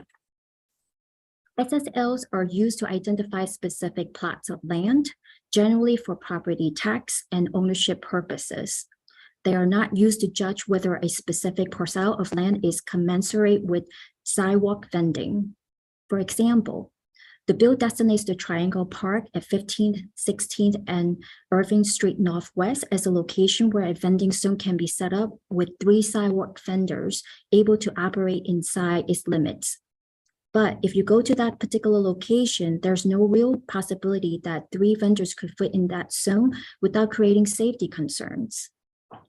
Vending location should be established based on meeting individualized public space and safety criteria, not based on their SSLs. Also, the definition of vending space is imprecise and unclear. For example, it states that vending space includes a public rim, but this is an undefined term. Additionally, are these zones supposed to be housed in the boundaries or limits or the precise location in the SSL? Or are these zones allowed to bleed over into the sidewalks or portions that surround the SSL? This is something that must be addressed, as DLCP sees the interpretation as subjective and confusing, which will lead to complaints and other potential issues. Turning to the licensing scheme in the bill, it seeks to create 2 new license groups for the department to administer and maintain. One license can be held by an individual vendor and one that can be held by a nonprofit organization or a cooperative that will manage a group of vendors in a particular zone. But notably, line 64 of the bill says a person can be registered with a sidewalk vending zone manager in lieu of holding a basic business license for vending. In other words, an individual vendor would not be required to get a basic business license for vending or get a sidewalk vending zone individual license if they simply register with a sidewalk vending zone manager. We do not support this. The department disagrees with the notion that any vendor should be allowed to be unlicensed, even if they register with the zone manager. There are very significant concerns with food and safety compliance, in addition to public space usage and tax compliance. One of the newly created licenses will be a sidewalk vending zone manager. These licenses will be issued to DC nonprofits similar with the needs of the vendor population they seek to manage, as well as the vendor organized cooperatives. Zone managers will be responsible for overseeing their respective sidewalk vending zones and, among other things, ensuring that individual vendors comply with the vending law and regulations. Unfortunately, the LCP foresees several issues and challenges with this concept. First, the department has concerns that the legislation does not explicitly create the infrastructure needed to hold the necessary people accountable. It seems that there is nothing in place that gives the vending zone manager the authority and ability to hold individual vendors accountable for any violations.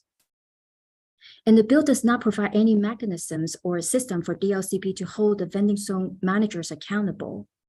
The legislation does not address oversight of zone managers, nor does it offer any remedies to individuals who have disputes with their managers. While the legislation indicates that managers may not charge administrative fees in excess of $50, it does not seek to define or limit application fees, penalties, or other charges that these organizations may issue. Furthermore, by allowing a zone manager to register an entire zone, the legislation effectively authorizes the manager to administer the zone as they see fit, without regard what may be in the best interest of the individual vendor who wishes to operate within the zone.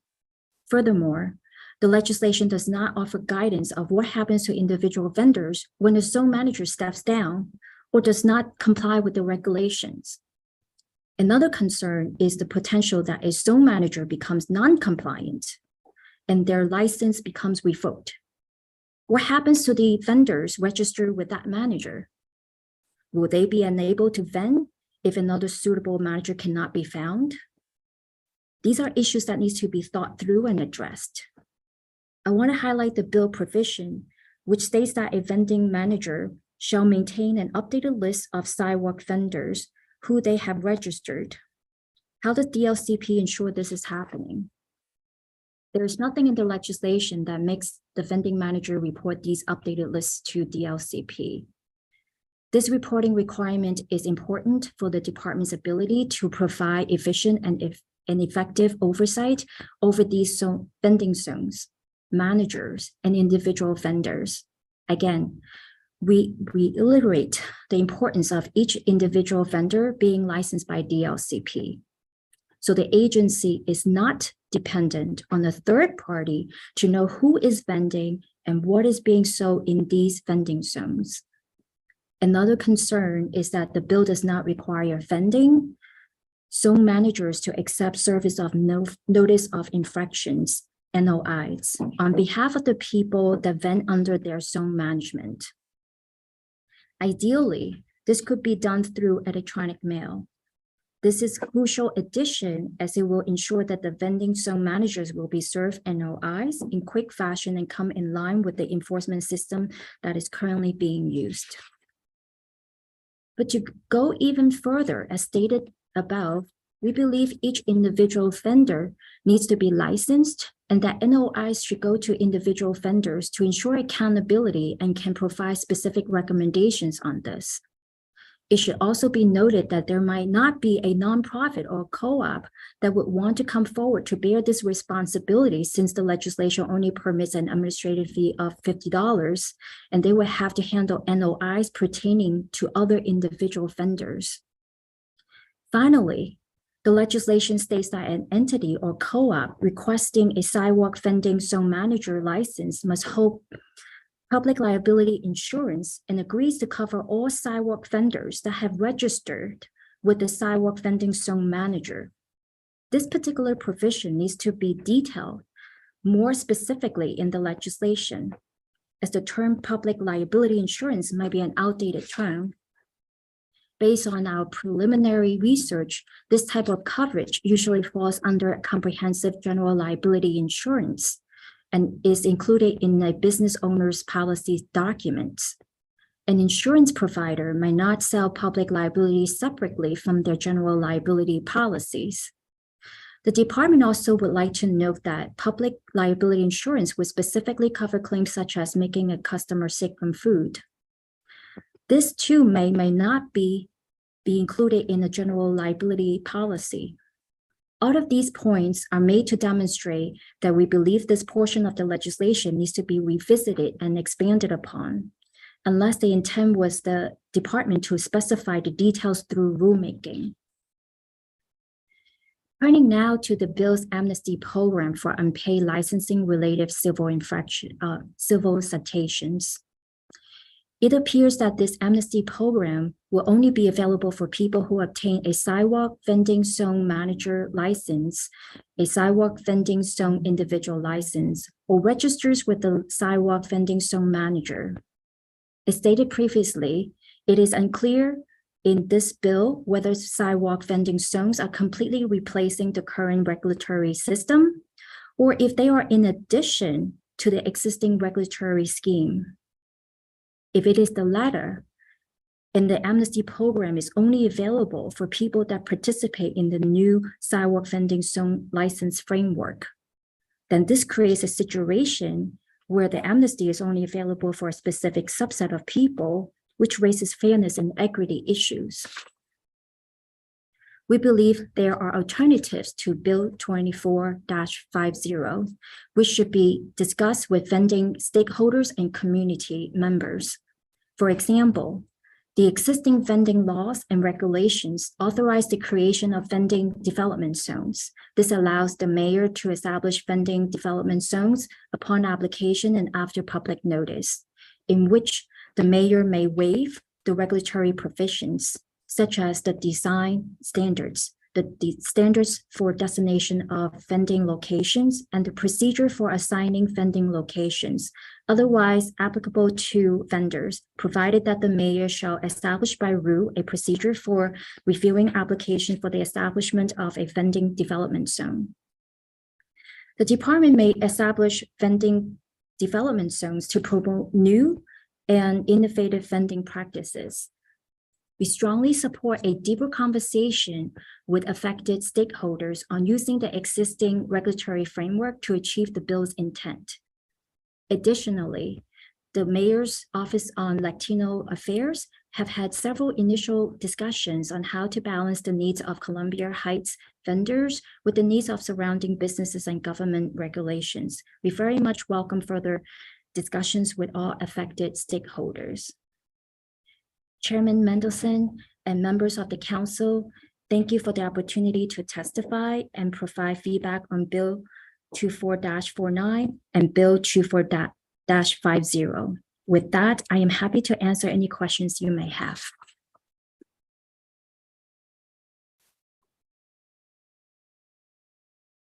Muted, sir.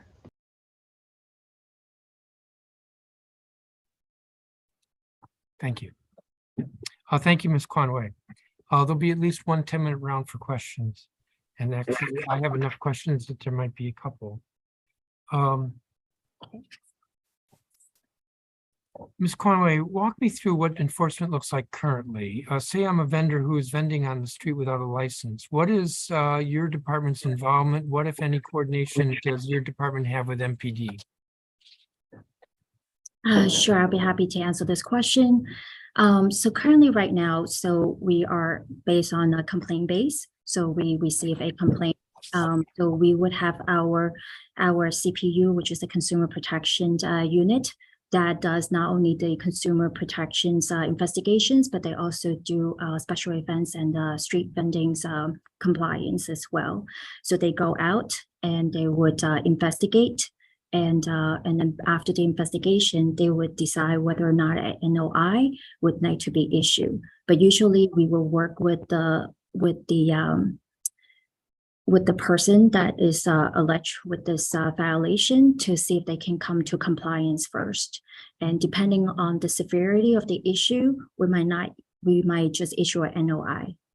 And obviously when we go out there, and if the person do not give us the ID, we will contact MPD to come on site to see to get the ID so we can issue the NOI.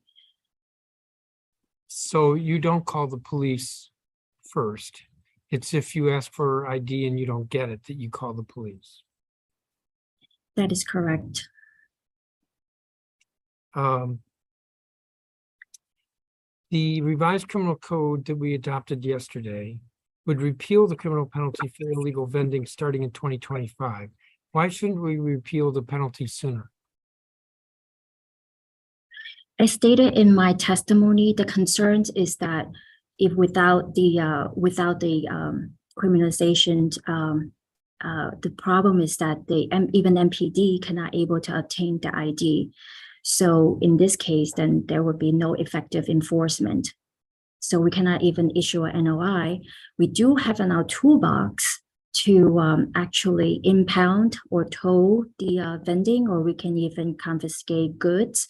But I don't think that's what we want to do here, because we do understand that the products and goods that the vendors are actually livelihood that they have, but that's not something that we would like to do. But if it comes down to enforcing the law, we might have to employ those tools, but that's not going to be our preference. Well, is it fair to assume that between now and 2025, when the new criminal code comes into effect, that you will be addressing how to enforce the licensing requirements without criminalization? I would love to work with the community, the mayor's office, and also the councils to come up with a creative solutions of how we can address this. My understanding is that there are some concerns about the licensing structure. And I think that there's some ways that we can explore to see how we can find creative solutions to kind of come into compliance. I think that the main thing is that how do we formalize it for them? How do we make them into the licensing community so they don't have to risk and feel like, they're not part of the District Columbia business community here, right? And I also wanted to share on my personal story here, where my dad was also to make ends meet. He was also a street vendor selling art on the street as well. So I have personal experience in my own family of how my dad, get up early in the morning in the frigid cold or in a high heat and have to, sometimes might be in conflict with other competitors of street vendors to find the best spot. So I do understand, and I am a first generation immigrant here. So a lot of the public testimonies earlier that I wholeheartedly understand where they are coming from. And so you have my commitment, council members who are here, and also those who listened during this hearing, is that I wholeheartedly were committed in terms of like how we can all work together to find creative solutions to come into a compromise and a working scheme where we can able to formalize and bring everybody into a safe and environment that we can be in. The issue here right now is that what I see in front of me in this bill here, there are some major concerns that we have that I have shared in my testimony here. So particularly in terms of like, if we do not require specific licenses for and just rely on the vendors to register with the vending manager, for example, if they're selling food, the Department of Health is not going to able to do the inspection. How do we make sure that the food is going to be safe and not create a public safety issue? If the truck has a propane gas tank in it, the fire EMS is not going to go in and do an inspection. How do we make sure that that's not a safety issue for public safety concern, right? We do need to know who and what they are selling and ensure that the sister agencies are involved to make sure that everybody's operating safely. Because Department of Licensing and Consumer Protection, our mission is to ensure economic interest for not businesses, residents, and visitors for the District of Columbia, and not just one particular population. We got to make sure that we have the effective enforcement tool. If we're going to have a big event and we wanted to attract businesses to come to the district, and if they know that we do not have an effective enforcement tool, they might not want to be part of the District of Columbia because we have no controls in place. So those are all the considerations that I would like the council to be considered. And like I said earlier, you have my commitment to make sure that we can work together to find a better solutions on this. Well, you got a little away from my question, which was, since we're repealing the criminal penalty for illegal vending through the revised criminal code starting in 2025, why shouldn't we repeal the penalty sooner? I heard you earlier in your answer say that you're committed to looking at how we can go about enforcement without criminalization. And you also used the word compromise. I don't see the council going back on what it approved yesterday. So I don't think there's compromise that way. But yeah, if I may clarify, when I say compromise, is that without the criminalization, we cannot able to get ID. MPD cannot able to get ID. How do we able to effective enforce the law here, right? Because the tools that we have are based on the law. And if the law does not give us the tools to able to effective do the enforcement, there are going to be consequences. There are going to be chaos. So when I say compromise, I'm saying that, we got to work together to see what we can do to make sure. And that's why, and like I mentioned in the testimony, the administration is not supportive of this decriminalization as it stands right now, because DLCP does not have an effective enforcement tool here. But you're committed to trying to figure it out. As long as the council is willing to work with us. Let me see, I have a minute left.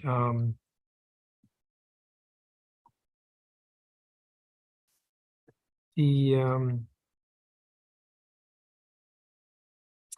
in your testimony, you were critical of the zone manager concept as it's set forth in the bill.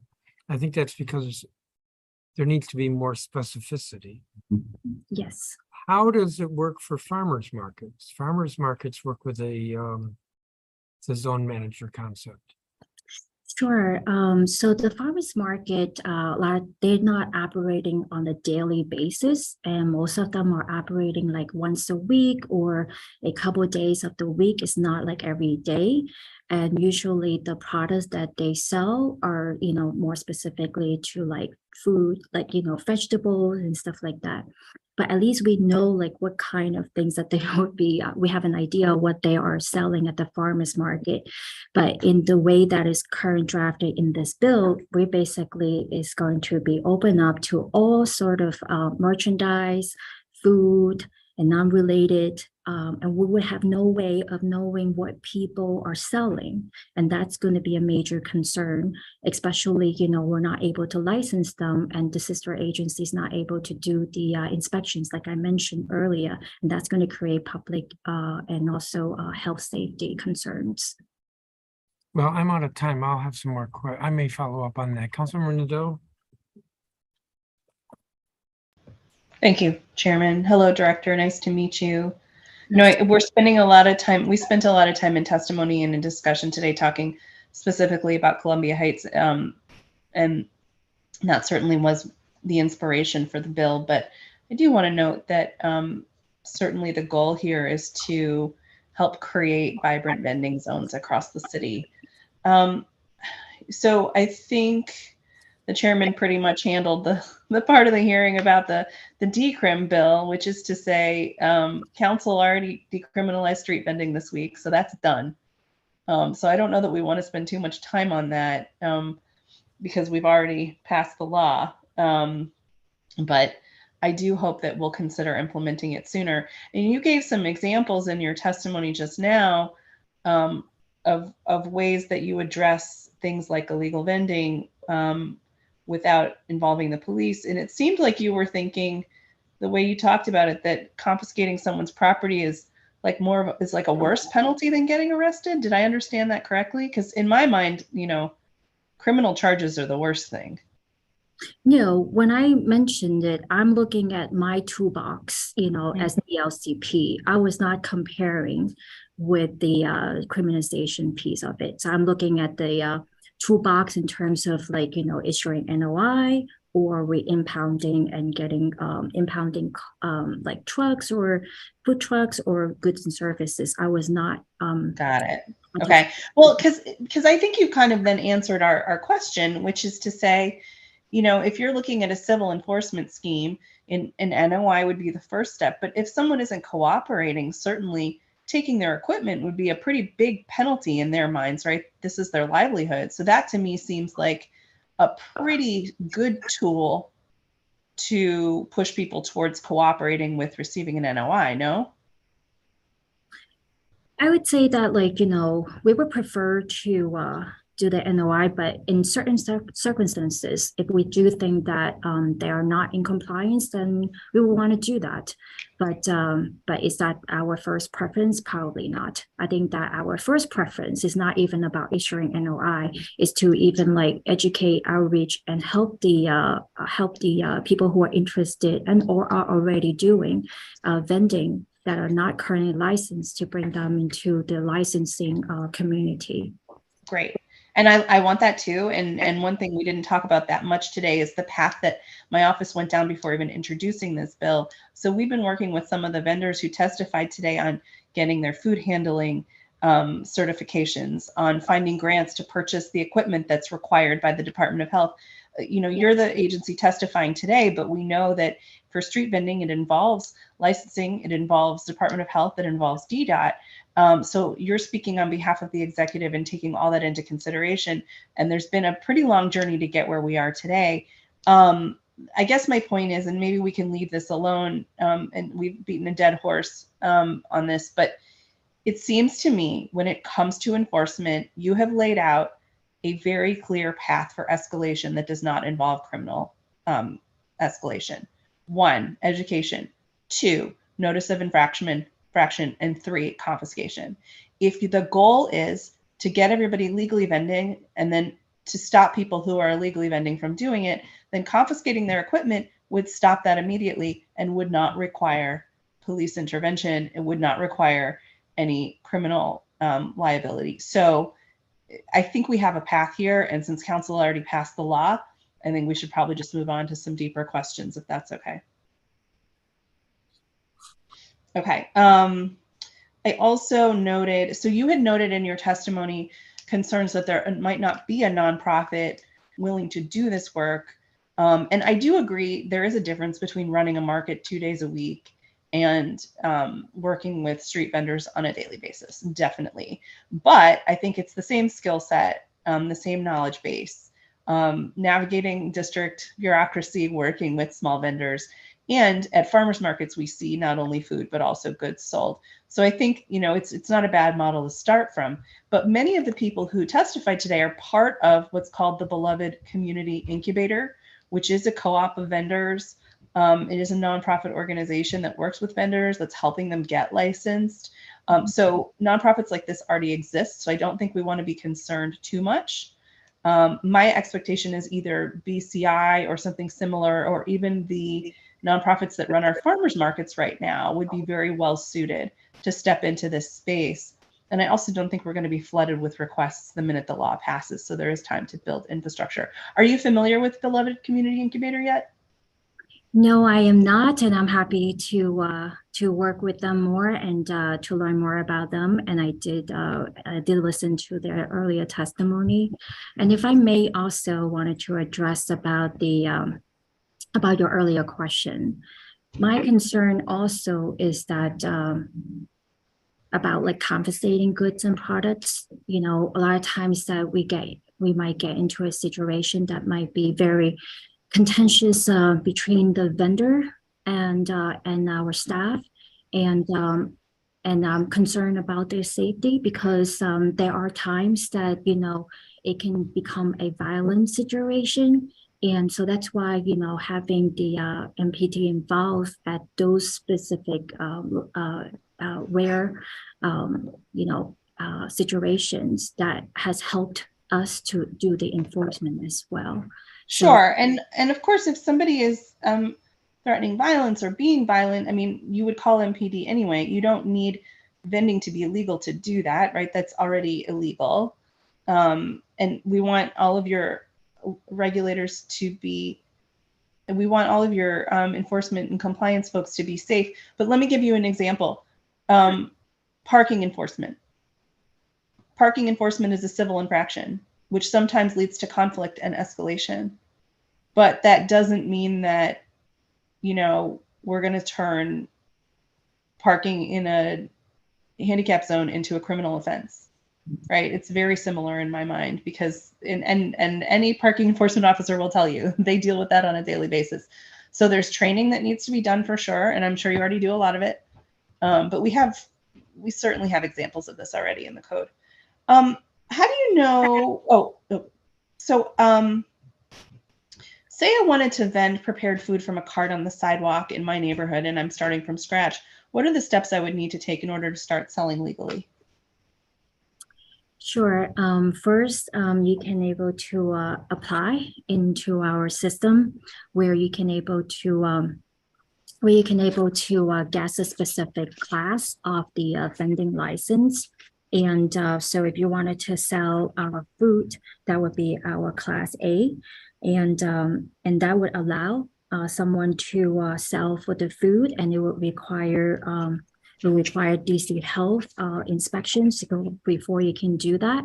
And also if the location that you are picking, and most likely is going to be in public space, and then you can pick your preferred spot.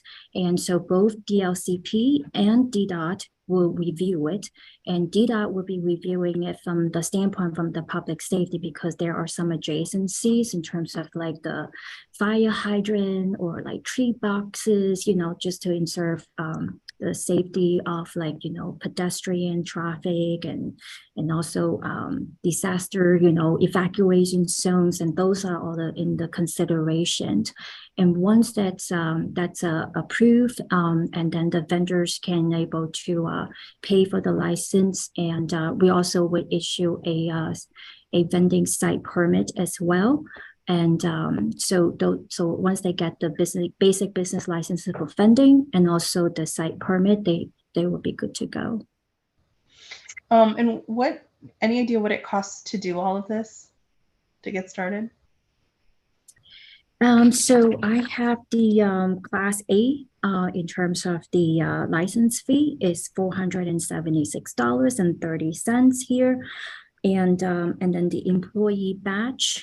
So each vendor, if they have multiple employees, each one would need an employee badge. The first one is free. The additional is $55, and we do not charge replacement fee if they do lose one.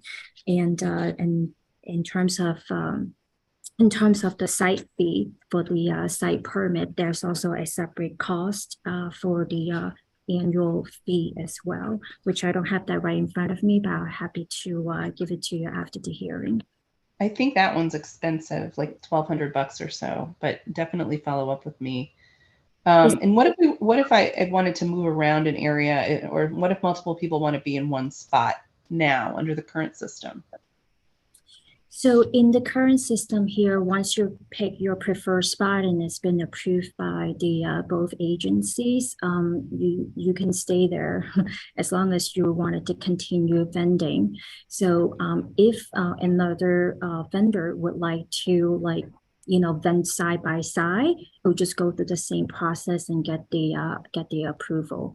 But very rarely that if the spot is already been picked, they won't able to pick as their preferred spot, obviously. Thank you. I'm sorry, I'm over time. I'll come back to you. Thank you, Chairman.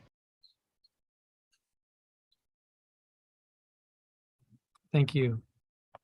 Can we just finish on the farmers markets? So the zone manager seems to work for farmers markets.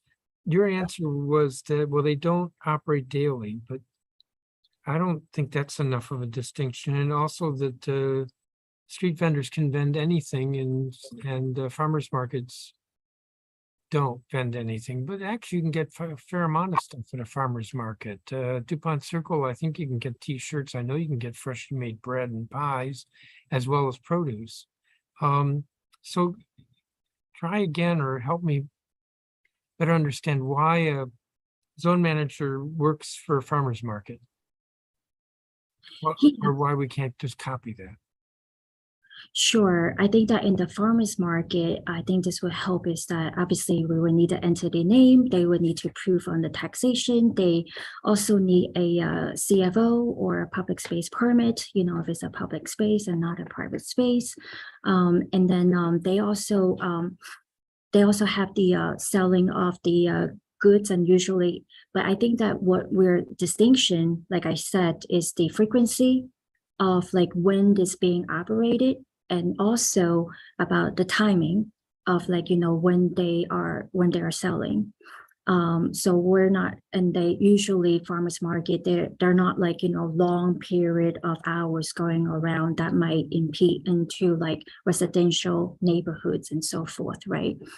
And some of the zones that I see on this bill here, for example, at least 2 out of the 6 areas that I mentioned in the SSL are actually residential neighborhood, zone as the residential apartments that do not allow retail sales. And in terms of the farmers market, like I mentioned, it's like, you know, you can hold 9 yards, you can sell anything that you want, you know, based on the current regulations. And I think the farmers market, you know, they don't, you know, usually you don't see people selling toys, you don't see people selling fireworks or things like that, right? So I just think that, you know, there's more consideration that is needed in this bill before this should be passed. I'm going to shift. The way vending happens now is that a vendor has to pick a site in an approved area. Am I correct? And then the vendor is entitled to that site. I'm sorry, Chairman, can you repeat this question? The way the licensing works now is that vendors have to pick a site within an approved area. And once they get a site that's approved in an approved area, they're entitled to that site. Yes, sir. Is it correct that we have significantly fewer vendors today than we did 20 years ago? Unfortunately, Chairman, I do not have the stats in front of me to make that comparison. Do you know how many street vendors are currently licensed? We have about 55 55. for sidewalk vendors. How about food truck? Sorry, I do not have the stats right in front of me right now, but I'll be happy to follow up with you, Chairman. Can somebody, I suspect somebody's assisting you or following you, can they text you the answer? And you can give it to me? Sure, I would get my staff to work on that right away. And if not, we will follow up with you. Only 55 sidewalk vendors. So do we really need to have site selection? Because site selection makes the process more cumbersome. Not necessarily, because the spots there where they pick, they know, it's already be predetermined to let them know that these are the approved area, right? So obviously, the site where they pick is not going to be like any NPS or like non-district owned area, and so this way it's already kind of like narrowed down for them. And then the vendors can say, well, this is the spot that I would like, and they'll have the traffic, right? The pedestrian traffic and the customer traffic that they want. So so far, I mean, like based on my understanding is that the applicant do like this feature where they can pick where they want to be located. Let me shift subjects. Amnesty. How many civil citations issued to vendors in the past, say 5 years, are currently unpaid or delinquent? Or what's the total dollar that we're talking about? Based on our current record here, we're talking about over 300,000. But we need to do a deeper analysis here, because in the bill it says like license related versus all vending related. So we need to do a deeper analysis here. So the 300,000 is all vendor related. From my understanding, yes, but like I said, we need to do a deeper analysis to make sure the dollar amount is accurate before we can give you a firm number, Chairman. Okay. Do you know how many citations DLCP or DCRA issued to vendors over the last 3 years? Yes, I do. And give me 1 second.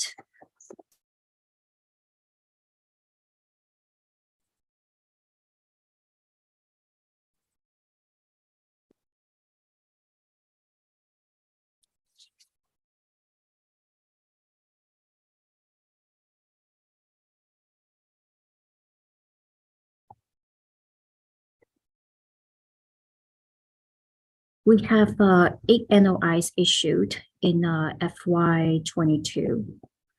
And right now we have 0 for FY 23. Do you have anything earlier than 22 before you? Not in front of me, Chairman. Okay, and you still don't have an answer on the number of food trucks? Staff's working on it. The fees for obtaining a vending license right now can range anywhere from about $1,000 to close to $2,000. What's the justification of the fees being so high? That's $80 to $100 for corporate registration, $7 police criminal background check, the vending license, the vending employee badge, 1 badge, and the site permit fee. So, sure. Sorry. That adds up. So what's the justification for the fees being so high? So, Chairman, unfortunately, I don't have the pre-context of how much these fees, how they were set up, and the justifications. But I can tell you that there were justifications of why these fees are high, but that's why they were established and passed by the council. However, I think that, we can evaluate to see if these fines and fees need to be adjusted. And I do think that it's important that if that decriminalization is going to happen by 2025 or even sooner, then it's also important that, the fine amount would be good enough that, to kind of deter the non-compliance. Okay. Current regulations for vending carts require carts used by food vending vehicles and carts to be quote, of a design which is approved by or is equivalent to a design approved by the National Sanitation Foundation, unquote. If someone's selling fruit, vegetables, or prepackaged food, why should these standards apply? I don't believe we have the same standards for people selling produce or prepackaged food at farmers markets. And if we don't have that, does that mean that we should not revisit to see if that's necessary to ensure the public health safety concerned? And as you know, Chairman, DLCP is really new, and we're just about a little bit over a month old, and we'll love to have the opportunity to really look at all the regulations and different program areas and the enforcement area, and also the licensing area, to see where we can make the improvements. And I'm happy to work with the council and the executive branches to make sure that we can come to an area where we can make improvements needed. Well, now the purpose of my question wasn't to suggest that we need to impose stricter standards on farmers markets. Rather, why do we have a double standard? If it's good enough for farmers markets to not have to meet the National Sanitation Foundation standards, then why do we impose that for all food vending vehicles? Mm-hmm. All, meaning including those selling fruit, vegetables, or prepackaged food. Mm-hmm. But I take it that you don't know the answer. I think that I understand your question, and that's where I was saying, like I stated earlier. So. Yeah, I know, but your answer suggested maybe you'd look at it in terms of imposing stricter requirements on farmers markets. And that's it may or may not be necessary, right? So not until I can able to have the opportunity to assess it, I can come to a position on the spot, Chairman. Do you have an answer yet on food trucks?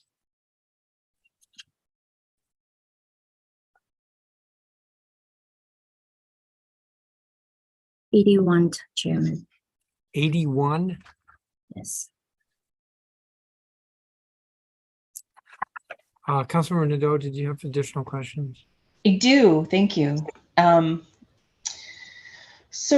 Director, do you happen to know how DDOT decides whether or not to approve a location for vending? Like I said, mentioned earlier, there's a lot of adjacency, so requirements that they can, just to ensure the pedestrian traffic and the road traffic, tree boxes concerns, and the fire hydrant concerns, and so there are a lot of a list of criteria that they look into. So unfortunately, I don't have a whole long list in front of me.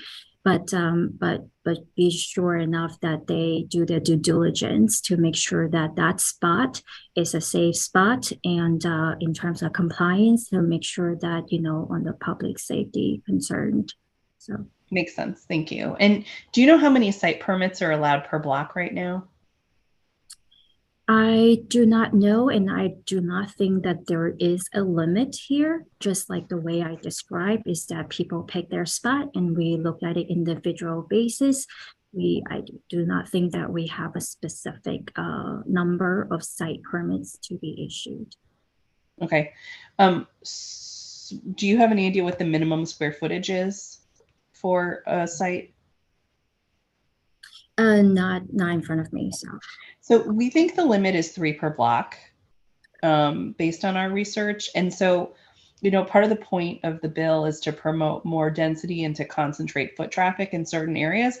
And in Columbia Heights, for example, 3 per block would be like, I don't know, it seems silly to me. It's like a missed opportunity when you have such a dense area that it has more foot traffic than anywhere in the city. Even downtown on a good day. So that's sort of the idea behind it. Has there been, so my understanding is, that there was a census done of active vendors in the district by one of the executive agencies. Did you get to see the results of that? I'm sorry, Councilmember Nadeau, can you just repeat the last part? Yeah, did you get to see the results of the census of active vendors that the executive did? No. Okay. Would be really interesting to know what we learned from there, just about who the vendors are and where they live and, what their wares are, because that I think can help us guide as well what licenses we need where.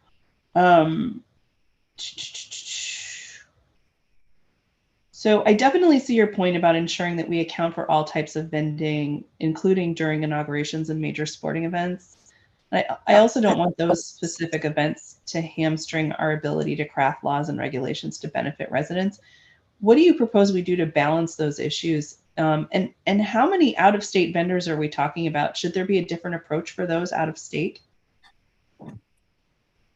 I think that, in terms of the out-of-state, I think the major events that I mentioned about the influx of the out-of-state vendors, and they're not, majority of them were not licensed. They just came in and they just did what they did, and then we had to do the enforcement and working with MPD to make sure that they leave the site and so forth. So I am not certain that we want to, if those out-of-state vendors would like to vend in the district, I don't think that we would want to restrict them in terms of coming into compliance to be licensed. And then obviously, we want to make sure that the district residents who wants to vend and also have that opportunity as well. So I'm not sure that I have position where I feel like, I would have to limit out-of-state residents to be licensed in the district. Okay, that's fine. That's not a problem. How many vendors are we talking about that usually pop up during these special events? It really all depends. And then also it varies during the different time as well, as you can imagine, like right before the game and right after the game. And then the presidential inauguration is not just one specific area, it's not just right in front of the ball game. They're like all over this, all over the district, all over the city. So, do we have a short-term vendor's license that someone could get if they just want to come in for a special event? We do have special events, permits for the organizers in terms of a specific, just like one day thing. That's something that we need to look at. So, I mean, that seems like it could be a good option. Perhaps somebody doesn't want to get a full license for the District of Columbia so that they can sell things Yes, for an and operation, but they might want to do it legally if they have the opportunity. And of course, we're not talking about the special events permit for the event. We're talking about for vending. But let me move on. You mentioned in your testimony out-of-state vendors are selling counterfeit goods. Isn't that its own separate violation? it is on separate violations, but I also, and some of them are selling, non-counterfeit good as well. But I just in my testimony, I just mentioned about that. That doesn't mean that they did not sell legitimate goods as well. Okay.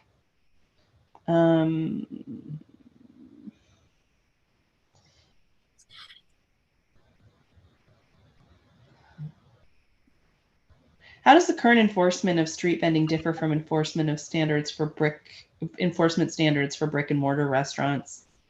And how does it compare to farmers markets and holiday markets? I think that for the enforcements that the bricks and mortars, restaurants, for example, like obviously when we go out there, it's not just about the licensing and making sure that they have certificate of occupancy, so forth, and making sure that they have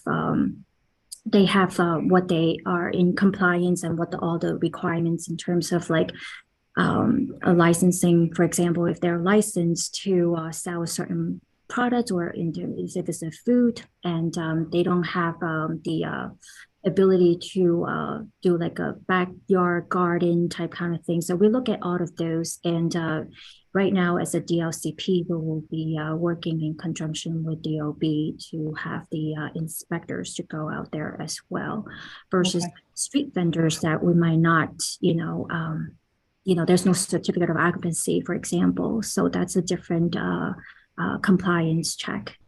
Okay.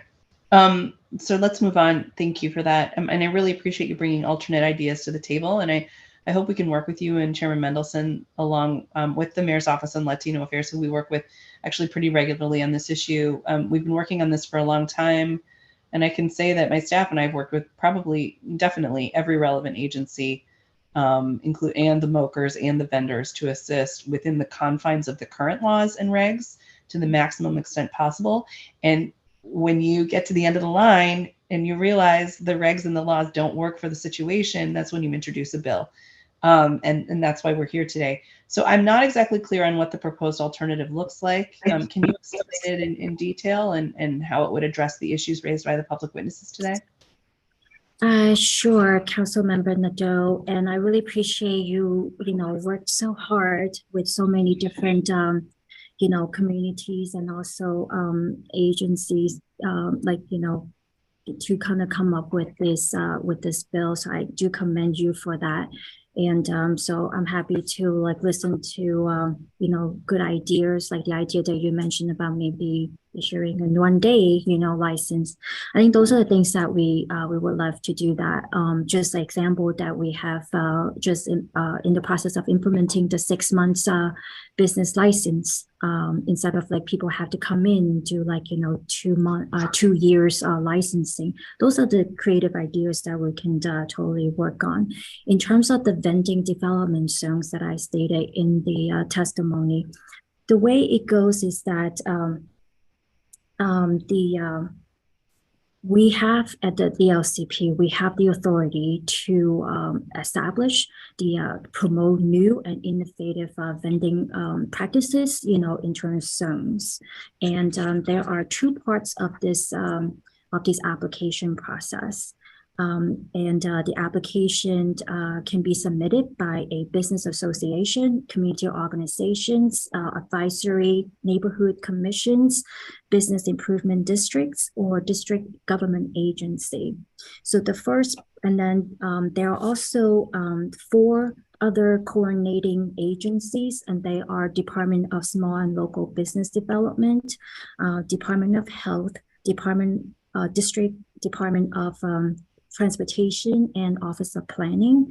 And since this law was passed when DCRA was still in its together as a 1A as DCRA. So I believe that, you know, this law probably would need to be inclusive of Department of Buildings now, because there's some zoning that needs to be in consideration here. So the part one of this process is that the applicant that I mentioned earlier, we need to submit the pre-application to DLCP, and who we would forward the pre-application to the coordinating agencies that I've mentioned earlier. And then we work with the applicant to kind of like resolve any missing information and make sure everything is verified. And once that is, once all the verifications is verified, then we will approve the pre-application so that the applicant can submit the actual application within 90 days of the DLCP's notification, and to the other coordinating agencies with additional information as stated. And that includes the proposed vending strategy and map where they're going to propose the vending and public marketing locations, and their implementation plan, among others. Then DLCP will coordinate with other agencies to review the actual application. And if the coordinating agencies receive the favorable favorable results on their reports, then DLCP would hold a public hearing for comments, so that we can be able to establish this vending development zone. So that's all the highlights that we have, because it's important to gauge the public comment to make sure before we can establish the zone. So I hope this answers your question.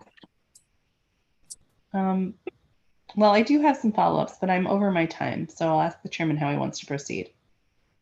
I have a few more questions. Why don't you do your follow-up, and then I'll ask a few questions, and then we'll be done. Okay, thank you. So you've referenced the statute allowing the mayor to establish vending development zones, and that's existed since 2009. So why hasn't that been used yet? Sure, I can explain.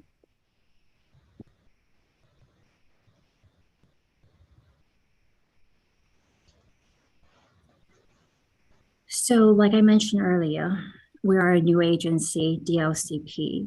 I cannot speak to prior to the new agency right here, but as DLCP, we are in the process of assessing, you know, how we deliver our services and how we comply with our statutory authority.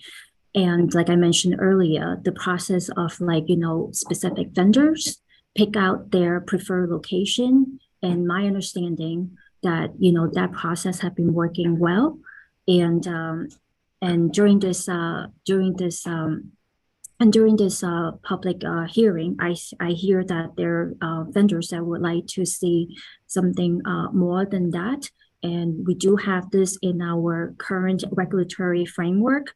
And what we ask is that, you know, why don't we just work with the current statutory framework, so we can even able to improve this, right? And we have discovered that there are some improvements that we can make. But right now we're staffing up, we're training our staff, we're engaging the community outreach. And thanks to this hearing, I do hear about, like, you know, many different public opinions here and great suggestions that how we can improve to the agency. So we do want to work with the council sister agencies, the vendors in the community, to see how we can improve our current regulatory framework, as I mentioned in the vending development zones. Director, you were at DCRA before this, right? Yes. And is the majority of your staff coming over from DCRA? Some of them. Yeah. So I get you're a new agency and you're bringing new light to certain things, and that's really exciting. But like, I don't want to overstate the fact that there's a lot of people involved here who've already had the opportunity to do this. So you'll have to forgive me my skepticism. I mean, we've got a new agency with someone who's already been in the old agency. We've got the same mayor. And in the past, there was already a push for a vending development zone in Columbia Heights, which was ultimately rebuffed. So I'd love to lean in on this and say, okay, it looks like there's been a change of heart, but I don't trust it. And I really don't feel like leaving it up to the new agency to flesh this out is going to be sufficient for what we're trying to accomplish at the council. So I'd really like to hear more, and we don't have to do this today, but I'd like to hear more about how we can work together on what's in the bill right now, because the administration has had 8 years to implement the vending development zones, and they haven't. And so that's why we're here. So yeah, if I may, with due respect here, for the vending development zone, as I mentioned, it has to start with a entity that I mentioned earlier that have to submit an application. Now, right now I do not know if someone have submitted a vending zone, a vending development zone application to the predecessor agency. But as for DLCP right now, I have not received an application yet. And if there was an application in the past, maybe there might be insufficient in the application process. That might be the reason why it was denied. But I have no information right now during this hearing at this time. But I would like to have the opportunity to see that if there was an application submitted, and if there was, what was the reason why, and I'm not sure what stage that they were in. So I would like to have an opportunity to take a look at it. But I can tell you right now, since the DLCP is established as of October 1st, I do not have an application in front of me. I know that. I understand that. I'm like, but also what the process that you described is incredibly cumbersome. And one of the goals of this bill is to make it easier for people who are working on such a small scale to become licensed vendors. I mean, this government has created so many hurdles. And for the people that we talked to today, I mean, think about all the barriers. I mean, you shared your personal story about your father. So many barriers in particular that immigrants have here, and with your agency in particular. I was going to ask you earlier, I think your predecessor agency failed out on the language access compliance test from 2020. That doesn't, there's a lot of barriers here, and we're trying to clear them away. And what you're proposing sounds like just a lot of hoops to jump through, and I'm worried about it. And I'm sorry, you please respond to that, but I think I should wrap up there. I do wanted to say something, Mr. Nadeau. I would be happy to be working with you. So I am now the DLCP interim director. I'll be very happy to be working with you. But if the council have approved and passed, the Department of the Buildings Establishment Act, let's work together so that we can able to do this. And you might have your opinions of where the areas that we can improve. And I'm happy to do this, right? So now I'm in the leadership position for Department of Licensing Consumer Protection. So we have made a lot of improvements of DCRA before, but me being a DCRA should not be a baggage, but it should be an advantage and benefits, because I know our staff, I know the department, and I can able to bring it forward. So I don't think that is something that is a negative on me, but it's actually a positive on me. So that this way it's not someone new and doesn't know where needs to be improved. That is fair, and I will give you the benefit of the doubt. And I look forward to working with you on this. Thank you, Chairman. Councilman Nadeau, before you disappear, did you, I have a question for you. Did you say that you're aware that there was a request for a vending development zone in Columbia Heights and it was denied or rebuffed or didn't happen? Yeah, I have no idea how far along in the process they went, but that's my understanding. And you may recall, Chairman, there used to be a really active market Ian Adams Morgan. And I know, that's some of the experience that Ms. Barden brought to her testimony. And that market really, it kind of got pushed out for various reasons. It had then set up sort of in a parking lot further up Columbia Heights, and then settled where it is now. And it's been like, some of the same people have been in all of these different places over the years, and nobody's wanted them. Like, it's been hard. So I can get you some history on the actual Columbia Heights piece of it. Do you know when the development zone might have been under consideration? And I don't. I have notes from my staff, but I'll follow up with them on it. okay. Director, will you double check with your staff on the number of licenses? You told me 55 sidewalk vendors and 81 food trucks. That's a total of 136. It seems low to me. So can you double check on that? Yes, yes, sir. So I know that the number might be miscounted because but I will get back to you on the exact number. So I do have a note here beside me that that the number is under count. So we apologize for that, and I'll follow up with you with the exact number. Thank you. Okay, I have a couple more questions for you. Sure. Under current regulations, vendors and their employees are subject to criminal history background checks. This is not the case for many other business licenses. Why is this a requirement for vendors? So, for example, if someone is a sex offender and they wanted to do a ice cream truck, for example, that is something that is of a concern if they are attracting minors to buy ice cream.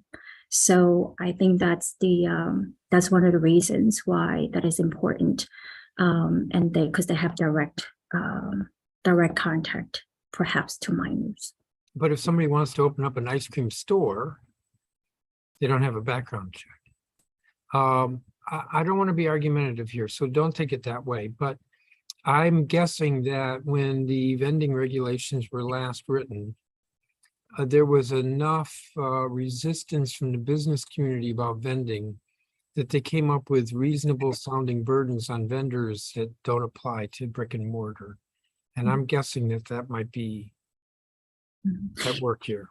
Yeah, so Chairman, like I said earlier, whatever is in the current law right now, as a new agency, love the opportunity to really evaluate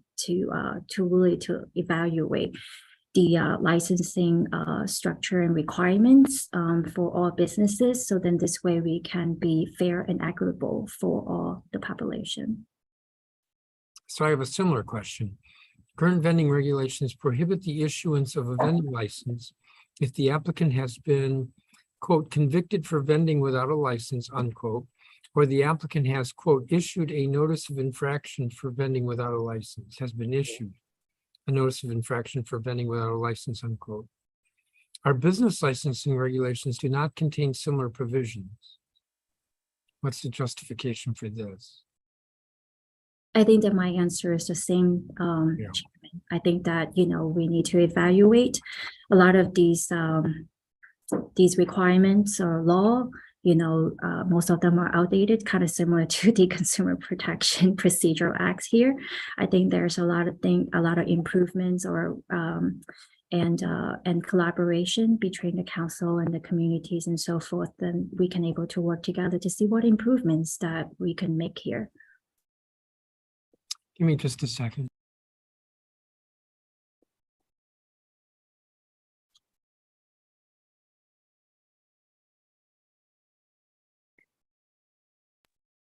Director, I do not have any other questions for you.